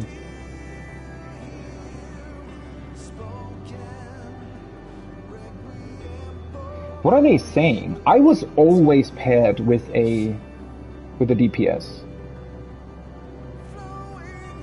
Maybe I got lucky on that? I don't really know. Does it still work if... Well, I don't know. Doesn't it, like, work either way? Because the, like... Technically, you're always closest.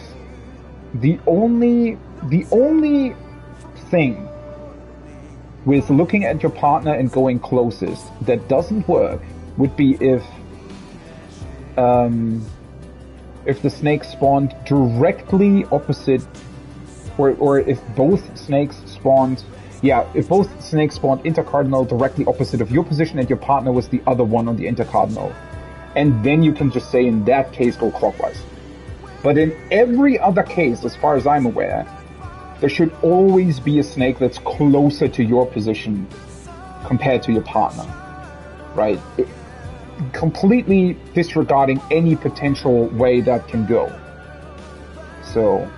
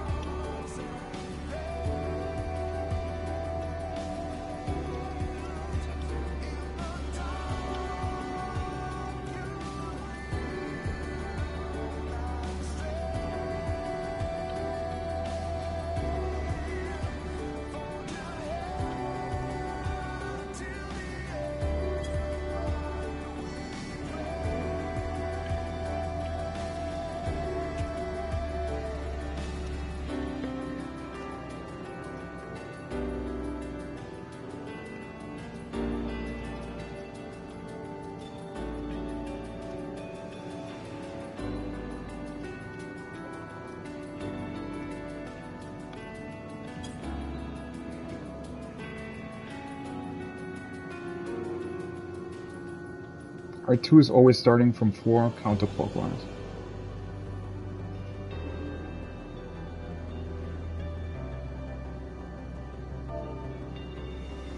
And 1 is starting A north clockwise.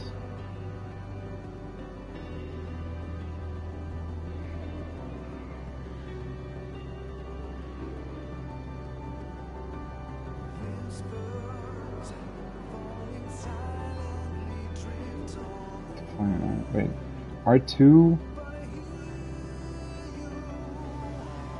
What are they saying? R2 is counterclockwise from 4. And A is... Oh, now I get what they mean. That's really dumb though. Wait, is it? I don't know. It just seems so much more complicated. So in that case...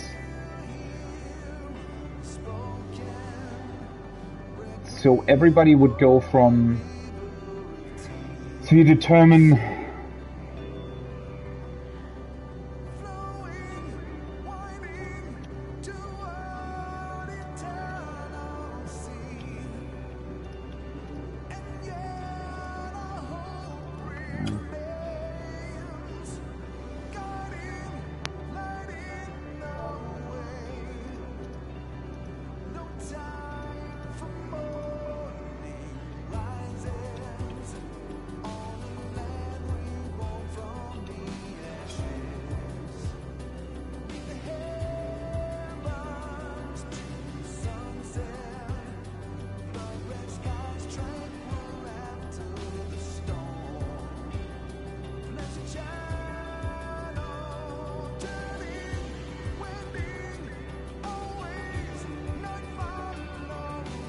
So, yeah.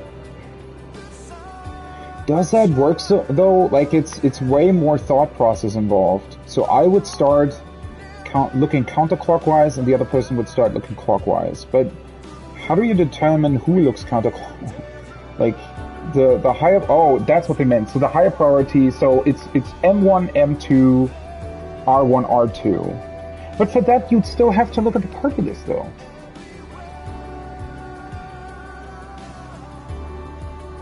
If DPS have to pay attention, it's not a good PF strat. Yeah, kinda.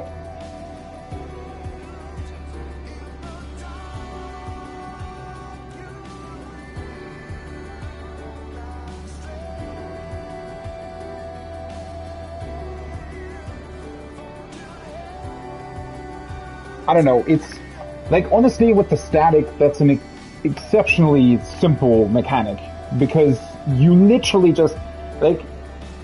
Okay, well, fair enough. I don't know all the permutations, but even then, right? The really, literally, if you just look at your party list, you can determine who the other person is that has the exact same debuff as you, right?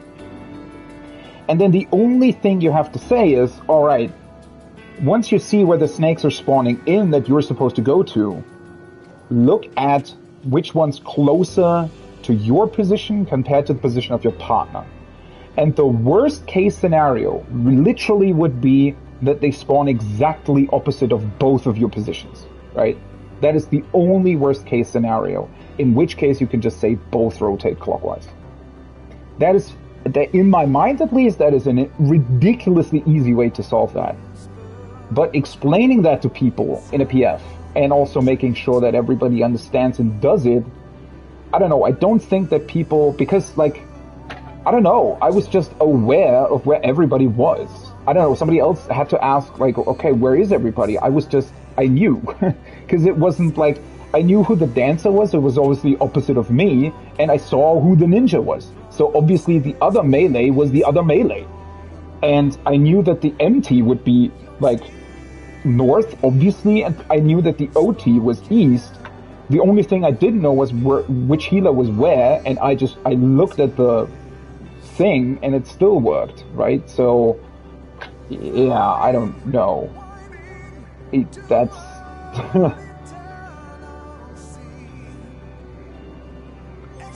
anyways, let's check out if what do we have here? Do we have parties? It's circle. Oh, we're in there. Cleaning up first reflections. We have toolbox. How to Bolognese. Second reflection after fourfold to enrage. We have macro and toolbox. No job locking for now. So they're a bit further. They have a summoner in there anyways.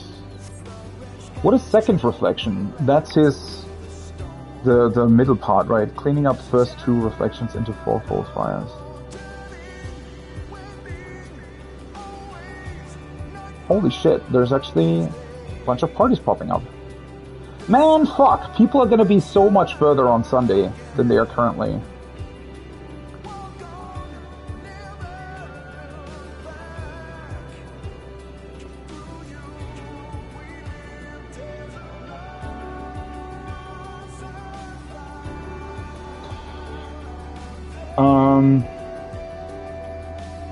Yeah, I mean, I do still have time.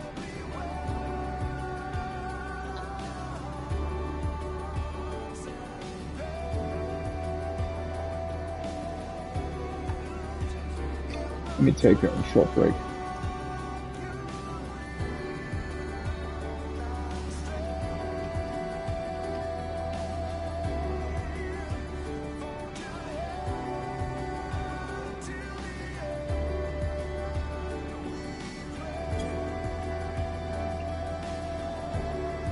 Be right back. All right. What's happening with the snake whale? Come back, giant whale on my screen? Thought she had spawned or something. Hey.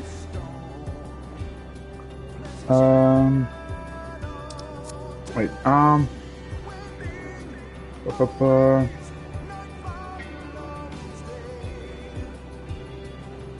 It always had two safe spots on opposite sides until the lines take a turn and one closes.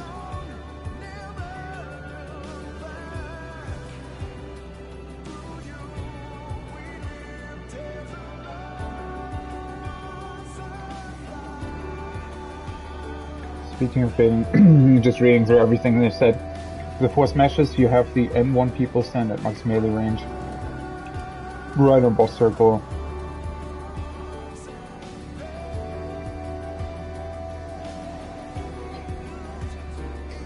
You could have the jumps of the first speed on midway points between.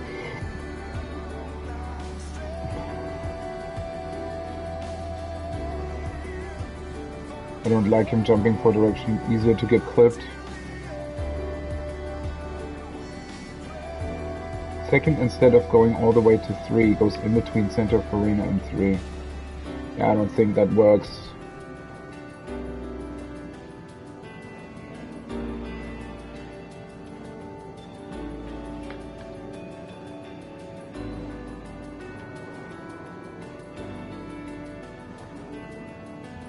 Don't know what they're even saying. Are they suggesting? Because they're still saying something along. Wait, to read that again. You could have the jumps after first be on midway points between center and the number mark. In the waiting room diagonally to the side. So are they suggesting that the second jump should go into the center rather than... I don't think that works. In theory, with the strategy that we had, you should be able to keep almost 100% uptime. Like, maybe you would be clipping your GCD a tiny bit, but I don't think that's much of a problem. Honestly, you know, I saw whoopses clear of the first phase, and they were doing it the exact same. That's why everybody's doing it that way. And honestly, I think he clipped his GCD ever so slightly with his Dragoon, but like, I don't think that's a big deal at all, honestly.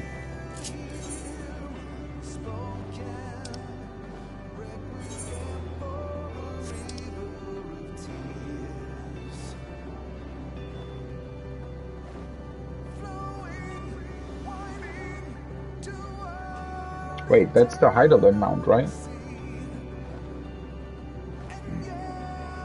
Nice butt cheeks, by the way.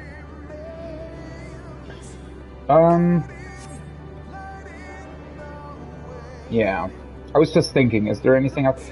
So the priority system for those Gorgons is definitely an issue for PF. I don't really know if...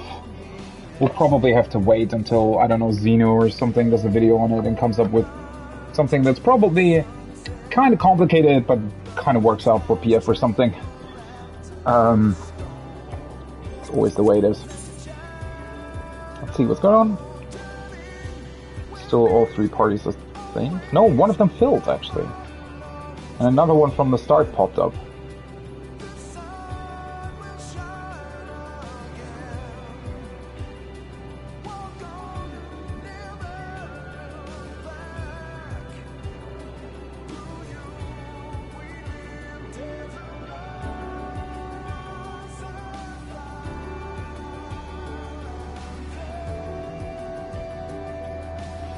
Wait, are you telling me we're literally sort of the same party waiting for the same kind of people? I mean, except for the tanks, we could literally join the other party, right? It's kind of funny. It's gonna stay though.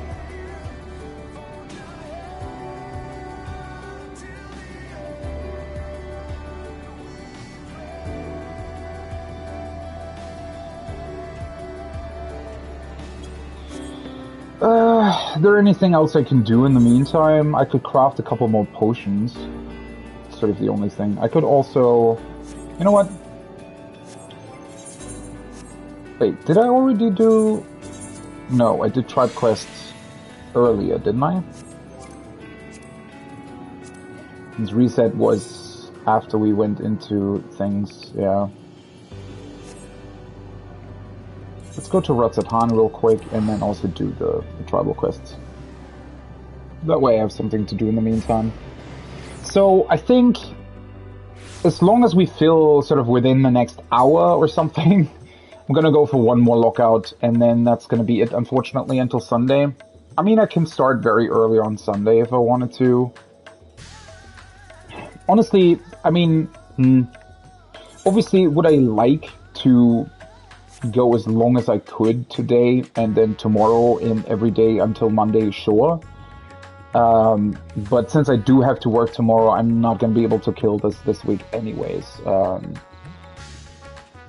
So I think when I'm pretty positive that there's going to be a few Phase 2 parties that I'll be seeing on Sunday. But on the other hand, there's going to be a lot of people that are clearing P7, and yeah, I don't think it's going to be a big deal. As I said, you know, obviously the really dedicated people will have moved on by that time, but honestly, if you manage to kill P7 in week 1, you're still a very dedicated person, and you know, it's not a big deal overall. So if I join those people, should be fine. Wait, why did I go to... Oh, right, I wanted to tend to my retainers. You see if my Fisher, she's finally gonna...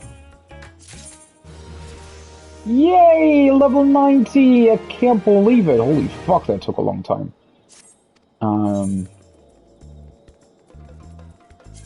Attributes in here.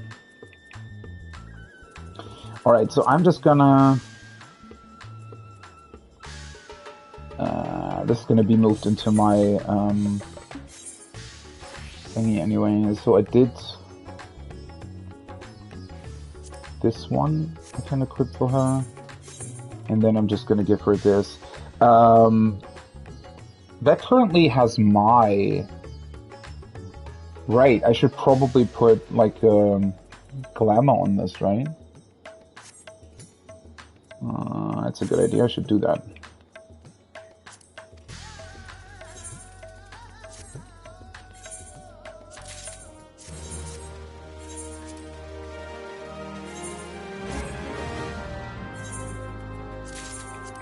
How many of these do I have? 852. Well, let's just do it one more time. Over 900 will be more than enough. And let's look for some sexy glam for my new level 90 retainer. Eventually I'll probably glam her in the new script gear or something. Or not glam, but just give her that, potentially. Yes, until then. Let's see. Since she is a fisher, technically she should run around in a bikini, shouldn't she? But let's see, what do I have? I mean, these are really cute. Let's do like a winter bikini kind of deal, maybe. For the time being, right? And the false nails. And then...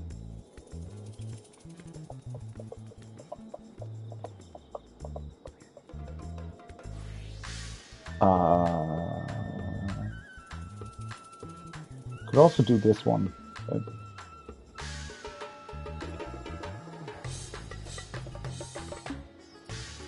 Sea breeze, moonfire.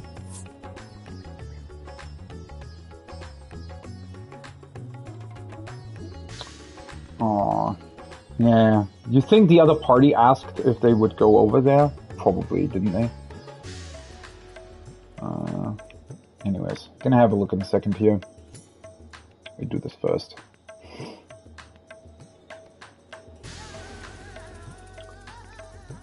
This one... Right, let's see if this works. It's kind of an odd combination, but maybe it'll work out.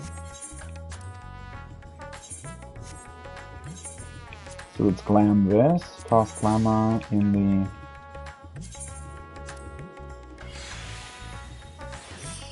Why are these menus so small, by the way? And I'm gonna glam this. Sea breeze thing.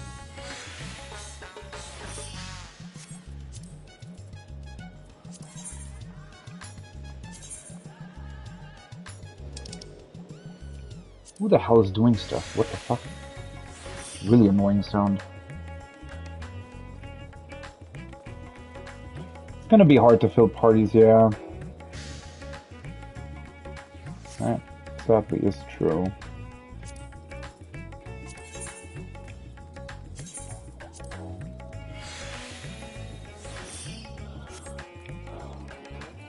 But yeah, as I said, I'm not too... Can always go back in on Sunday. Alright, let's have a look. This is gonna be probably looking absolutely ridiculous. Also, let me quickly check 2 parties. No, they did not go into the other one, though. I could go. That would be kind of... Well, at least that way one party would fill, right?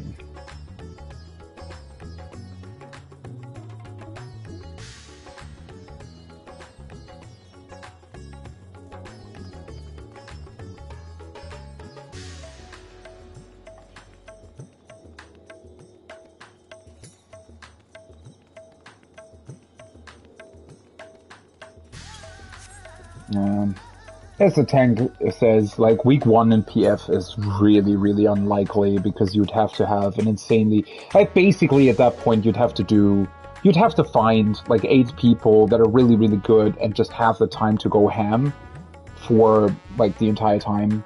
But it is, like, things like the snakes, for example, right?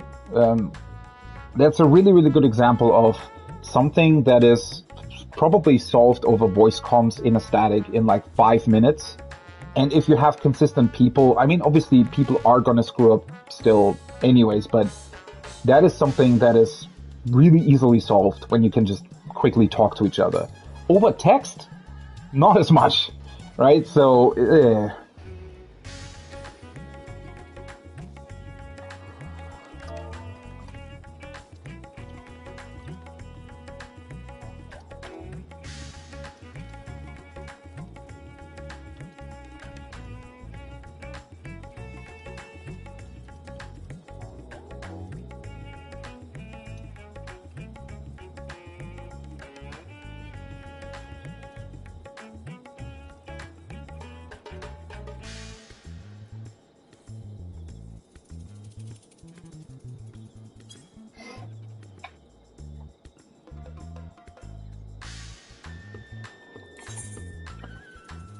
Alright, let's see. Let's give those things to my retainer.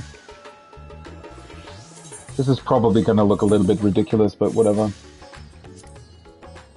Oh, right. That's not Viera, right? That's not showing on her anyways. That's unfortunate.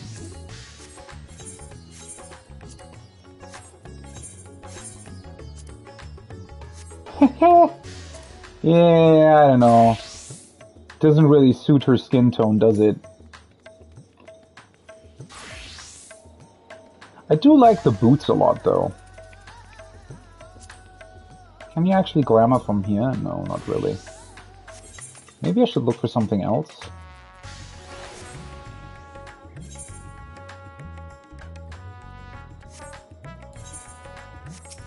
Let's see, what else do I have? I completely forgot, because the hood thing is really cute and fits the boots.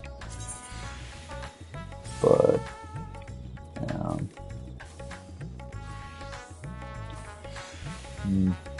Could also give her this, or maybe, no, I already have this one on another retainer.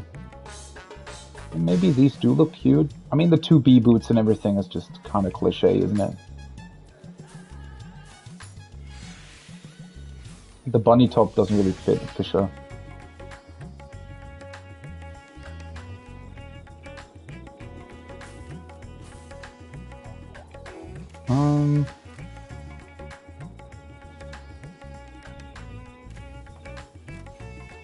Type B leggings, I don't know if they fit the boots all that much.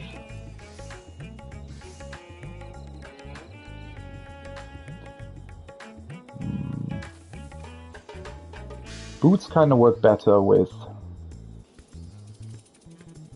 Maybe try the dress instead of the bikini top.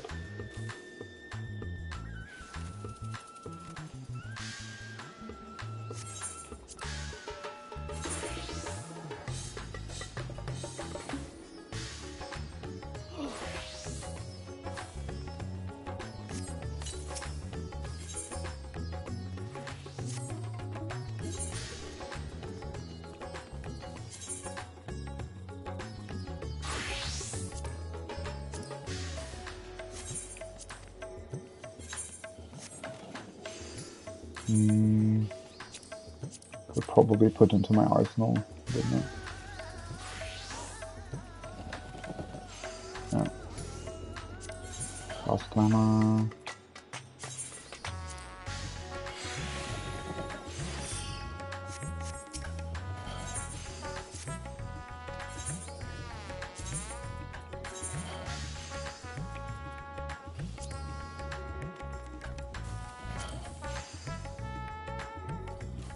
I don't know. I mean, obviously this looks really, really cute, doesn't it? Doesn't really suit a fisher, maybe. Don't even see the Tonga, though.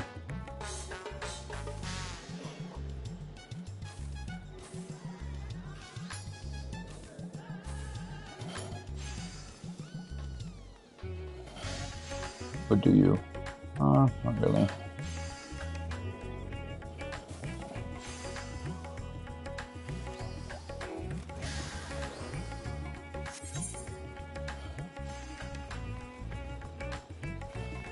I don't see her at all.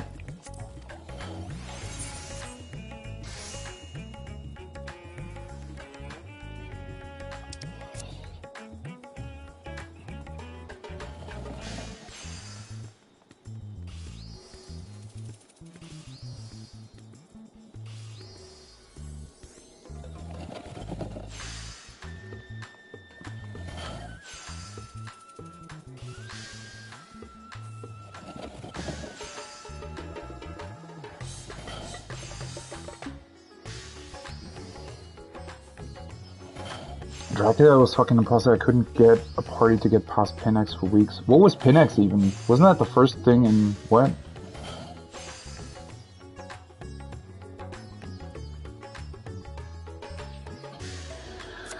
Yeah, that's actually another thing. I don't know how many people actually realize that you need pentamelid gear for that as well, or who have it, right?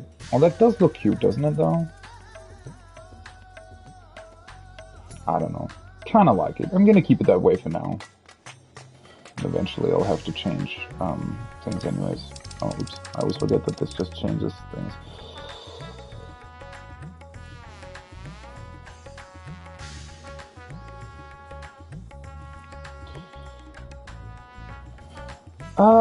Wait, so this is everything that she needs though, right? Gathering, let's see. Gathering 2,300. She can't really get more, right? See what I can get for that. Fishing, 80 to 90. Oh, I haven't actually fished these myself, right?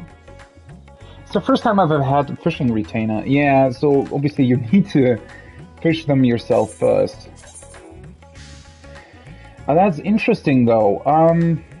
The fucking calamari thing that you need,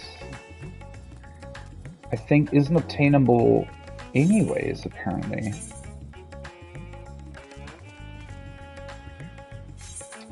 That is interesting. These aren't really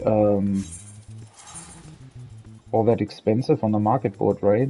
Spiny king crab. Yeah, you definitely can't center out on finding the calamari thing. Well, it's unfortunate.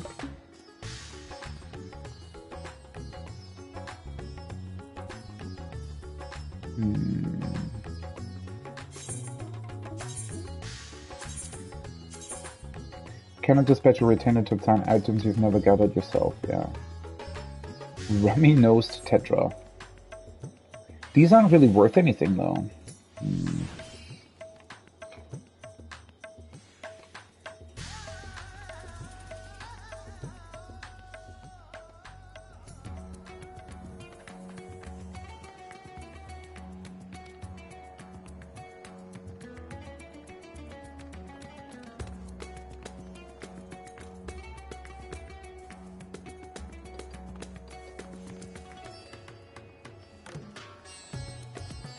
What's purgation? Isn't that in P7?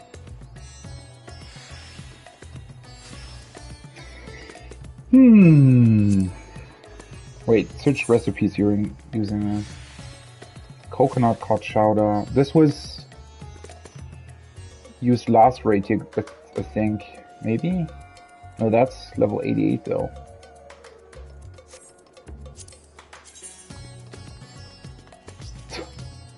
Yeah, these things are kind of useless, aren't they?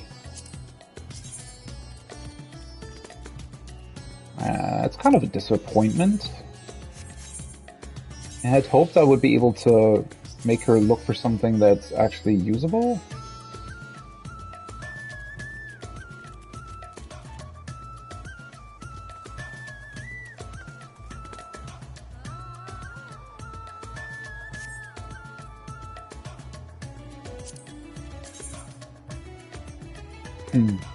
Archon low. Yeah, honestly, this is pretty chili crap. That was the really good crafting food last time.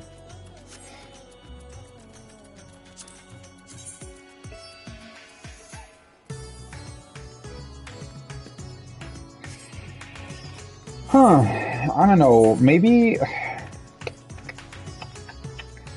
Let's center on a quick exploration, honestly.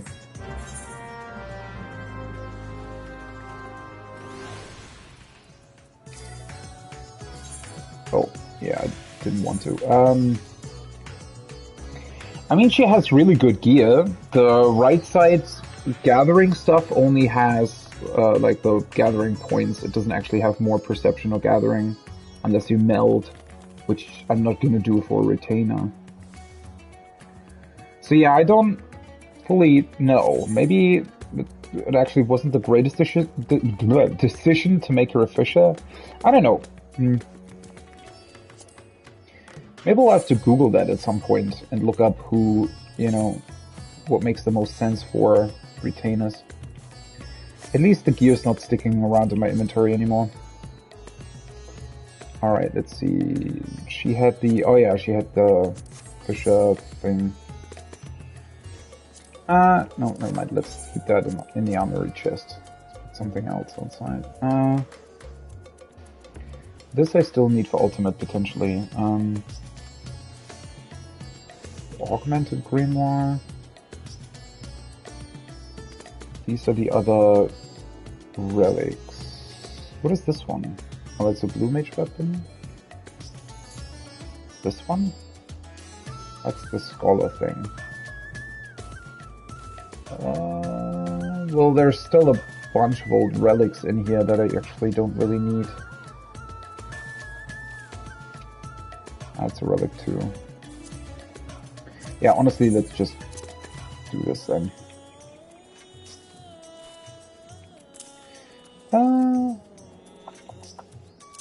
Let's move these back up here. I mean, that's... I'll level those eventually. These are all the crafter ones, right? Something's missing there as well. Let's move these down here, maybe. These are all crafter.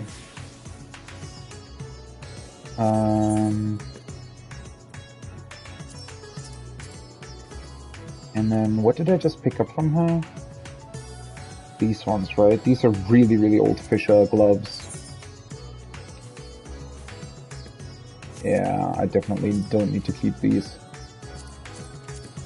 And... Well, these are actually the the weird sprint duration and city-states increase boots. Let's actually keep those in my armory. I'd be able to switch to them. Omega Shoes of Casting. These definitely should go into my glamour dresser. Why did I keep them around anyways? Maybe for like UCOP or something?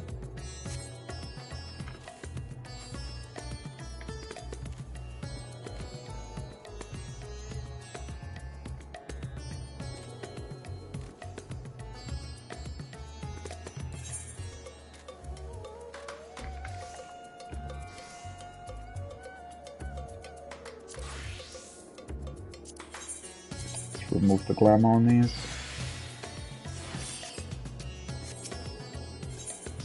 And put the rest of the gear back as well.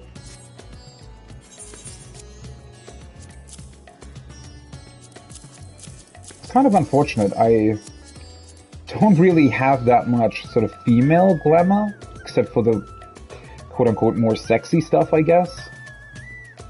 And like 2 or 3 dresses, which is a little bit unfortunate. I would like to do some really cool glam for my retainers.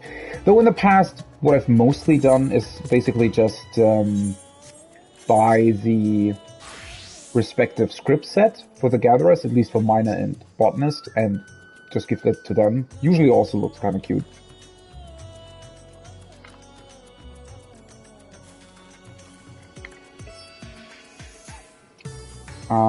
Yeah, these ones... Do you think it makes sense to do? Yeah, let's just do it.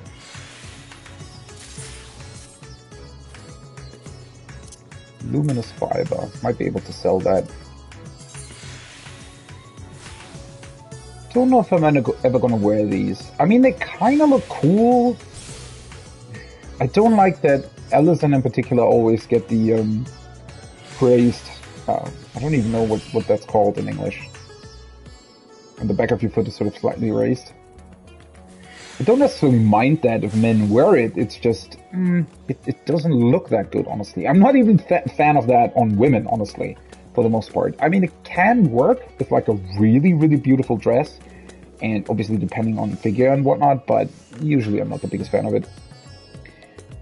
It just kind of looks, I don't know, too tacky almost, too luxurious in most cases, honestly. It depends on the shoes, obviously. I mean, there's a couple different ones.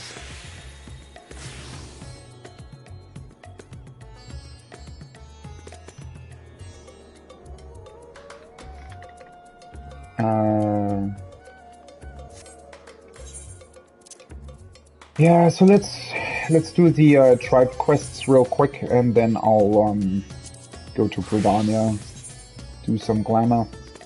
Honestly, well, it's 6 p.m. now. I originally said I wanted to go until 8 p.m. It's kind of unfortunate that I only did 1 lockout of PA today. I had hoped to be able to do a little bit more there, but I mean, looking at PF, parties just don't fill. The other party hasn't gotten a single person in it, you know, in the same time. And, well, there was one other party, I suppose, that filled. They were a little bit further than we were, though, so... Don't know.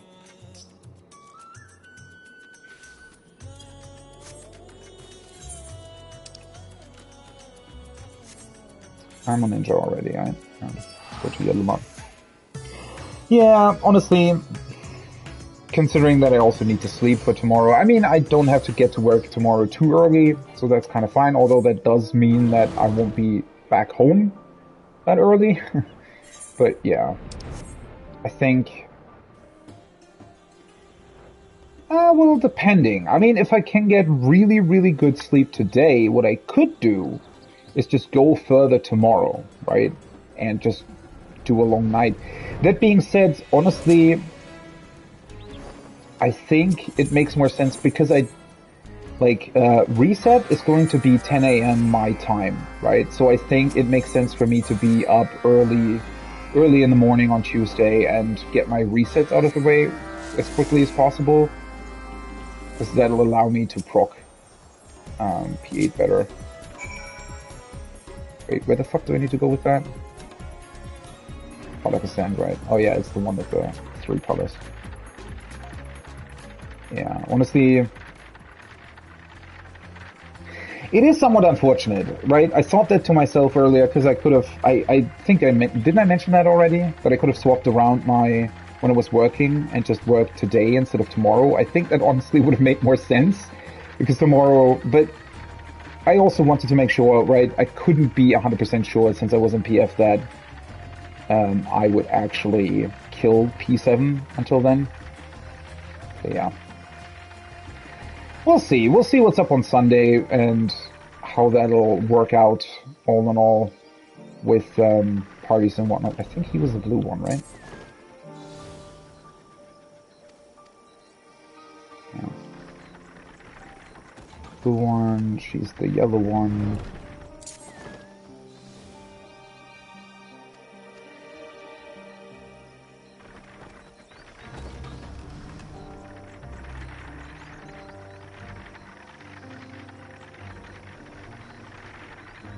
And he's a red one.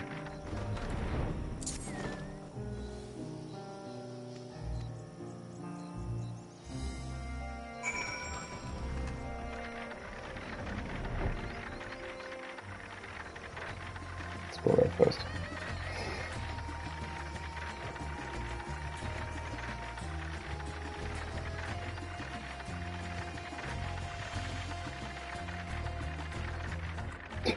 Hippo from the bottom looks kind of funny. What was this one again? Oh yeah, just carry them over a really short distance for some reason. Or not, wait. Oh no, never mind. It was just get the eggs. Thought there was another mission here. I think it was just the one down there where you have to carry something.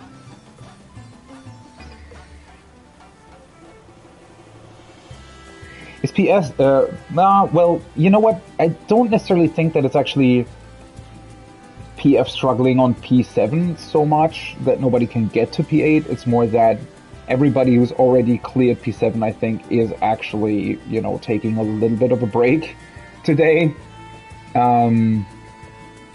Which I can totally get. Like, it's always weird with me. The problem is, again, I have to work tomorrow, but now my energy is sort of slowly coming back. I was actually really, really tired, especially sort of around lunchtime. Now I would be quite up for a long proc, but yeah, as I said, can't really, and also,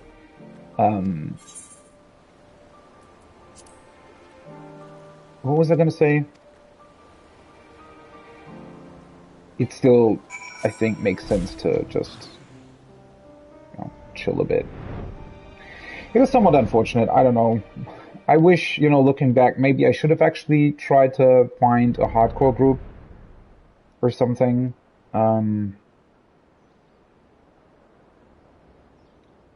Honestly, yeah, my friend opening up their own static and them doing like 16 hours per week, that does sound really, really cool, but if they're gonna go mostly Friday, Saturday, then unfortunately I can't. That is unfortunate, because honestly, I wouldn't have minded, in that case I wouldn't have minded reprogging the other stuff. Like, if you get together a bunch of capable people and raid 16 hours per week, you can easily get them up to speed on like P6, P7, and then it's just a matter of clearing out the last fight. Though again, like, I personally think that the last fight really isn't all that difficult so far. I haven't really seen, like, it took me a little bit of time yesterday, but we also went in practically blind. It took me a little bit of time to get adjusted to the different sort of combinations of flames and whatnot. And it's always this sort of, like, when you are in there with other people, like, they do sometimes just, you know, it's a little bit of a, can easily, like, topple everything over a little bit if you get together with new people, right? But yeah, overall, the mechanics so far really aren't that difficult, and honestly, the transition is a little bit more difficult because it's, you just need to get there safely a bunch of times.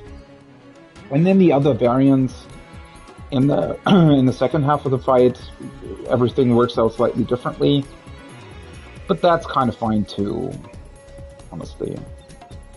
I mean, I think maybe damage check aside, that might actually be a bit harder than the one in P4, but aside from that, I think in terms of mechanics, as far as I've seen, at least in terms of the door boss, I wouldn't say that this is harder than P4.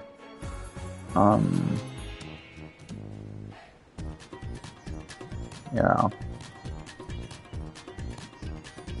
I don't know. We'll see, we'll see. I did want to go back to Gridania, didn't I? Oh.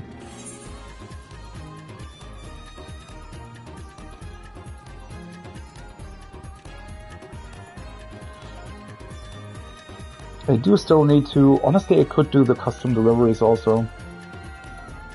Because... Party Finder looks rough now. Has the other party given up? I don't think they filled with 3 people. Unless they found somebody somewhere. I can't believe that Party Finder looks actually rougher than... Like, throughout the entire day, it's only been really 1 or 2 parties. And now we're approaching evening, right? So you'd think more would pop up, but... apparently not. But it also says cleaning up first reflections, but... oh. You don't necessarily want to bring people up to speed every time again. But at the on the other hand... yeah, I don't know.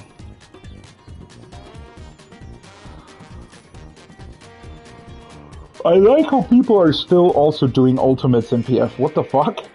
Like, what's wrong with you? Are you, like, not interested in the new Savage, or have you already cleared?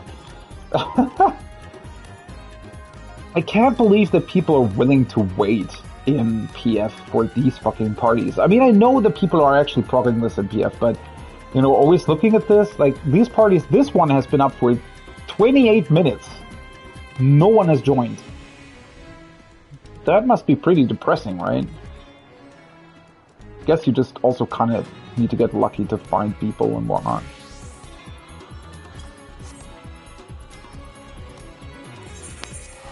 Ah! Why am I sometimes misclicking there?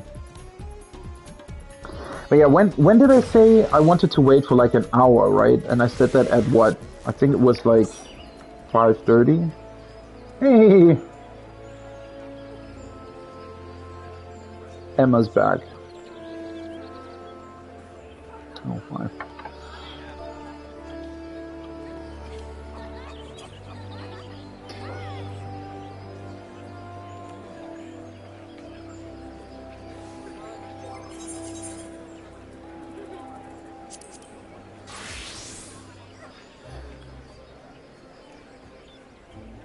Cute Viera. That's a new summer. That almost looks a bit... whoa, what the fuck's happening? Oh, 2 ranged. What the hell? Well, that's a really weird comp, but we're not going to go for Enrich anyways. Well, now we're missing healers, though.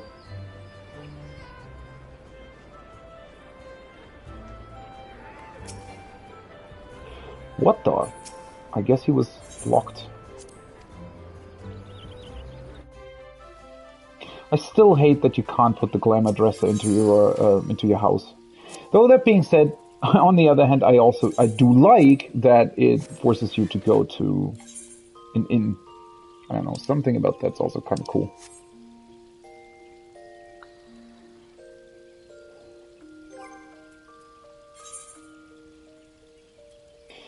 You know what? The new portraits menu is really, really annoying, honestly.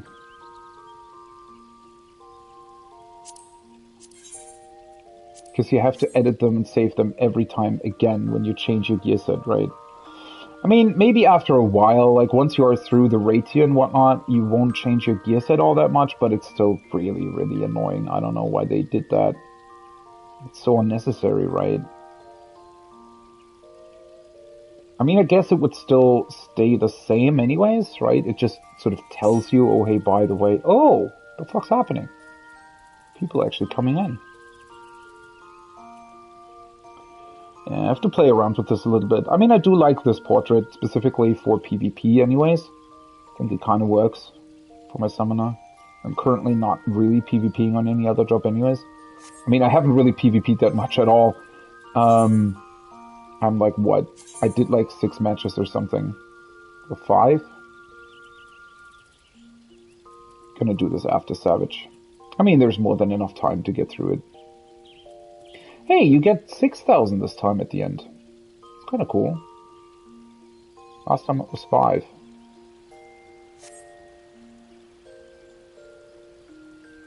It's really weird though with the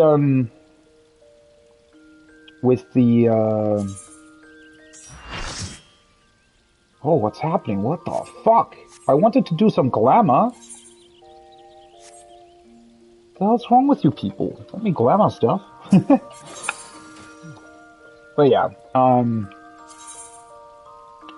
have to kind of look at some of these glamour plates and potentially do something with them.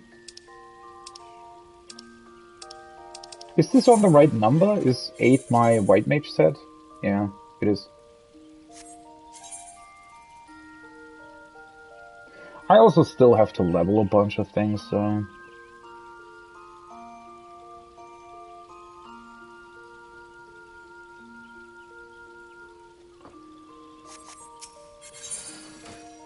Actually see again. When did I use this one? I think I used this one for... at like a certain point in the MSQ or something. I didn't use it for the entire MSQ though. Huh.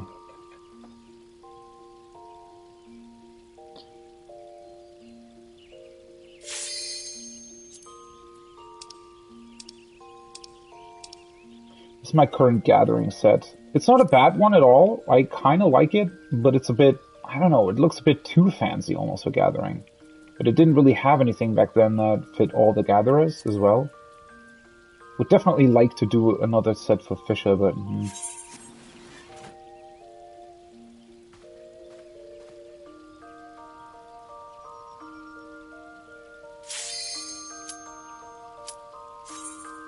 Well then. Somewhere from Scandinavian country, Finland. Finn.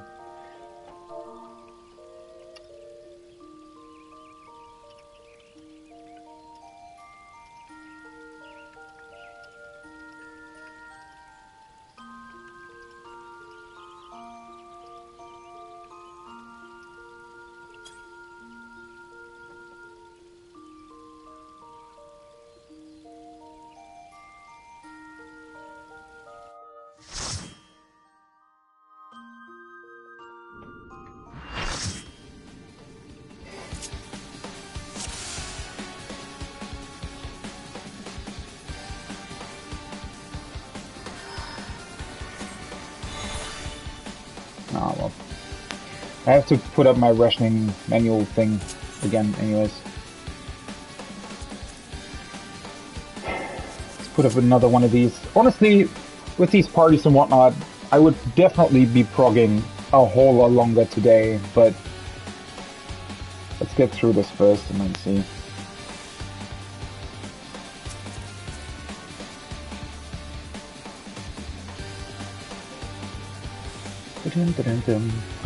Did I mention the music was really good this raid here? I really like the dim dim dim dim in the background. It's always like, I don't know, something about that. It's just sort of playful and yet also really cool. Oh yeah, I should probably say I'm R1.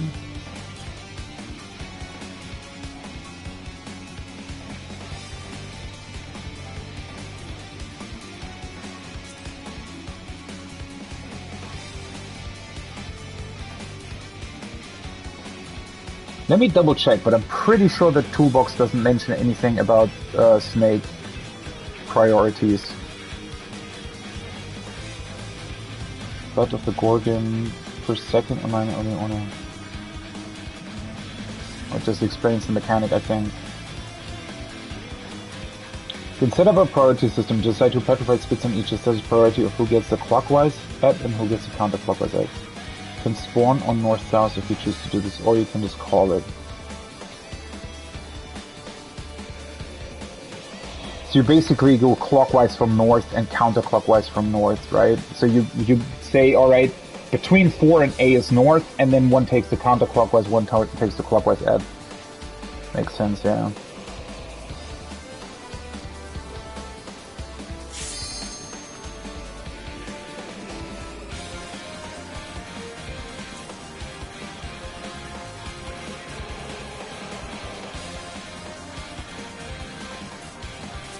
Honestly, do other people actually have?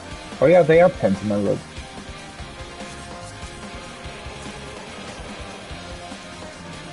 Everybody is.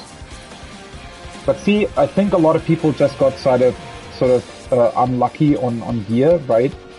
So they just don't have. I guess you need to probably be Pandaemonium to get through P7. I don't know if you can make that check if. Oh, that's a great glamour. I don't know if you can make the P7 check if you aren't Pandaemonium.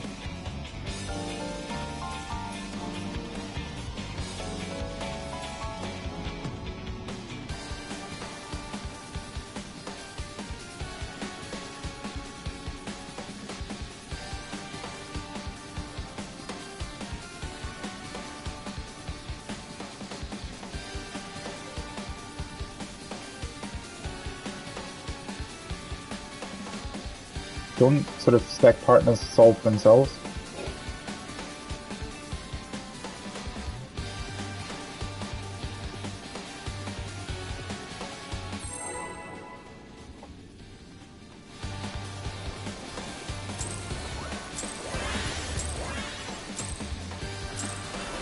Rest eternal in the dark depths of this prison.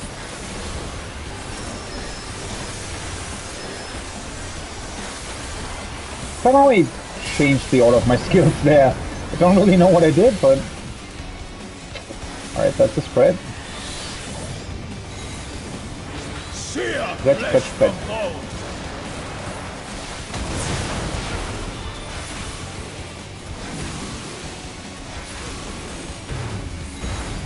Leave naught but ash in your wake. Makes sense. Out of my sight!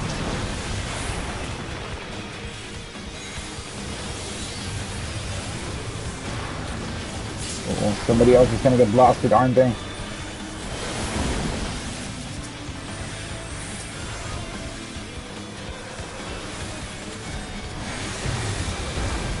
Behold the fruits of sacrifice! Oh, that's usually a tank swap, right? So it would be the same,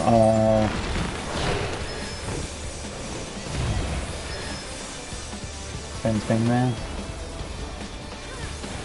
Alright, let's see. First, You are praised. so this was R1, right?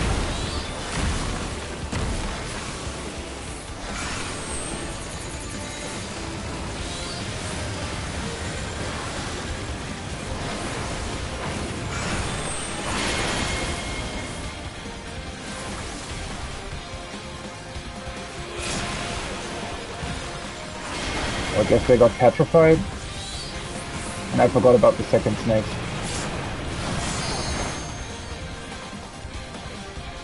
Yeah, with the order there, if R2 goes counterclockwise, it sort of switches weirdly, doesn't it? If R2 would have taken counterclockwise, they would have actually taken the north one, and I would have taken the... Oh no, never mind. The north one would have been mine clockwise, right? Eternal in the dark depths of this prison. Ah, yeah, that's why I hate these clockwise, counterclockwise things, because the counterclockwise one in this particular case would have been the east one, right? So you start on north, or you start on west of north, basically, that's stacked. You start on west of north, and then you go counterclockwise and end up on east. That's really, really weird, I don't know. I get, though, that you need, like, a priority for that. Leave naught but ash in your wake.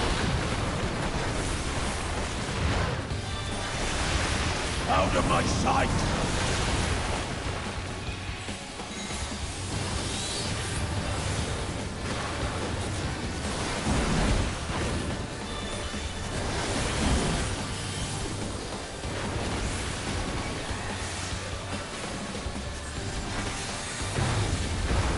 Behold the fruits of sacrifice! Oh. For a second there, I thought he was doing knockback.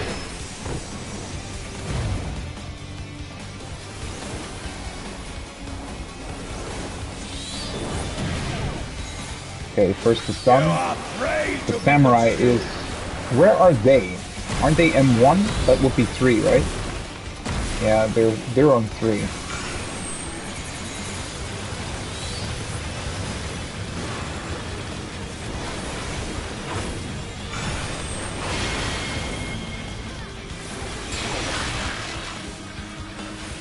Oh, we both stumped the same one. So they would be... Wait, that would be north, and I would have taken the... If I would be... In theory, I would be the counterclockwise one, right? And they would be the clockwise one, so yeah, they kinda... did it right.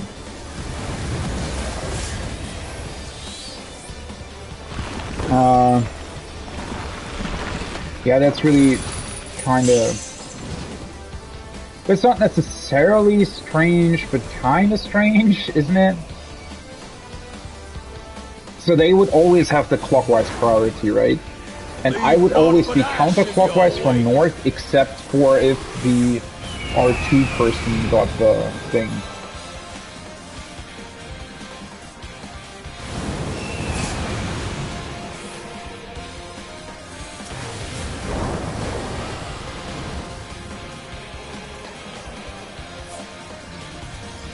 So we...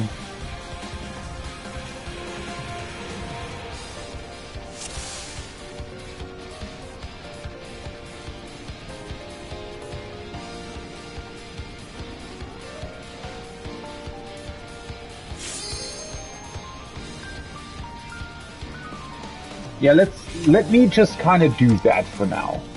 So between A and 4 is basically quote-unquote north, and I have priority 3.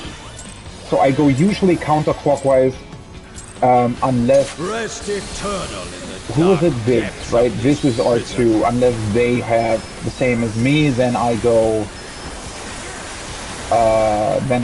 clockwise.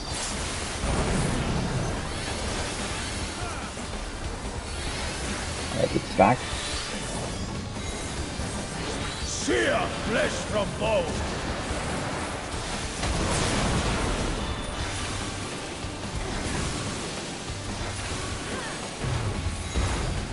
Leave naught but ash in your wake. Stack and out. The easy one. Out of my sight.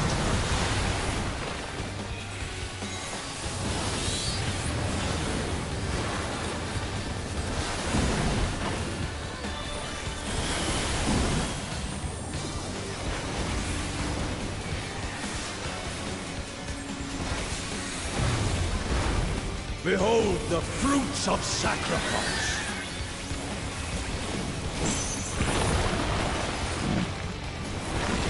Gorgons again. Alright, let's try it this time. Let's move my camera this way then. So I'm usually counterclockwise unless... So I'm second, I'm together with Emma. So I'm counterclockwise at. Second counterclockwise at. In theory.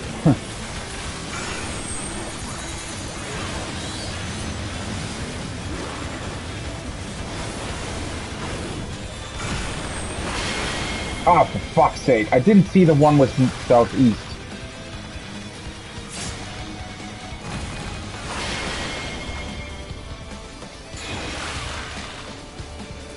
Yeah, so it would have been the one on my position. Oh, for some reason I thought it was northeast and southwest.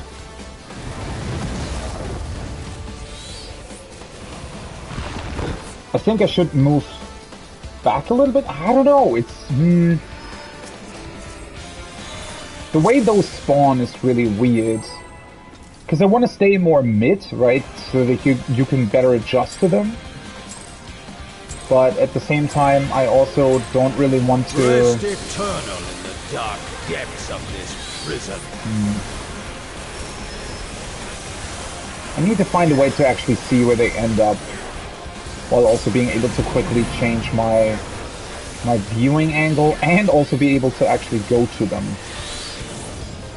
That was stacked right. Sear flesh from bone. Are you sure?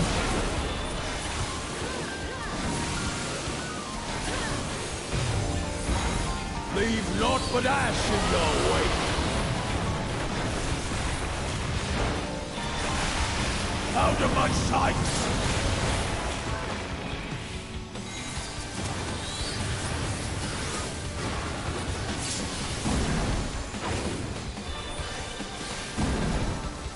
They still doing something?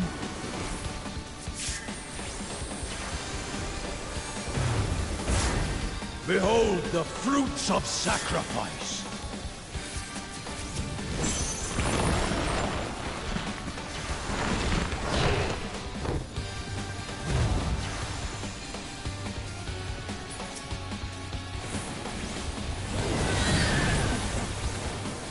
You are prey to be consumed.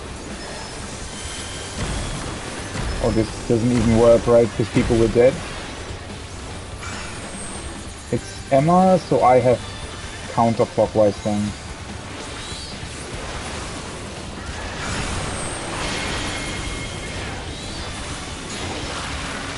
So I would be this one then.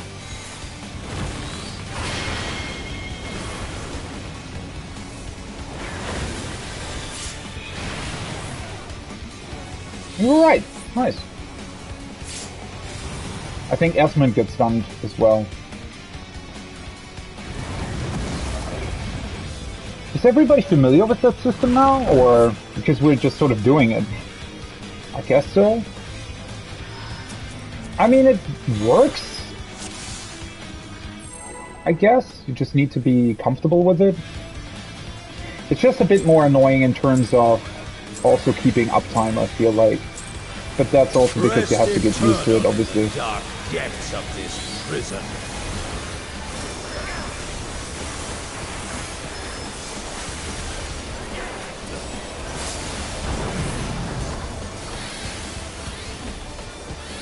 That's a threat this time.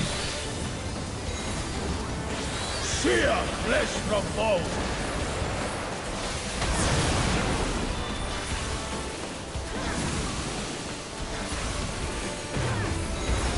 Leave naught but ash in your way. These are... and then out. Out of my sight!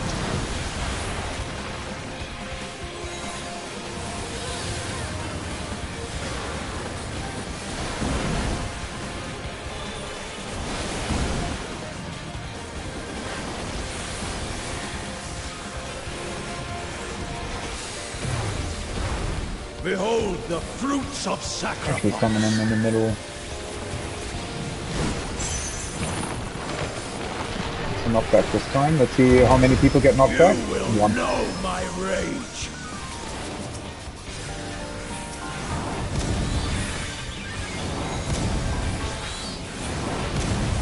And 3. And I'm dead. Why did I take 2? Unfortunate. We're doing 1-3, right?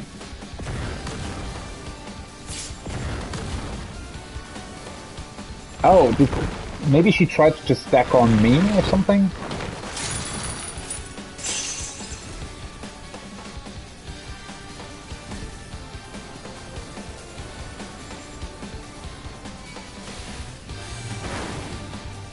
Leave naught but ash in your wake.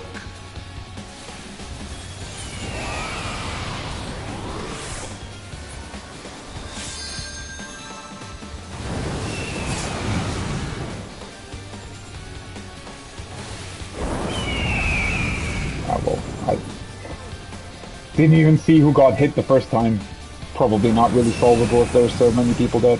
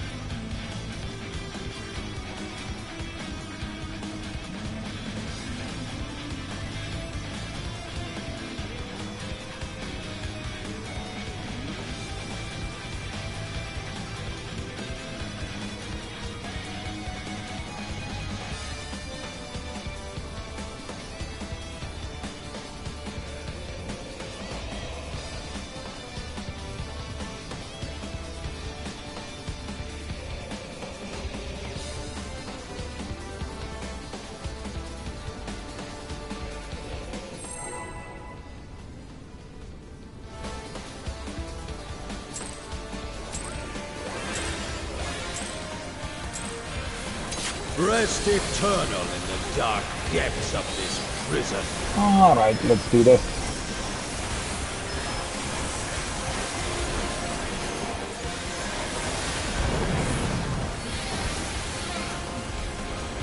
That's the spread. Sear flesh from bone.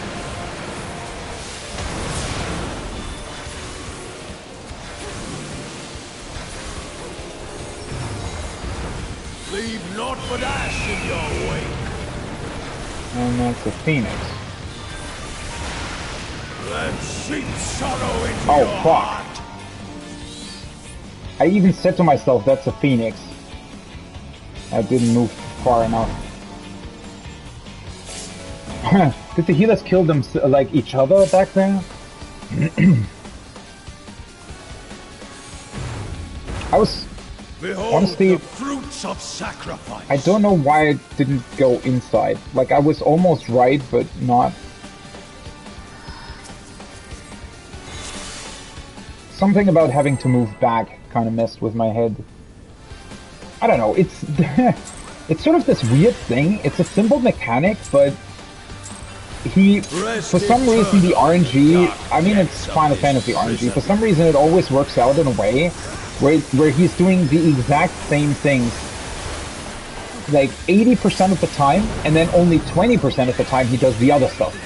So you're always kind of surprised for some reason that the other stuff happens.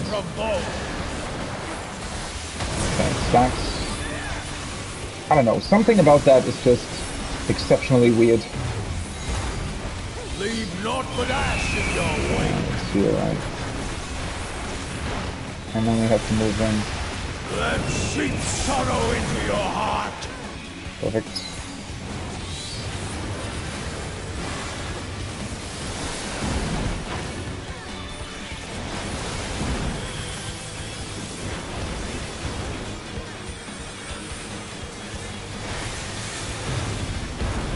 Behold the fruits of sacrifice.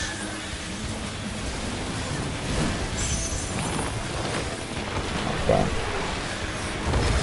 You will know my rage.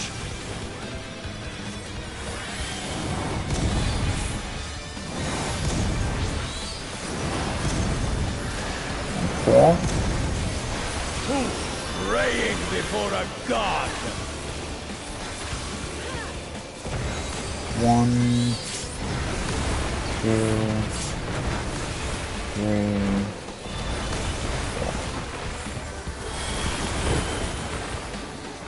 Somebody moved very weirdly there.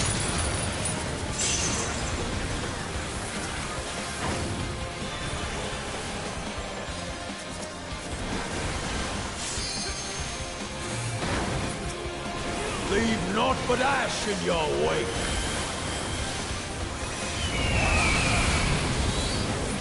That's in, that's out, so I'll go here.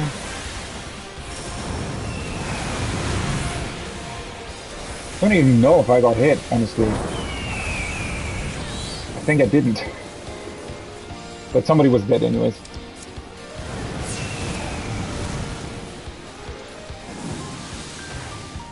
Sacrifice myself for them, I guess.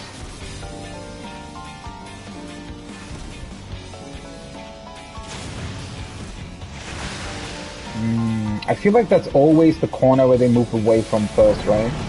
Like all of the flames move away from one corner.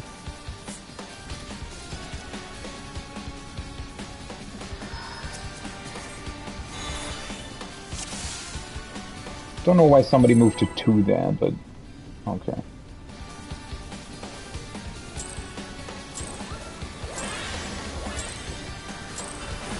Rest eternal in the dark depths of this prison.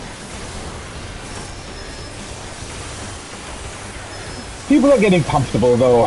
That's a good thing. It's just, it's the whole thing with having, okay, that's a stack. It's the whole thing with having so many combinations of things, right? There's always going to be a person that still has to learn like one specific combination. So it sort of ends up this thing where one person dies and then everybody else dies and the stack, right? Go here, and we go out. Out of my sight! And somebody else got hit. Do we want to wipe this? Honestly, I feel like it makes more sense to wipe this. Because the tank's gonna die anyways, yeah. Especially if a tank dies there, and like at least 2 other people are dead, it doesn't make sense to continue because the other tank's then also gonna die as well.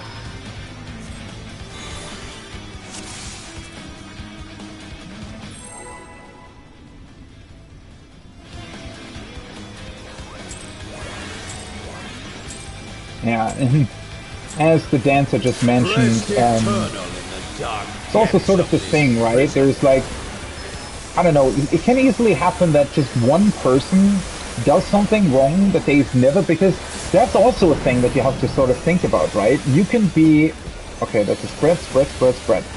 You can be right on a lot of things for a lot of times, and then maybe you've done a specific combination right 4 times in a row, but there's like the 5th time you just can't do it, and then suddenly one person dies, and yeah, it just spirals out of control real quick.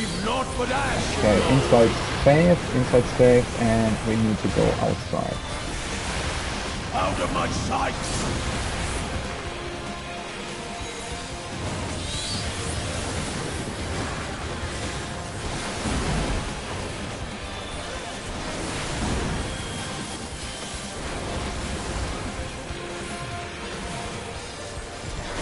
Let me just always stand in the middle for this, if I call my Phoenix and whatnot. I feel like everybody getting my deal here, even if it's just a very, very small thing, right? Now we get the great swoosh. Alright, move inside. So usually counterclockwise unless somebody else gets... Alright, I'm second with Emma, so I'm counterclockwise at. Second counterclockwise at.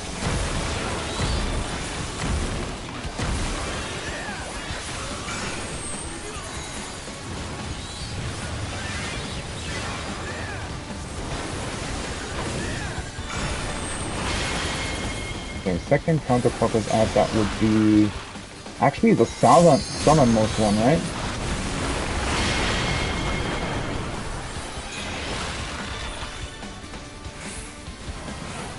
Wait, who stunned me? Did I get stunned by somebody, or did I get stunned because I didn't look inside? It's a bit... yeah. Oh, somebody DC'd, I think.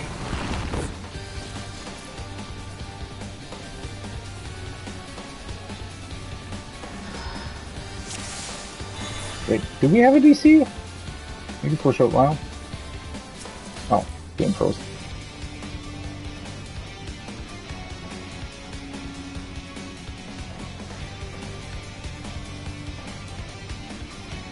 The PC got petrified. Yeah.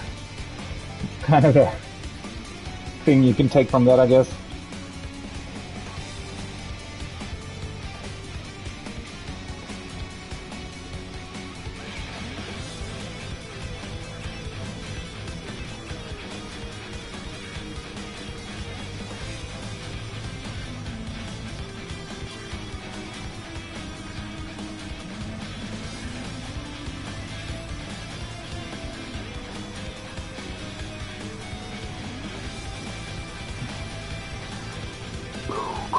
Yeah, I feel like we still need to set the priorities.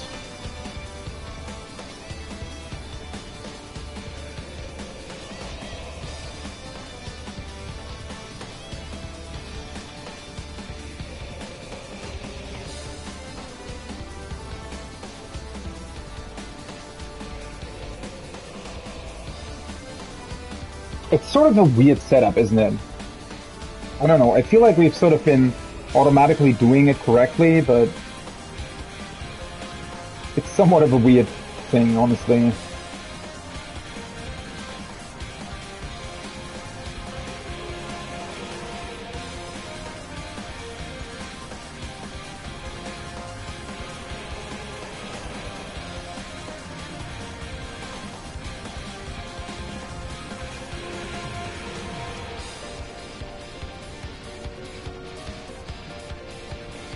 Not necessarily east though, buddy. Oh, it's all a conundrum.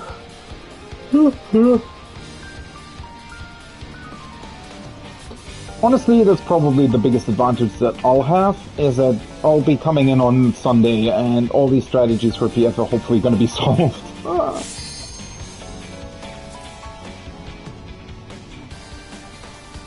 I still think that just nearest would be the easiest one, but oh well. It is what it is. It is role-based, by the way. Like, I'm always getting a DPS as my partner with the same debuff, so at this point, even with Final Fantasy's RNG, that's role-based to me.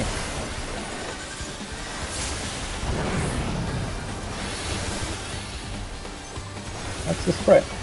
Spread, spread, spread. Sear flesh from bone!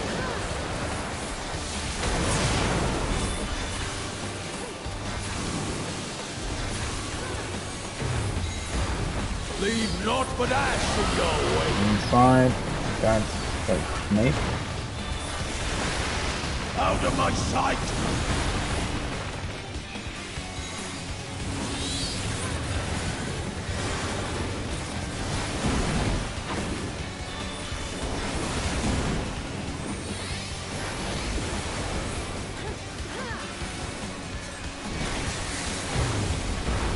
Behold the fruits of sacrifice.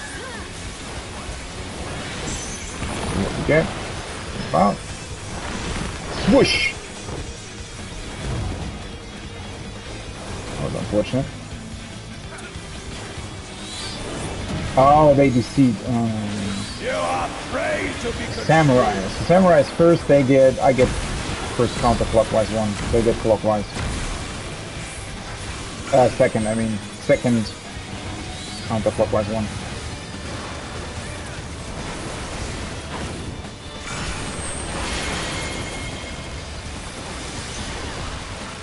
So I would be here, I guess. Oh, for fuck's sake! Why does it take so long?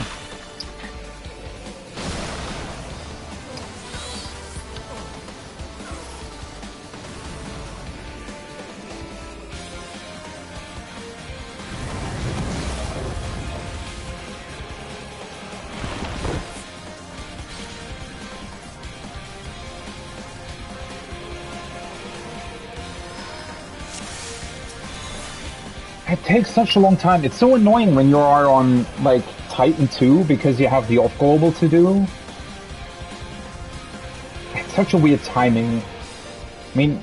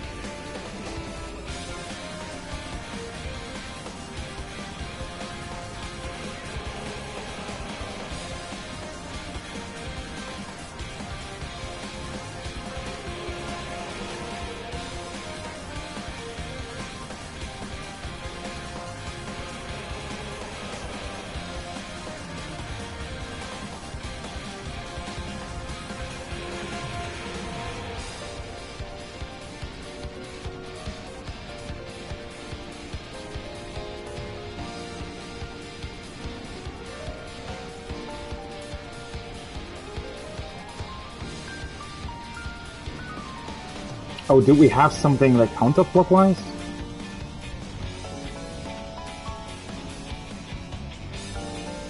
I mean, it's an understandable system, I feel like, and something that you can convey somewhat easily. Somewhat easily? I don't entirely know. Like, it does work. If you have people in your party that haven't fallen on their head at some point in their life, but...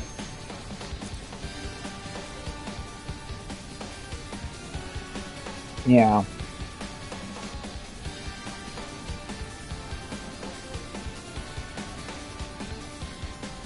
I don't know. I mean, there aren't really that many other systems you can come up with, honestly. No matter what you do, it'll have to be something where you have to look at your partner.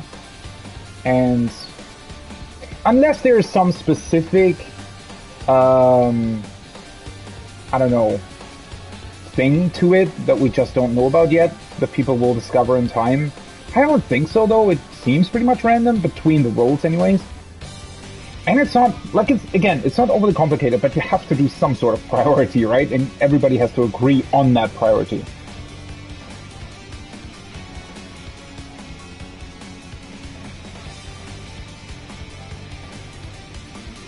Clockwise for me.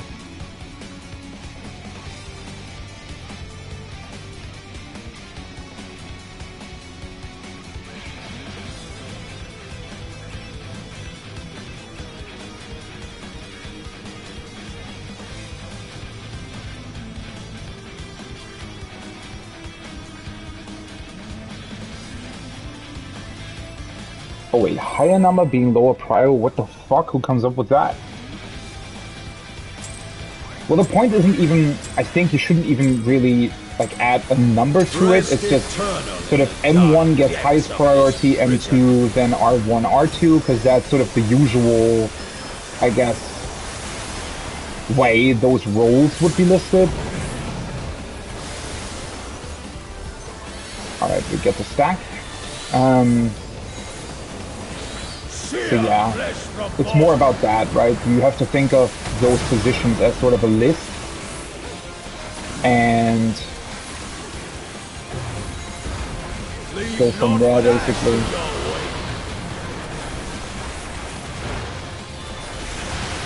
Out of my sight. Well, tanks are still alive, huh?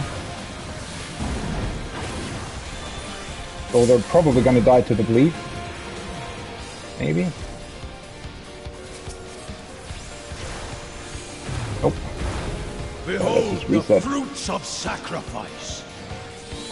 Well, what else was I gonna say? And then you just, basically, I think it's even easier when you just think of it just clockwise, right? So I take the second one clockwise from A, unless R2 is paired with me, in which case I'll take the first one. That way, I mean, it's honestly not that complicated to think about. It's just, oh, wait, what? What happened?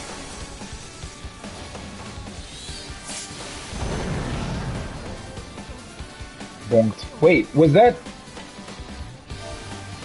that was an auto?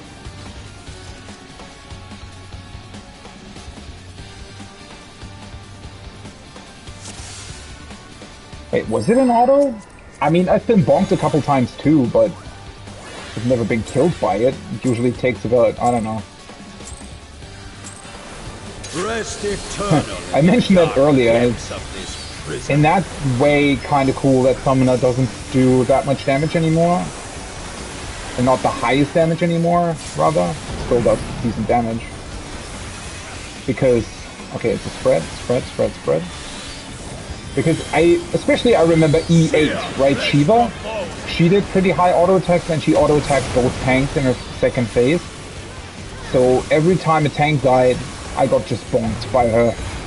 Leave not but ash in your way. It's outside, right? And it's friend. Let seep sorrow into your heart. What?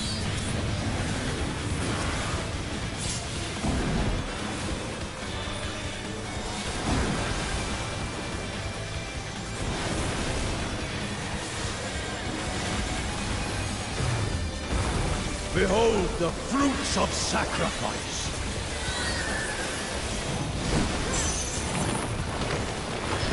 Okay. You will know my How? rage.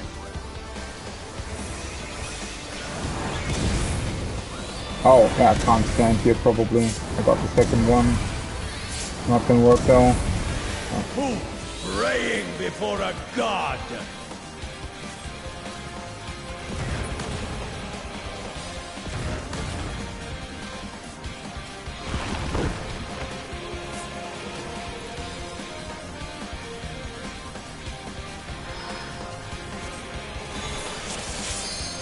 Also, honestly, I do think that the whole sort of priority system will probably prevail. I mean, it just makes sense, and I think it's something that you can somewhat easily convey in a macro, for example. And honestly, yeah, thinking about it, just think of A as north, and then you just go to priority, and yeah, it's fine. I think that kind of works out. I still think that my system of just looking at the party list and going from your position, in theory, it would be easier to execute, but it does require that everybody knows who has what position, and I think that's more difficult to make sure everybody that's a stack, make sure everybody actually knows in a party finder scenario, right? If positions can change somewhat frequently, then leave naught but ash in your wake. Out of my sight.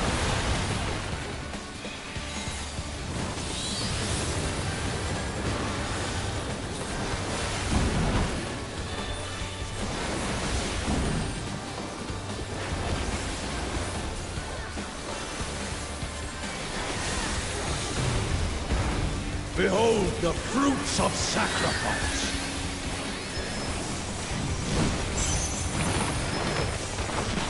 back again. You will know my rage. Stack or not stack. What am I saying? Stand on your position. That's what I wanted to say. I'm number 2. Who praying before a god? What the fuck? Well, that wasn't right.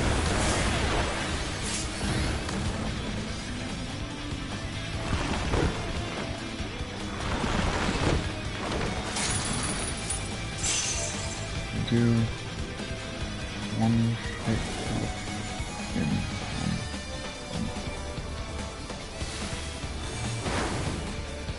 Leave naught but ash in your wake.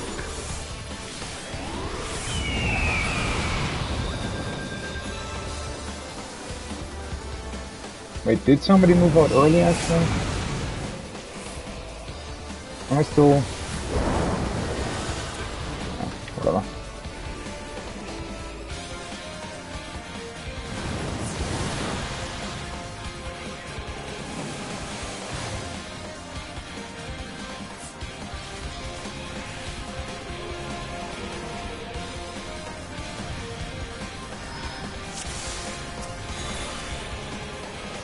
So that was a dead healer. I always forget that it's sort of distance baited, but I didn't... The problem was there was already 2 people on 3 before we even got there, so... Don't know about that.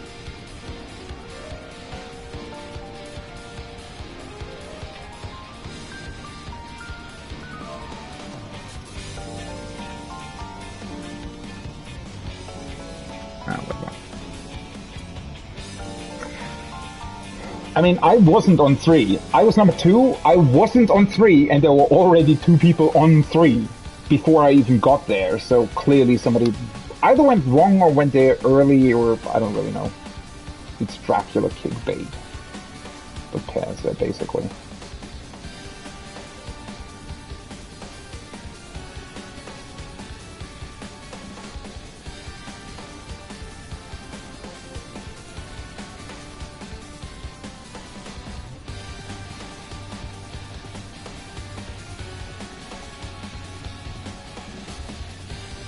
Wait, does the machinist not have food on, by the way? Oh no, they do. Why do they have so much less HP than the dancer? I guess they got unlucky on drops or something.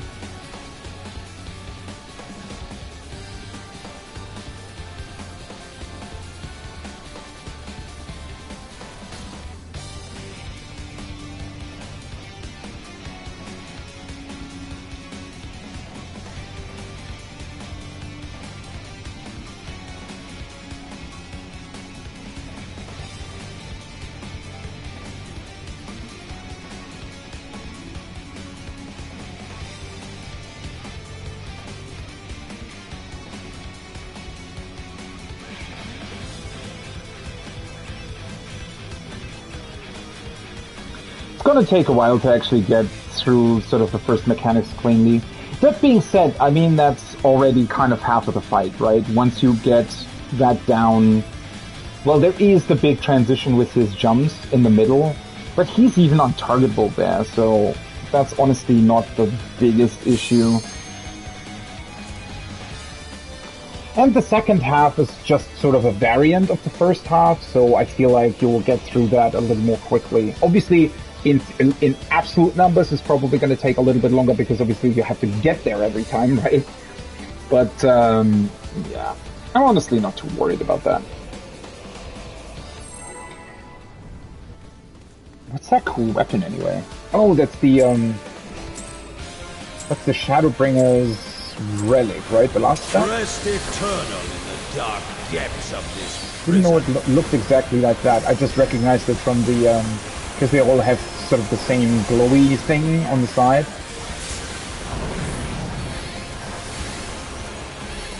Alright, we get a spread. Spread. Sear flesh from bone.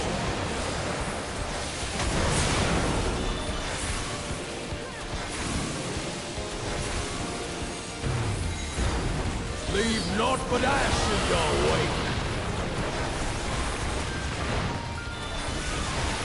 Out of my sight! Oh fuck, we double rest.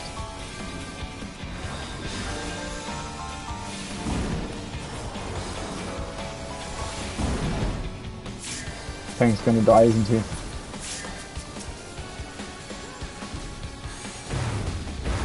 Wait, he's not? Behold the fruits How did he not die? What the fuck? sacrifice. Oh, now he died. Oh, that took really long. Ah, for fuck's sake.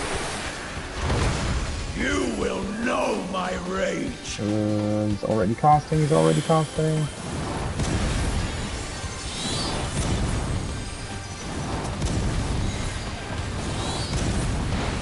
Who's praying before a god? Yeah, that's not really recoverable, honestly.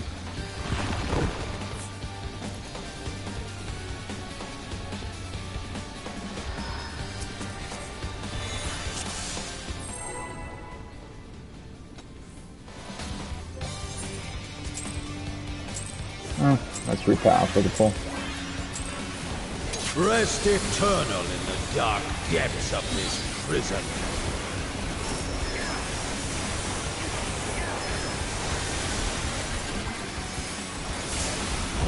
See, that was one of those combinations that we really didn't have in a while at all. Okay, it's stats.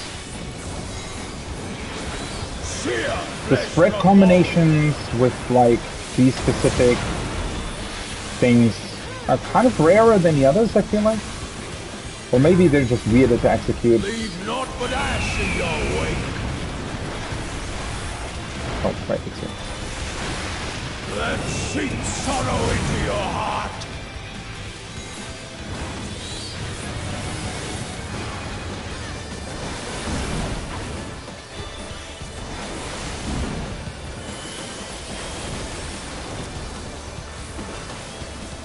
Now I just go middle.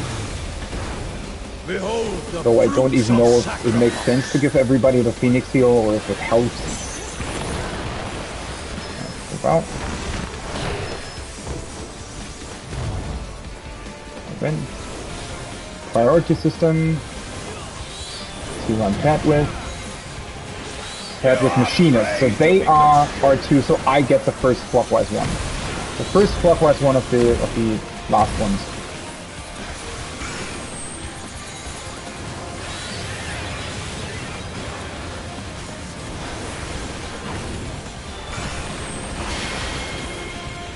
First clockwise one, so that's going to be this one then.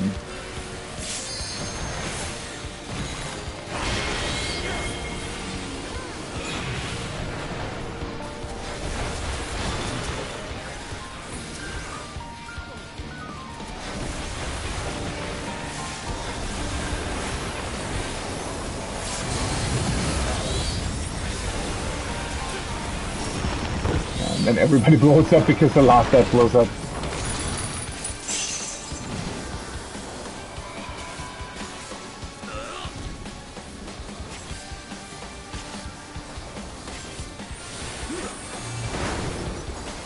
Leave naught but ash in your wake.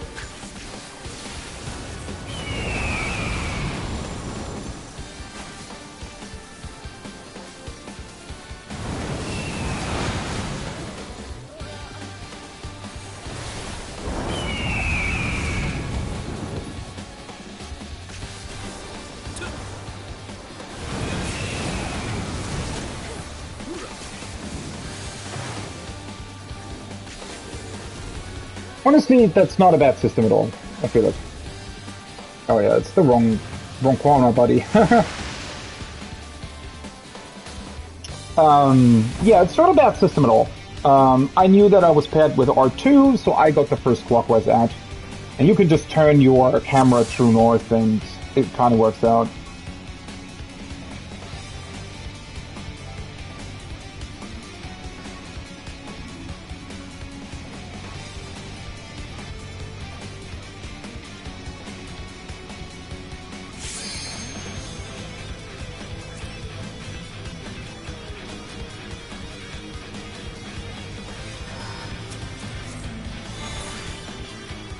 Yeah, it's just this, like, that's always the problem in TF, right? People are used to different things, then it's the exact opposite, then you need to explain it first, especially with a priority system like that, right? You kind of need to come up with a way to convey that in, like, one single understandable sentence to make clear what you mean, to not be misunderstood with these kinds of things. As I said, that's a thing that in a static you can solve in literally 5 minutes, right?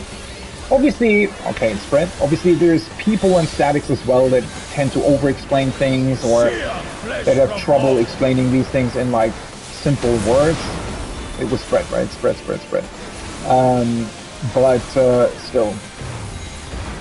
Leave naught but ash in your wake. Oh, that's Phoenix, right? Let sheep sorrow into your heart. Ah, that works.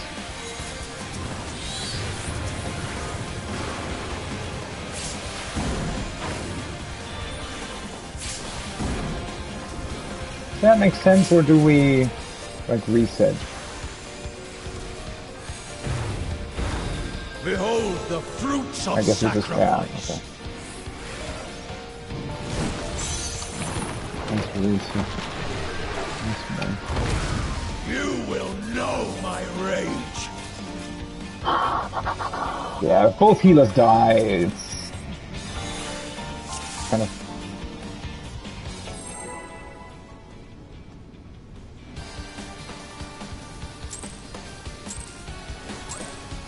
That was one of the worst combinations you can get.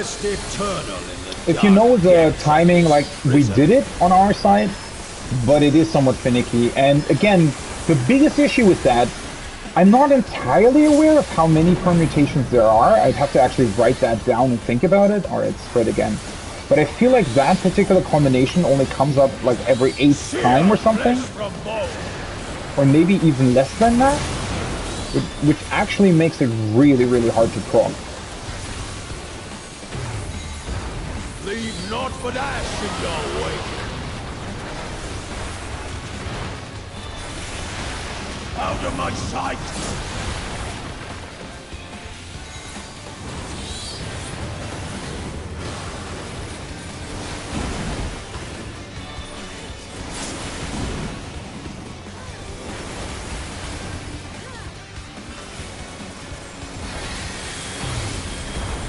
Behold the fruits of sacrifice. Alright. Swoosh! Whoop! I really like that sound design. That's such cool sound design on that swoosh. Swoop! Or whatever. Second... Alright, I'm second counterclockwise. Second. Yeah, not... I am counterclockwise, but I'm the second one clockwise for that thing. Second one clockwise of the second set.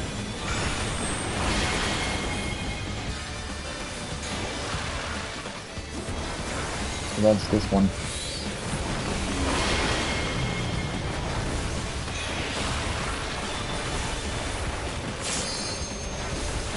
Did we do it? Voice. Gamers. Well, not entirely.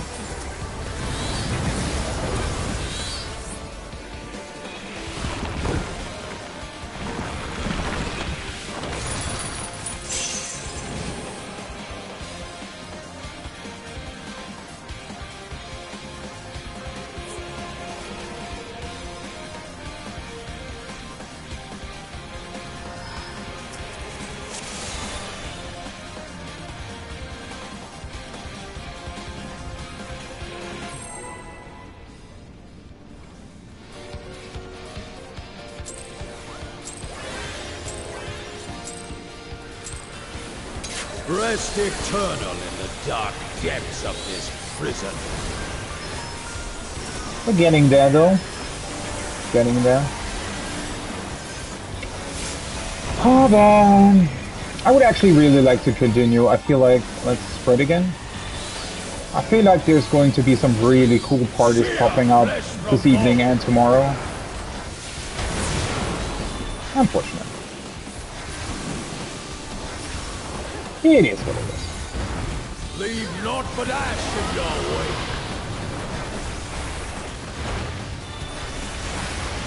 wake. The money to pay for the subscription of the game needs to come from somewhere too, right? So...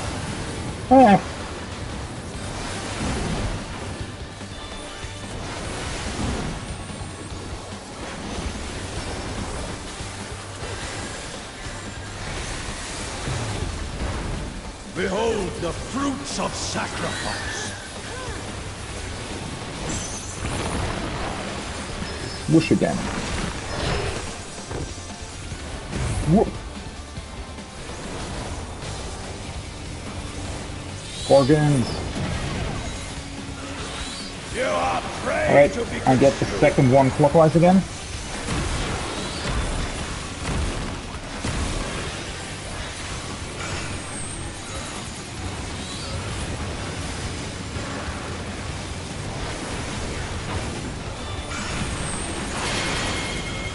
So that would be this one.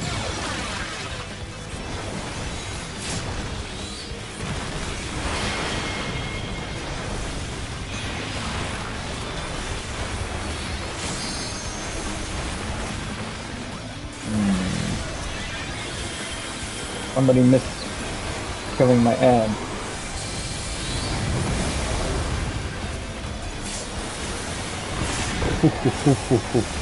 How did we manage to do that? That was some superb healing.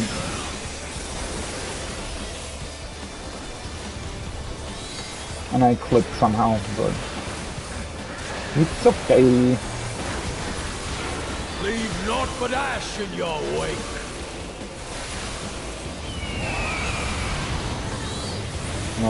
Inside here.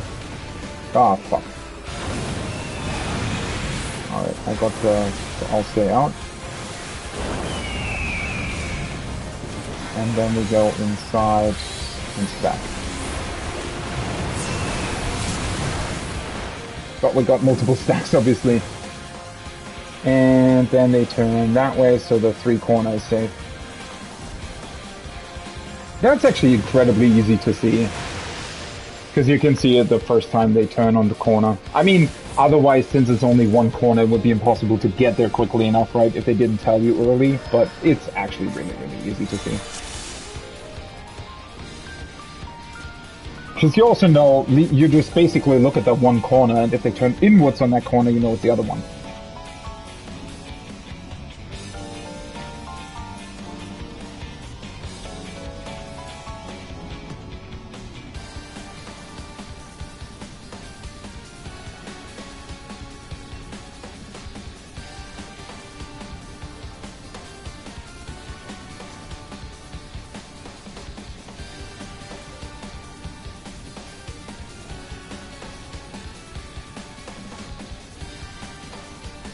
Clockle. Clockle. Yeah, didn't we say that earlier, that we bait Proteans on clock position?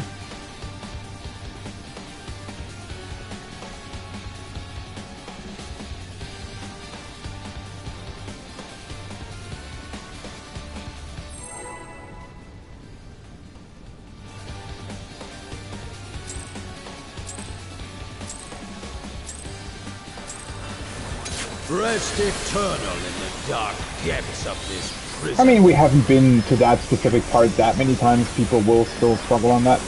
A little bit, I feel like. That was some really, really good recovery healing on...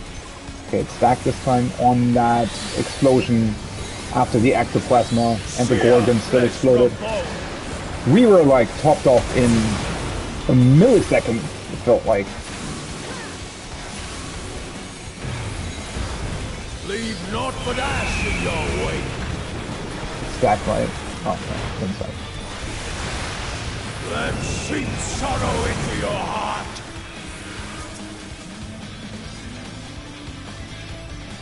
Somebody always... whatever. Yeah, the tank just doesn't get up quickly enough. There's no point. Not if a tank and healer is dead there.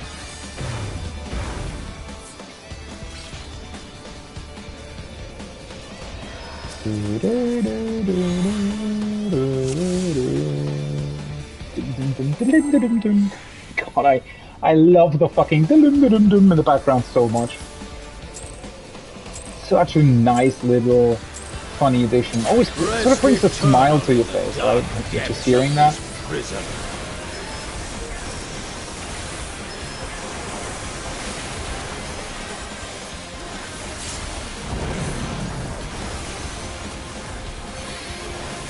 And that's a stack. Sear flesh from bone. Stack, stack, stack. Leave naught but ash in your wake. Let seep sorrow into your heart.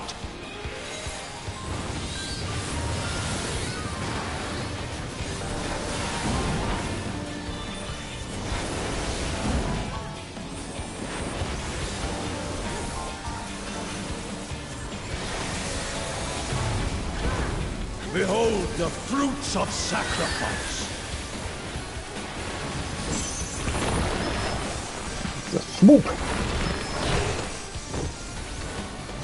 Whoop. God, that's such a cool sound effect. I know I'm repeating myself, but it is. It's just such a cool sound. Oh, first one. First one is samurai, so I get the second one from a again.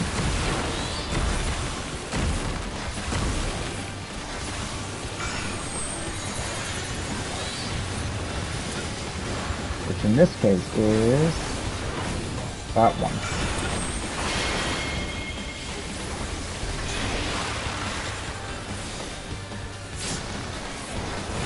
Oh fuck, I shouldn't stand in that, huh? Maybe?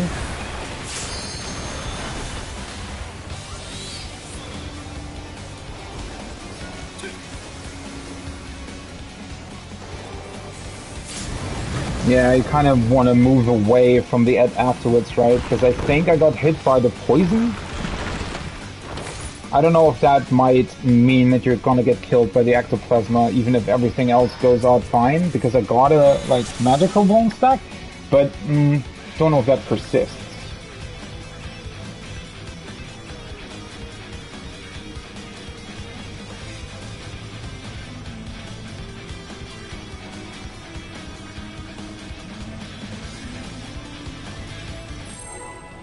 Was that his? Wouldn't he have been the one on... Oh no, it was on 1. Ah, right, the second one spawned in 3 and 4, right? And he would have gotten the first priority, yeah. So he was right there. In the dark depths of this prison. Honestly, the more you do it, I do like this priority system. It works out pretty well. It's just that it's a lot of movement. And this is a spread. A lot of movement that, honestly, you know, isn't a big deal at all. Spread it. Spread. Leave naught but ash in your wake. That's here. Out of my sight!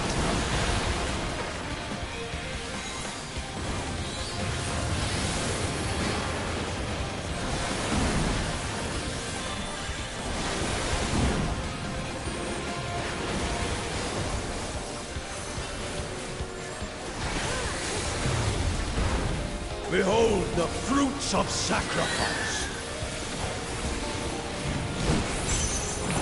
What do we get? Okay. It's been a while since we got that. My rage. See if we can pull it off this time. And number 2. And 4. Go to 3 a little bit. And then move out now.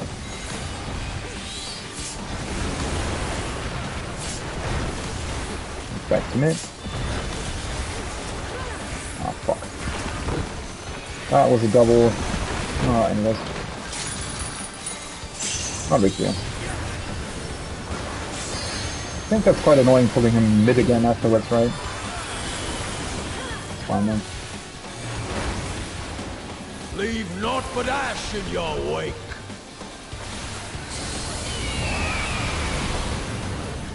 Okay, so we go this way. I didn't get hit, so I move in. And then it's inside.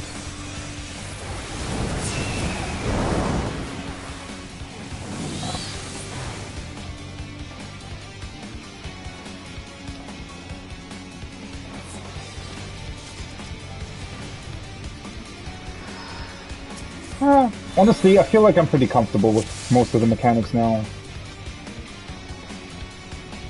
I mean, to be honest, right? Aside from maybe healing it, the whole shebang with his jumps is really, really easy.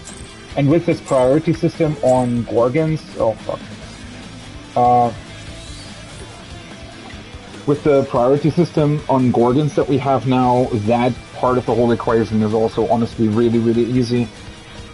Obviously the whole thing will be royally messed up again if I change my spell speed at some point. Because it's actually really finicky finding a way to not lose uptime there, because I have so many. That's the one thing where the new summoner is actually harder than the older, because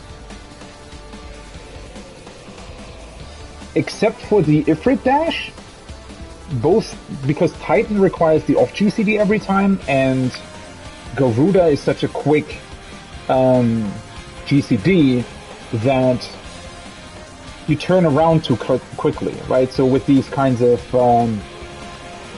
mechanics where you have to look in a certain direction, it's actually really annoying. It does work out here pretty well with Ifrit, I feel like, but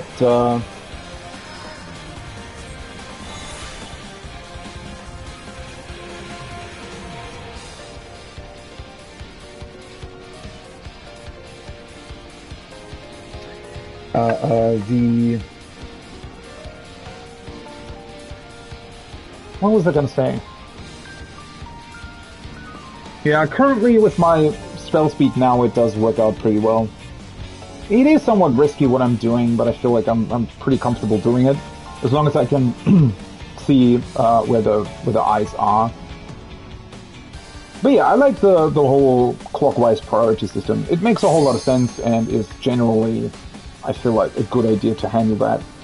Obviously, you know, it is up to the party and the PF to say what kind of priority you're actually using, but I feel like you know, doing the priority to where M1 has the highest one, then M2, R1, R2 kind of makes the most sense because it's easy to remember.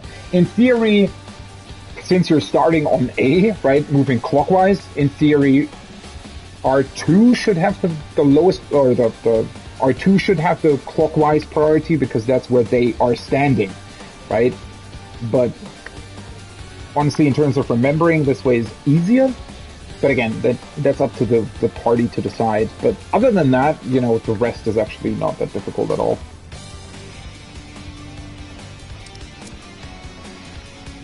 Next one, current, yep, and then I think supports the cardinal looking at the toolbox.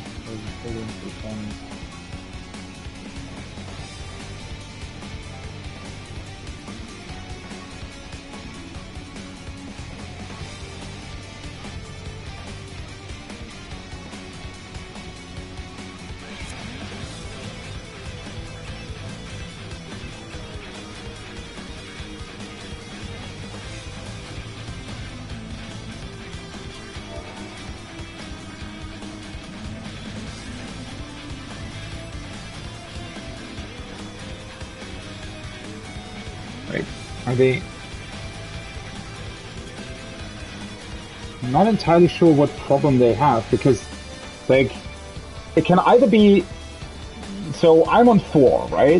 The only thing that can really happen is that you sort of have to either go more towards D, if that's the Phoenix lane, because for Phoenix you have to move into that lane, right? So either I either move more towards D on the edge, or I move more towards A on the edge. Those are the only movements that I have to do. And the main tank on A either moves all the way over to 4, or they basically almost stay on A, but slightly towards 4. And that's really the only movement that you have to do. It's a little bit more movement, or, well, healers obviously have to do the same movement as the tank, but, you know, in general, it's pretty easy.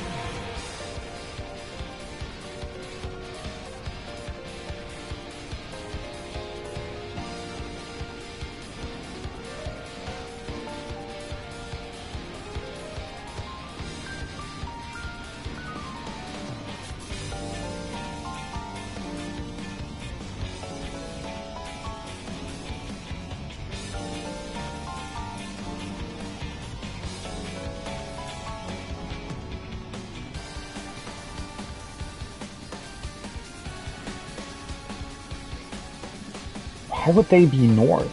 Isn't north for the... What are they talking about? Or is the toolbox dumb? Let's see. Page 13. Oh, it's showing the healer north. Well, the way the toolbox is showing it is not how we're doing it, though.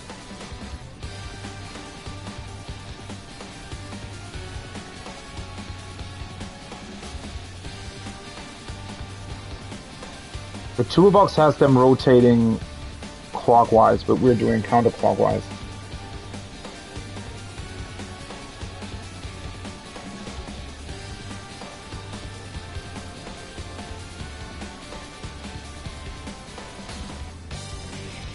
But they were never there, though. What? I always just see my tank buddy on that spot. Like, we're doing it differently to the toolbox. I don't know if people realize that. Isn't that really obvious? I mean, the tank definitely was... the healer definitely wasn't where the tank... or where the healer is in that toolbox.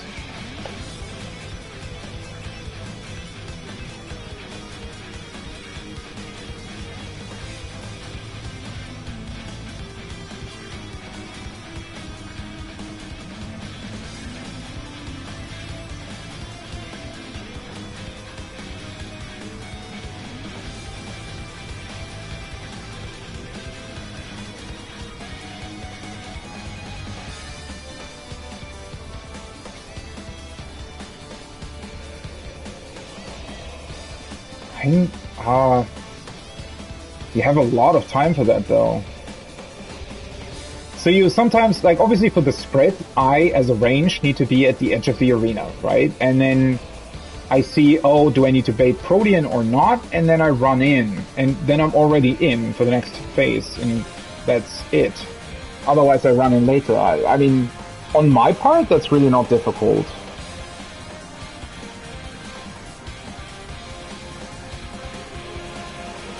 Not really sure what the others have been doing in terms of positioning there, though. Because I just realized the way the toolbox is doing it, it has healers and tanks rotate clockwise. So in theory, the main tank would rotate to 1, whereas in this particular case, they've always stacked with me. Which I don't fully understand why they did that. Pretty sure I was always according to the, like, my position's right? Yeah. Yeah. I've definitely been on the exact same position the toolbox shows. But yeah, the toolbox makes it out so where... No, it actually doesn't. Oh, that's weird. The toolbox is also kinda doing a very awkward thing there. Yeah, that's the problem when you're following the toolbox from other people and can't really talk about it. The toolbox does a really weird thing where it's rotating everything way too much clockwise, where it doesn't really make any sense to rotate that clockwise, I feel like. Rest eternal in the dark depths of this prison.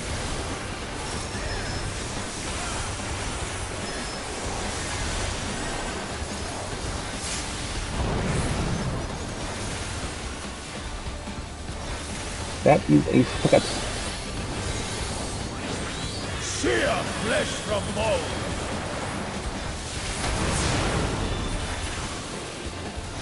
I mean, it should work out automatically, though, because, like, everything else is the same, right? You're literally just doing what you're doing in the beginning anyways. Alright, that's Phoenix. Let sink sorrow into your heart.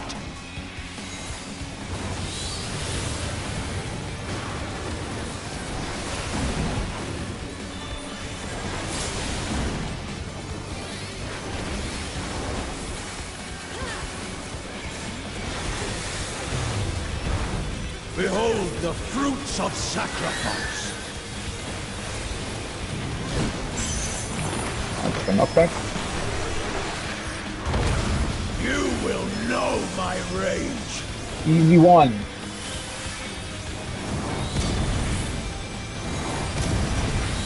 Number 2 again. Who praying before a god?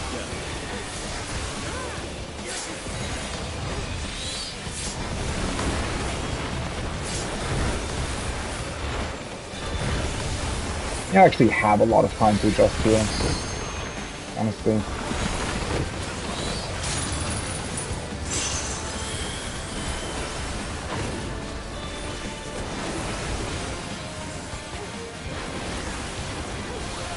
And then I can just chill mid, like nothing else is happening. Put ash in your wake. Alright, that's the snake, that's the phoenix, so I go here. I got hit, so they have to move in. The healer didn't. Oh, yeah, that's the podiums, right? Ah, for fuck's sake, I forgot to run out. I didn't, yeah, I got confused by the...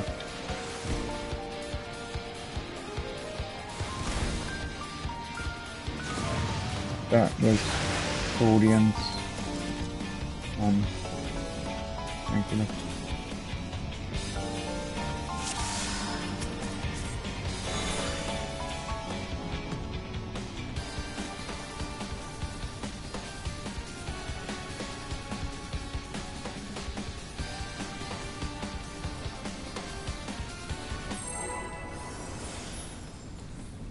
Because I think, was that the healer that was running all the way north? I don't know what they were trying to do there. I feel like they have the wrong idea of what they were meant to be doing there. I think they ran, like, they think that the thing that happens earlier happens afterwards or something. I don't know. Alright, this is that. Sear flesh from bone.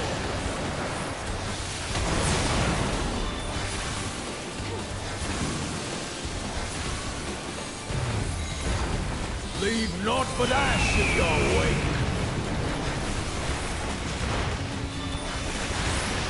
Let seep sorrow into your heart.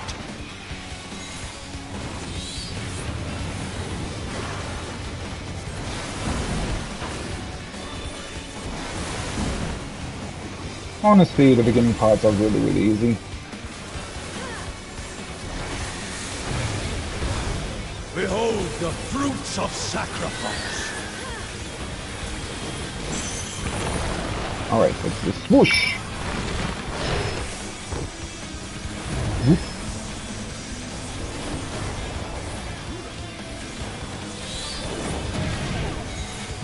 I don't even need to put up my shield here, I feel like. Oh well. I'm first, this is, so I get the first one this time. First one counter, or first one clockwise. Which is probably going to be on, oh, it's on 2, okay.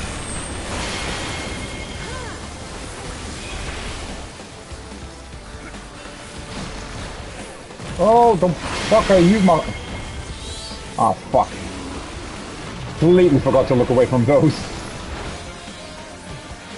They took a really long time to run into the ad, though. I mean, they were playing with it, I guess. I don't think so. Basically, if you are getting hit by the poison thing that the other person does, obviously that's not great, but it is recoverable.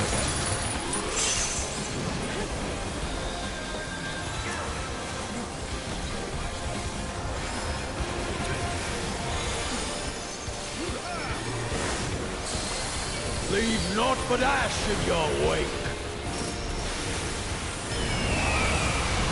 Yeah, Phoenix is there, so I'm up here.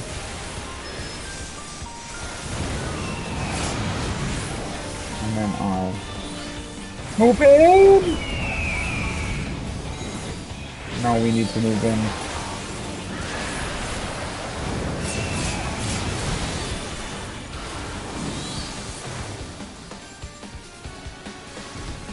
Yeah, sort of the main tank has been rotating counterclockwise the time.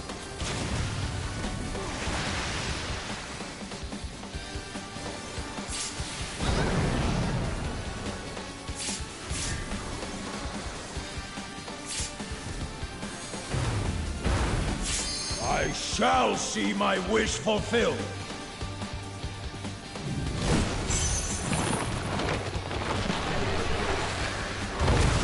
You will know my rage.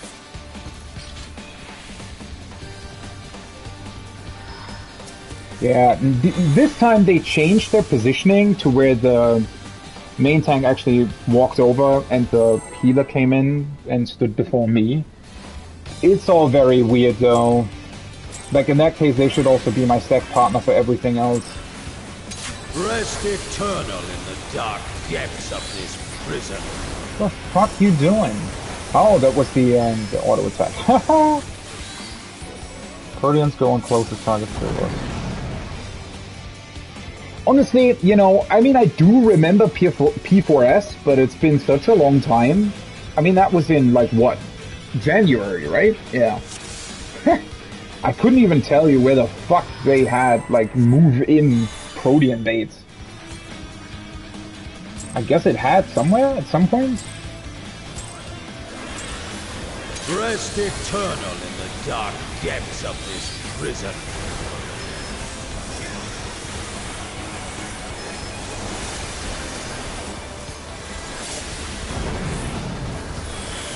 Honestly, I mean, okay, that's a spread.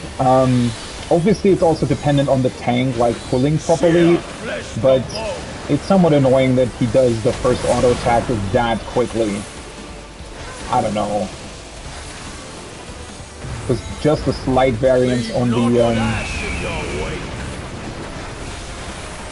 that's a Phoenix.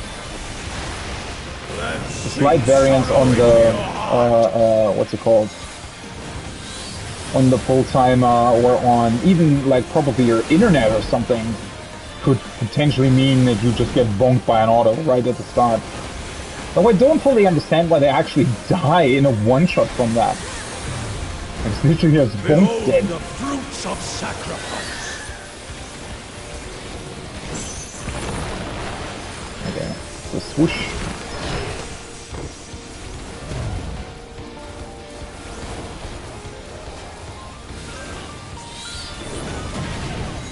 And first. You are afraid to be consumed. And I get second from counterclockwise. Second? Why? Second from A! Fucking hell, not second from counterclockwise. What am I saying? So that's gonna be that one.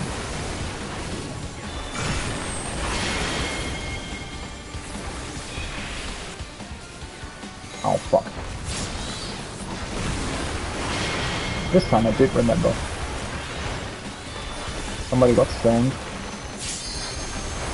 That did work though. Nice. Good. Handle this.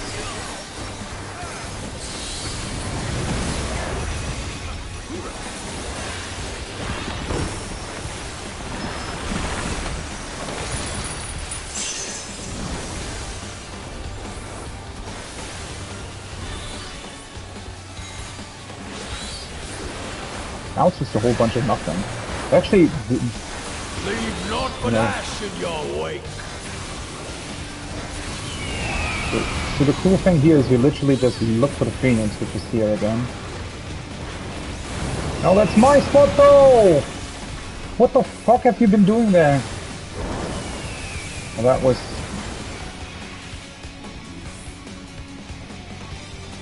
yeah, whatever. It would have been dead anyways. Yeah, see, the reason why that doesn't make any sense...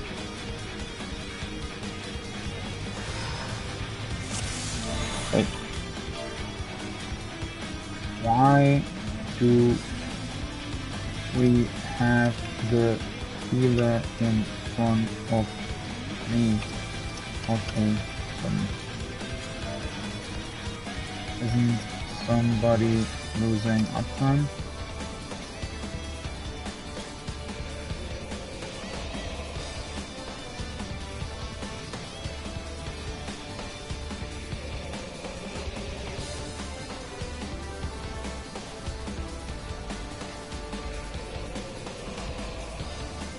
Oh yeah, it was a tank originally.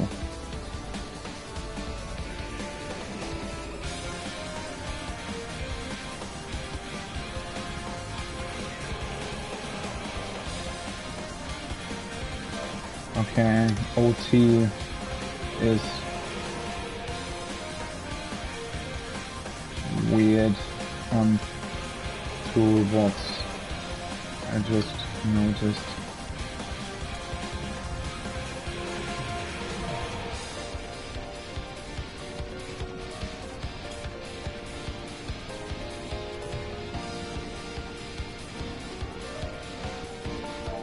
Oh well. Oh well. Fine for now, I guess.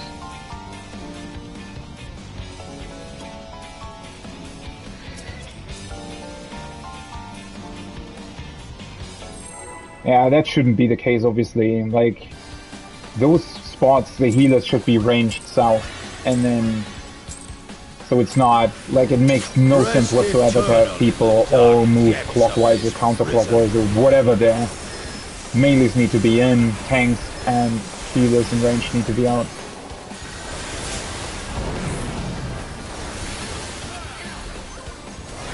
Stack. It makes no sense whatsoever, but yeah, that's what it is.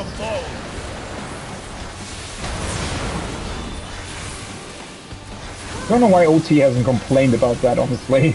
I would've. Leave naught but ash in your wake. Let seep sorrow into your heart.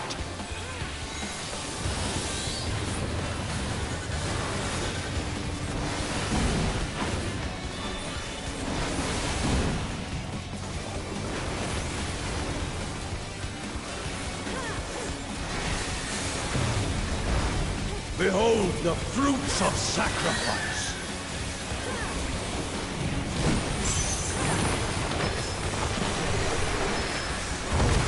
You will. Ooh, holy shit, how the fuck did I not get knocked back? I totally missed that.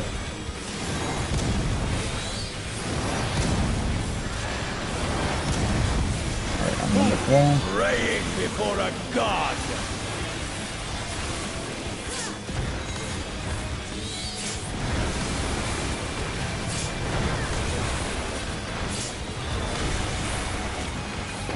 Holy shit. That's a lot of damage.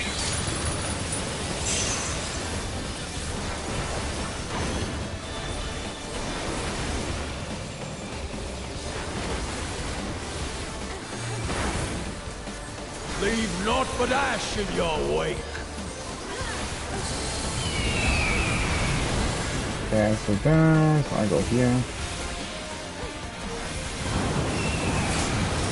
I got hit, so I don't move in. And that's to next. Oh, that was Protean, not Bates. Okay, never mind.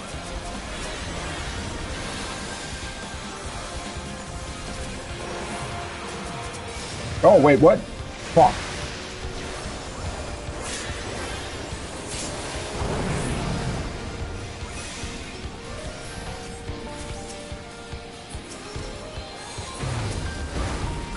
I shall see my wish fulfilled.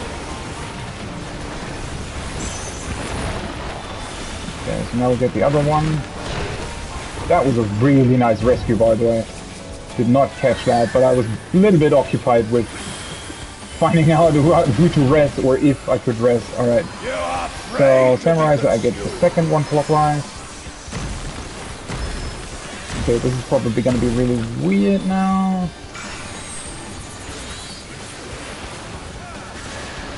Second one clockwise is this one.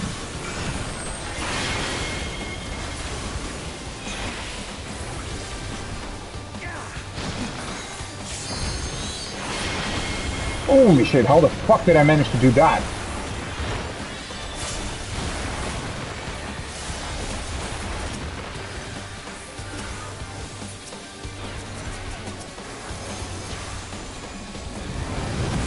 Nope.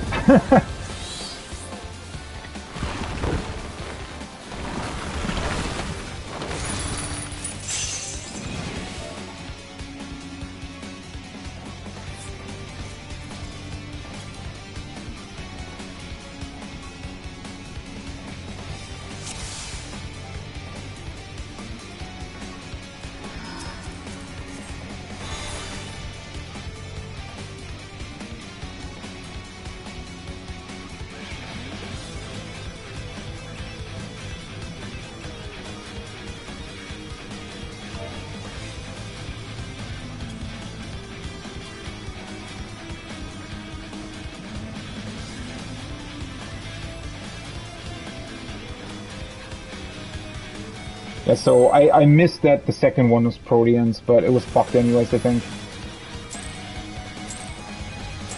Kinda? That's really weird that in that particular situation you suddenly have to watch out for what he casts. I don't know, something about that. Like, it's such a...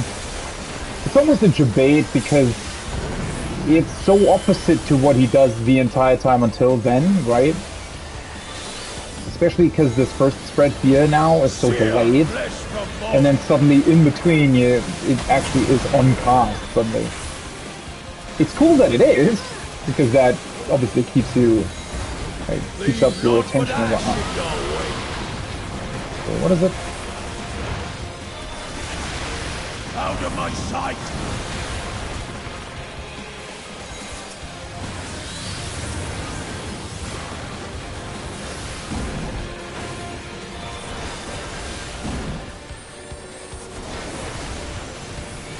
Wait, were they not able to... Behold the fruits of sacrifice!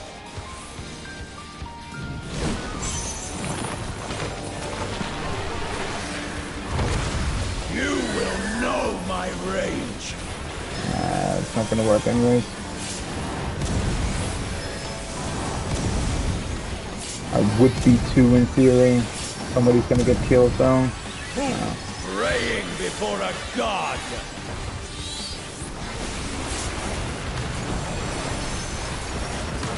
Boom! Just dead.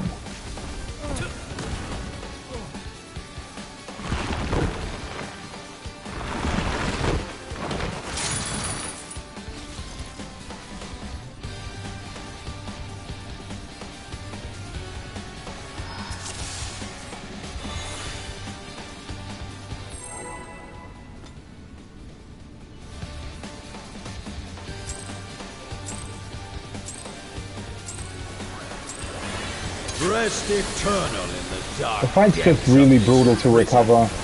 I wasn't, like, I rest the, I think, Dancer it was, because I thought the healer was gonna get the other healer, but... Alright, this is back. Sear flesh from bone.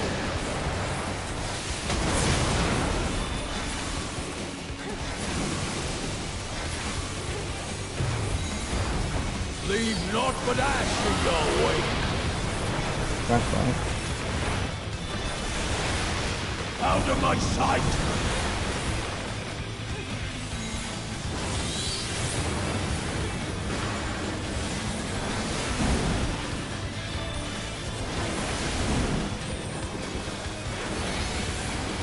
Of course it's possible with the... Behold the fruits of sacrifice! If you're really dedicated P8, it's definitely possible this week, even in PF. Shoo!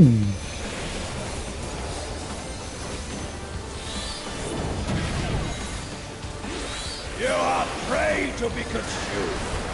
Okay, so I get the second one on Clock Spot from the first set.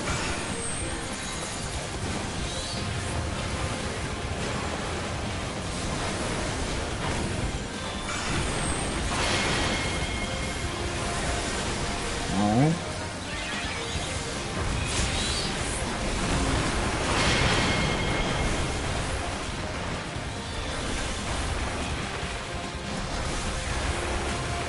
Just kind of have to trust that they're doing the right thing.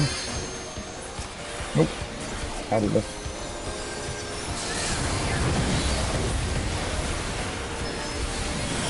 Oh, everybody dead.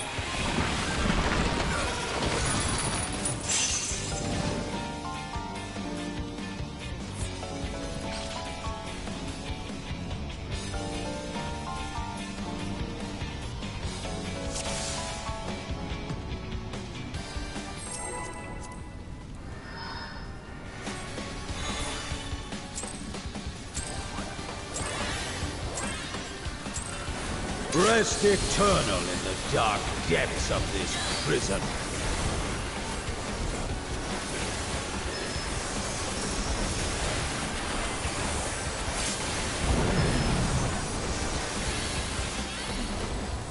He's spread again. Sear flesh from bone.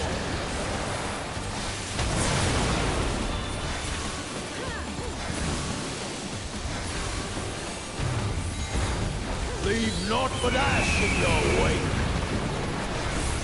Brilliant Phoenix. Let seep sorrow into your heart. Oh, nice.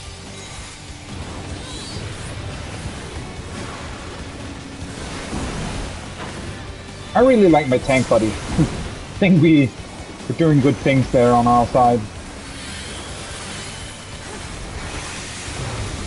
Oh, I always forget that I shouldn't actually use my shield here, I think.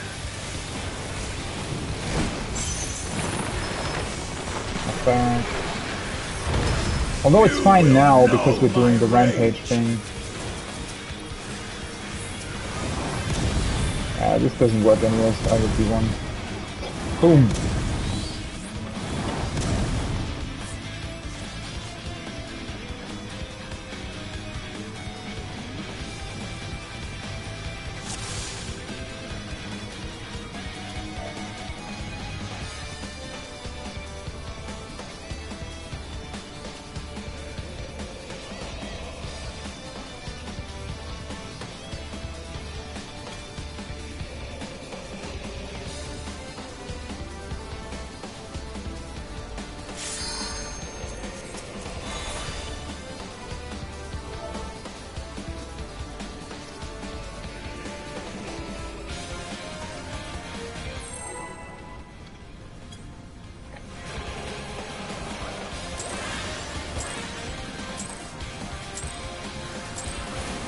Rest eternal in the dark depths of this prison.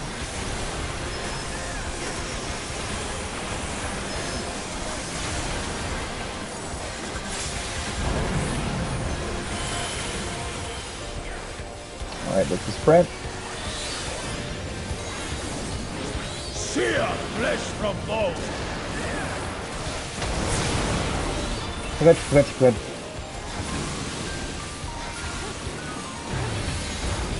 Leave naught but ash in your wake.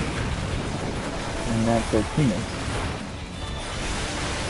Let seep sorrow into your heart.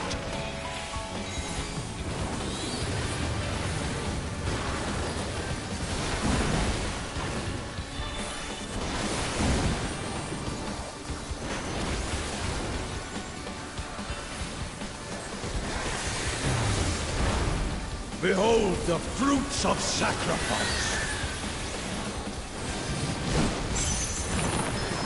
That's a knockback. I wanted to say that's a lockout. No, that's a knockback.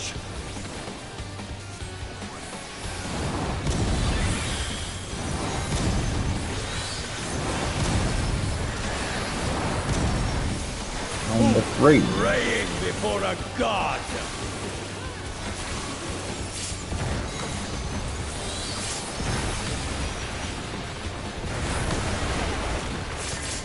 But left alone, I think, for someone. Oh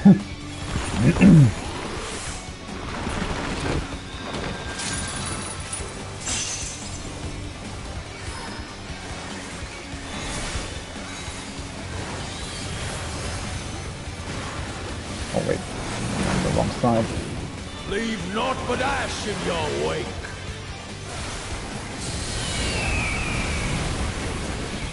Next, Phoenix.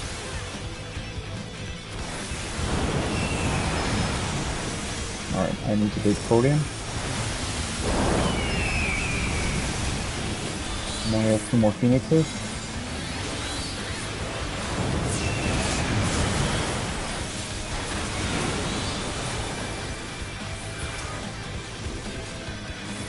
That's there, right?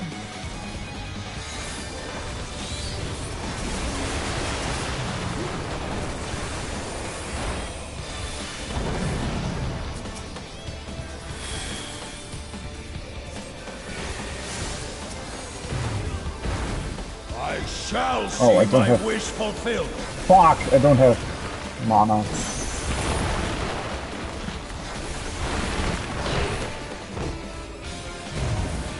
Can't do anything.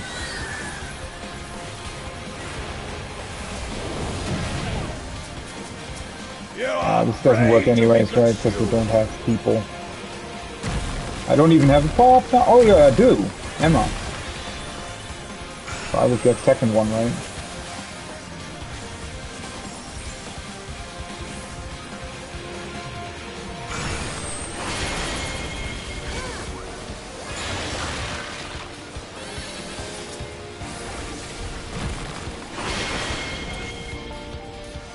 Now we're dead anyways.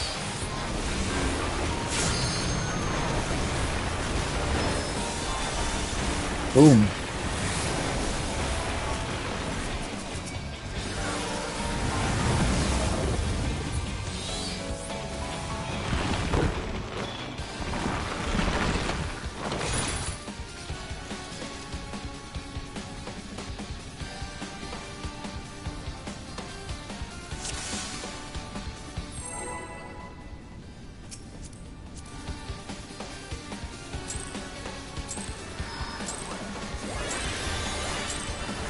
Rest eternal in the dark depths of this prison.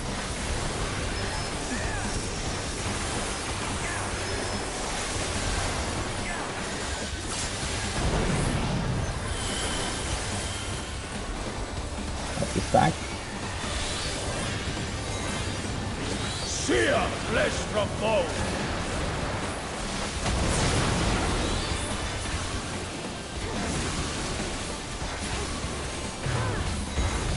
Leave naught but ash in your wake. Out of my sight! 1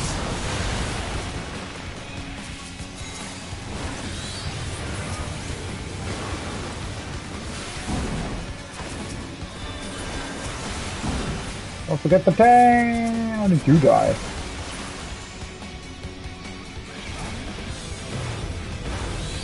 Behold the fruits of Man, the other people are gonna go ham.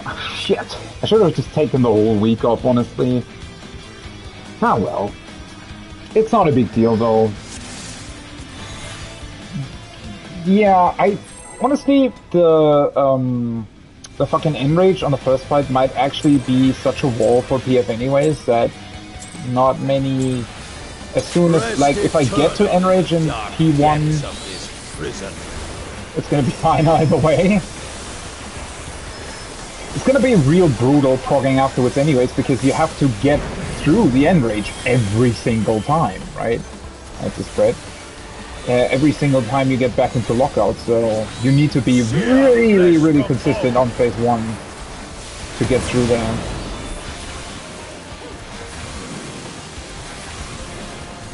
It was spread, right? Yeah. Leave naught but ash in your wake. Out of my sight!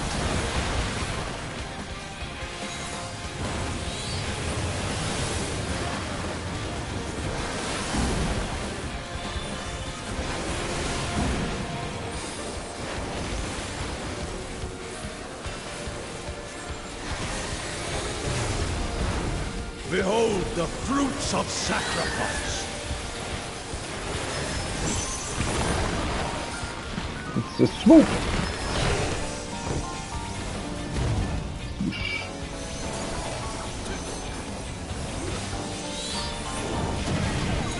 Alright, first one, and Emma's the other one, so I get second one clockwise. Second one clockwise of first set.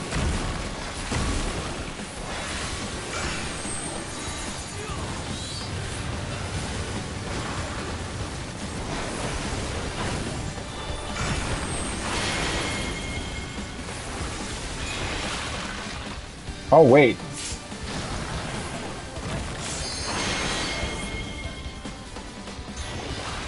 Oh, wait.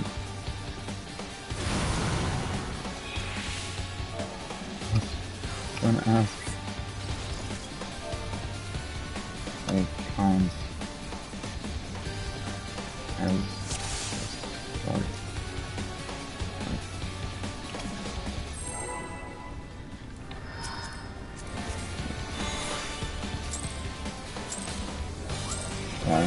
It's always the question of is it A or short while after A. I thought I might have misunderstood it yet.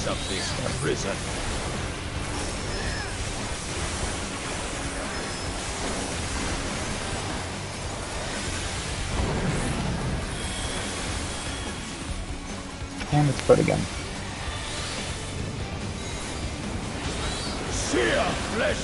It's really one thing that I also need to get comfortable with, or that I need to just, I don't know, watch for in videos or something, is about the whole thing with the, oh, that's inside, okay. Just the whole thing with the, what's it called? Where the eyes spawn. Like, it's really weird. I think in this particular case, they, like, spawn into Cardinal, so I think they're basically making almost an entire circle through the arena. I think that's what they're doing. I don't know if they're doing that every time, though. So they spawned into Cardinal and landed on the Cardinal direct in front after their circle, basically. Okay. You will know my rage.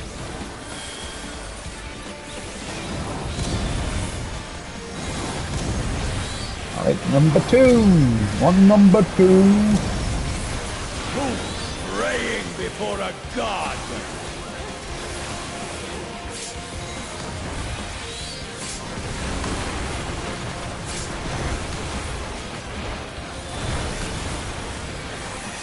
Nice.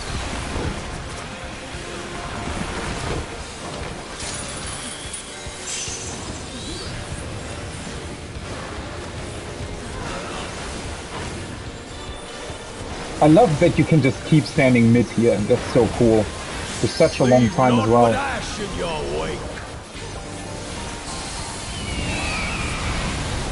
The Phoenix is there.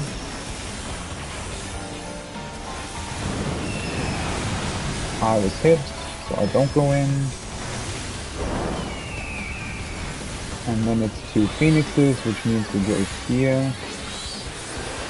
Back with me.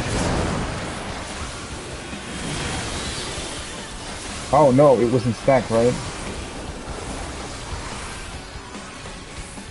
I always miss that cast, I feel like.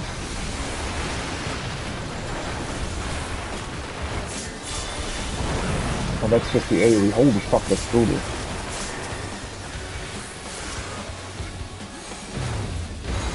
Yeah, I'm so preoccupied watching the phoenixes and whatnot that I miss the cast there. Whether or not it's stack or spread. That was a really good pull so far, though.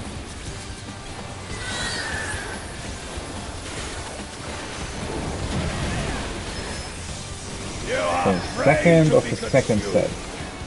Together with Emma again.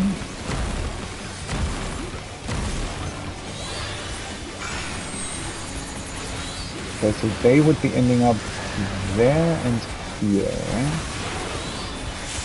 Oh no, they're not. They're always doing... They're doing like really weird things. Holy fuck.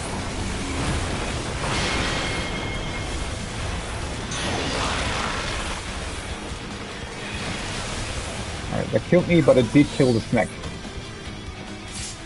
Wait, did we manage to do it? I think so, right? A couple people are dead, but we did manage it. Yeah, the delay in all of those petrifies is really weird. There's a lot of really, really weird things that you need to get used to. The same with the eyes. So they basically just randomly apparently fly through the arena and just end up at a spot, because this time, I think they spawned in like south, on the intercardinals of southeast and southwest, and they ended up on the intercardinals northeast and southeast. So it's completely random how they move, right? It's literally, you have to watch where they end up, so you can't even pre-position for that. It's really, really annoying. I mean, you have enough time. Obviously, it's not super difficult, but it is just annoying.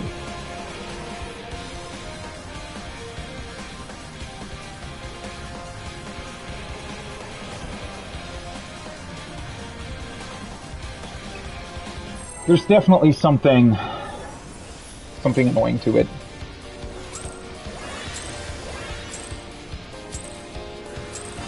Which is going to be one hell of a thing if you want to optimize this, right? Which obviously you need to. So you need to be really precise with your GCD there in order not to get stunned. Alright, that's a spread. And also, just in general, with your pre-positioning and whatnot. Sear flesh from bone.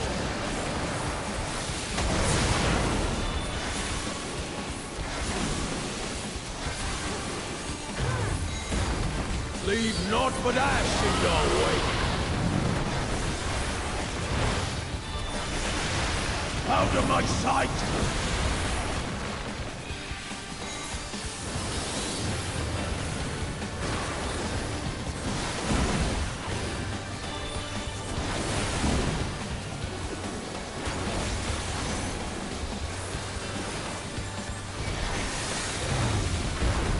Behold the fruits of sacrifice!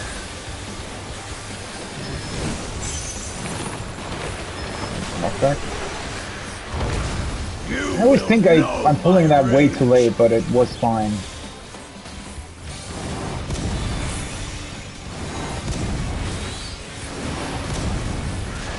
Holy fuck! How did that kill so many people? Before a god.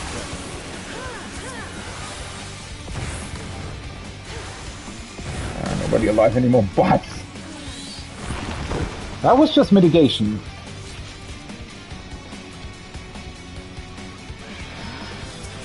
Oh, no it wasn't. That's a hit on avant instead of their mitigation. I did not see that. Not Dragoon.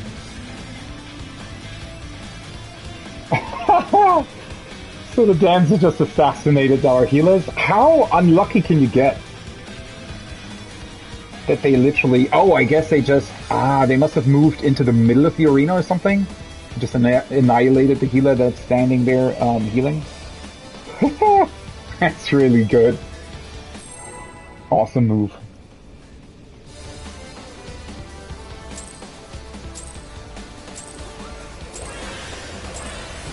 Rest eternal in the dark depths of this prison.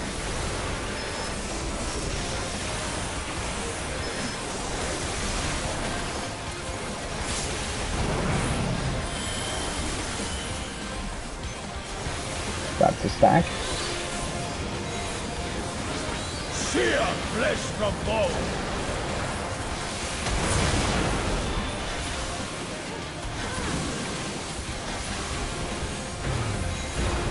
Leave naught but ash in your On the inside, and Phoenix. Let seep sorrow into your heart. Yeah, we can wipe that.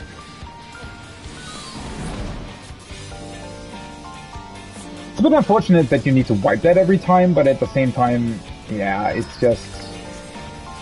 You know, there is a slight chance you can recover from that, but it's so slight that it might as well not be worth it, right? Mr. Toast ain't kidding around. They're calling him Hefe's Toast, I guess. I mean, he does look a bit toasted, not gonna lie. Rest eternal in the dark depths of this prison.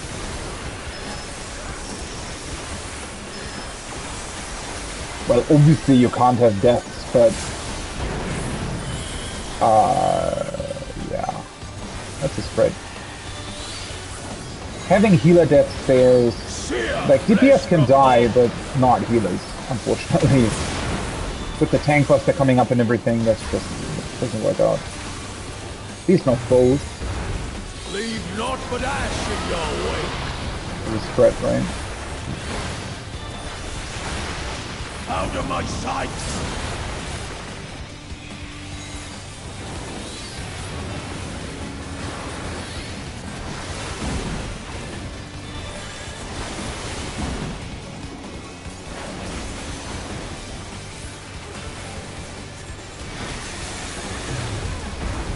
Behold the fruits of sacrifice!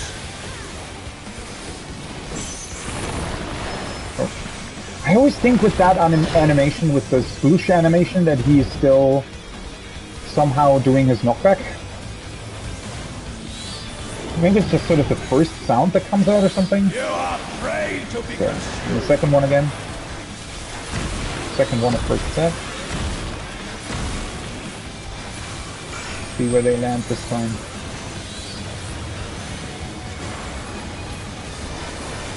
Alright, so that's that one.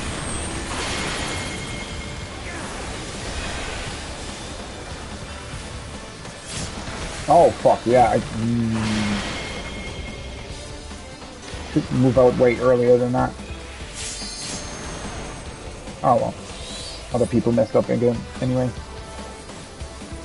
Ah, that's really unfortunate. So I kind of want to have Ifrit there because it just gives me more time to turn around and everything. But I'm missing a chance to move back out because I have the second hard pass.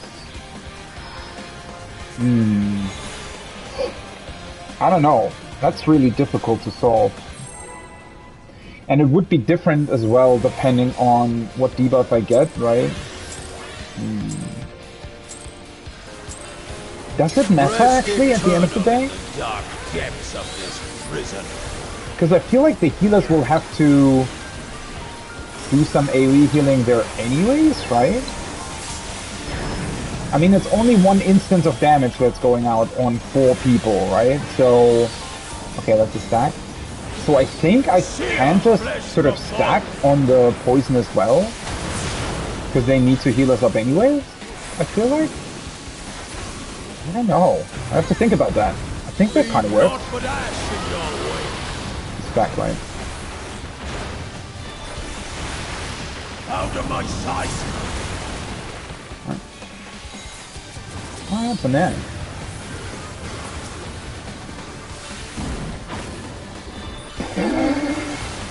How did that happen? Oh, wait, the gear broke. I was gonna say, how did that shield happen? The gear broke. What the fuck? That looks awesome.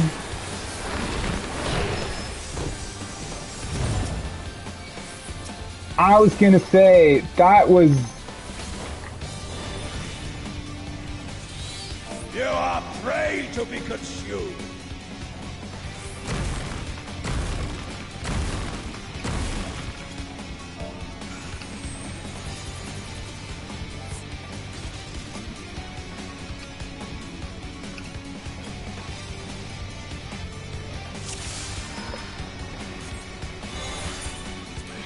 Oh, my gears almost broke as well.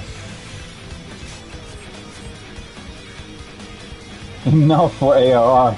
That would have been, well, wouldn't been, that back then, 7K, that was like, I think 2.2.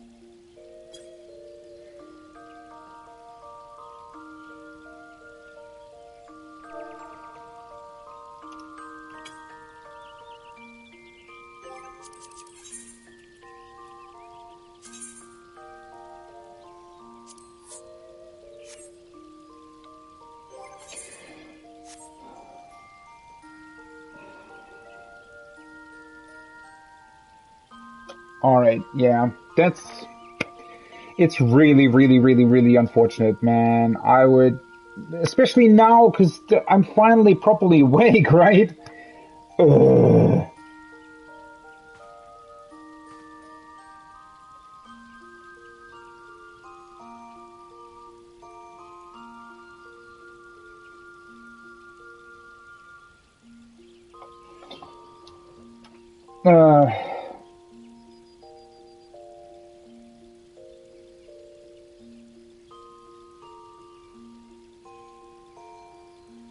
Man, fuck. I want to continue playing. But anyways, I feel like, you know, I got good prog in. You know, actually, let me sort of finish off here right now. I'm still gonna stay online for a little bit. I mean, it's not super late yet, but I do also want to catch up on some sleep. And yeah, it was a ton of fun. It's a little bit unfortunate that I was only able to get 2 lockouts today on the final fight. It's a little bit unlucky. If I wanted to have more, I guess I would have had to start like really, really early this morning, because I think there was like one party there that I potentially could have joined at that point. But yeah, obviously you can never really know how PF turns out. Honestly, well, I'll probably have to work really long tomorrow, and I'm probably going to be fairly exhausted. The issue is, right, that I don't fully know how many parties will be there tomorrow. I'd imagine that I would be able to find a party tomorrow after work, so at like 9 o'clock my time or something. I could go for like 2 lockouts maybe. We'll see though if that's a thing. If it is, I might be streaming that as well, or just might be doing a little bit off-stream prog. We'll see. I will definitely be back on Sunday, though. What's my carbuncle doing? It's really erratic. Let me actually turn the camera, like, this way or something. Doesn't that look more beautiful? Sort of calmer, slightly. Midgard's almost ruining the shot again. He always does that. But anyways, yeah. I will definitely be back on Sunday. It is somewhat of a question, with it being the weekend, I'd imagine there will be a lot more parties in the morning as well. So it is a question of, do I go to bed early tomorrow as well, and then just stand up Sunday morning and prog all day? The thing is, I kind of don't want to ruin my sleep schedule further. It's not that it's necessarily ruined. I just didn't really catch that much sleep over the week, obviously. But yeah, not entirely sure how I'm gonna. But since I am probably gonna be pretty exhausted after work tomorrow, I think it honestly makes more sense just to go bed early tomorrow and then stand up, early on Sunday and just prog further. Yeah, as I mentioned in the group, I think I would be really, really happy with either seeing P2. It sort of depends how difficult the Enrage really is. I think people are sometimes also overestimating that a little bit. Because, well, here's the thing, right? With my static in P4, we also had some issues at first meeting the Enrage, right? And we sort of said, oh, fuck, well, this is really tough. We didn't expect that, sort of. But then, well, arguably at that point it was week 2, though, right? It wasn't week 1. But we were actually, at the end, we were very comfortable with hitting the Enrage. So we didn't have a problem with that at all, right? It was just a little bit sort of getting used to it, a little bit of optimization, and then it was fine. So I feel like when people are saying, oh yeah, the Enrage is really tough, obviously it is. No doubt about that. And, with very certain combinations of people, especially when they have like lower gear and whatnot, when they got unlucky on drops, it will be really tough. But it's also possible. That being said, yeah, I would be exceptionally happy if I would be able to get to phase, like actually meet Enrage and see the transition and get to phase 2 with a group until reset. But if I'm just comfortable up until Enrage of phase 1, that would also be cool. And then I can start fresh next week, get reclears out as fast as possible, and then join groups that are going for P2. And I feel like that makes sense as well. And then we'll go from there. Yeah. This raid here so far has been exceptional. It's been a lot of fun. Met a lot of really cool people. I think I kind of talked about that. Was it yesterday? But even though these people, I don't know them personally, obviously, we've just met sort of in PF, even the people that I've met on like Wednesday in that party, and even though we stayed together for quite a lot of hours, at the end of the day, I don't know them, right, that well. Or not personally at all, right? I haven't heard their voices or anything. So you still get this sort of attachment. Oh, this is my tank buddy, right? This is the person that I'm stacking with this mechanic, right? Or this is where this person moves here and I go there, right? It's sort of this, through the mechanics, you feel this sort of attachment to them. And I think that's sort of a nice byproduct of this prog and of PF. I really like that. But yeah, it's been a ton of fun. I did do the Beast Tribe, right? I could do an Expert Roulette. I don't need to. I have the tomes already. I might just chill a little bit, either do Island Sanctuary or maybe craft a little bit. We'll see. But yeah, it's gonna be it for today. It was a bit of a shorter stream, right? Only 7.5 hours. That's amateur hours. Oh well. It is what it is. I'm gonna go ham Monday, Sunday and Monday. Going to be back at 14, and then we're going into Recluse already. I'm honestly, since I have to work 2 days next week, it's going to be a little bit iffy in terms of being able to actually kill the last fight. I don't know how well that would work. It is somewhat sad that I have to leave behind a couple of people that were now here, that I progged with. That being said, I might meet them again, right? I mean, you never know. You never know how it turns out. You never know. I mean, a bunch of people from the people that were in the group yesterday only now came back online. So in that way, I now am at least 2 lockouts ahead of them, in a way, right? A little bit at least. So, yeah. Anyways, it is what it is. It's been a ton of fun. I know I keep repeating myself with these kinds of things, but it is really, really awesome and really enjoyable, and gonna be looking forward to playing more Final Fantasy XIV. That being said, it was a ton of fun streaming as well, and I hope you have a great rest of your evening, morning, day, wherever you are. I'll see you on the next one. Bye-bye!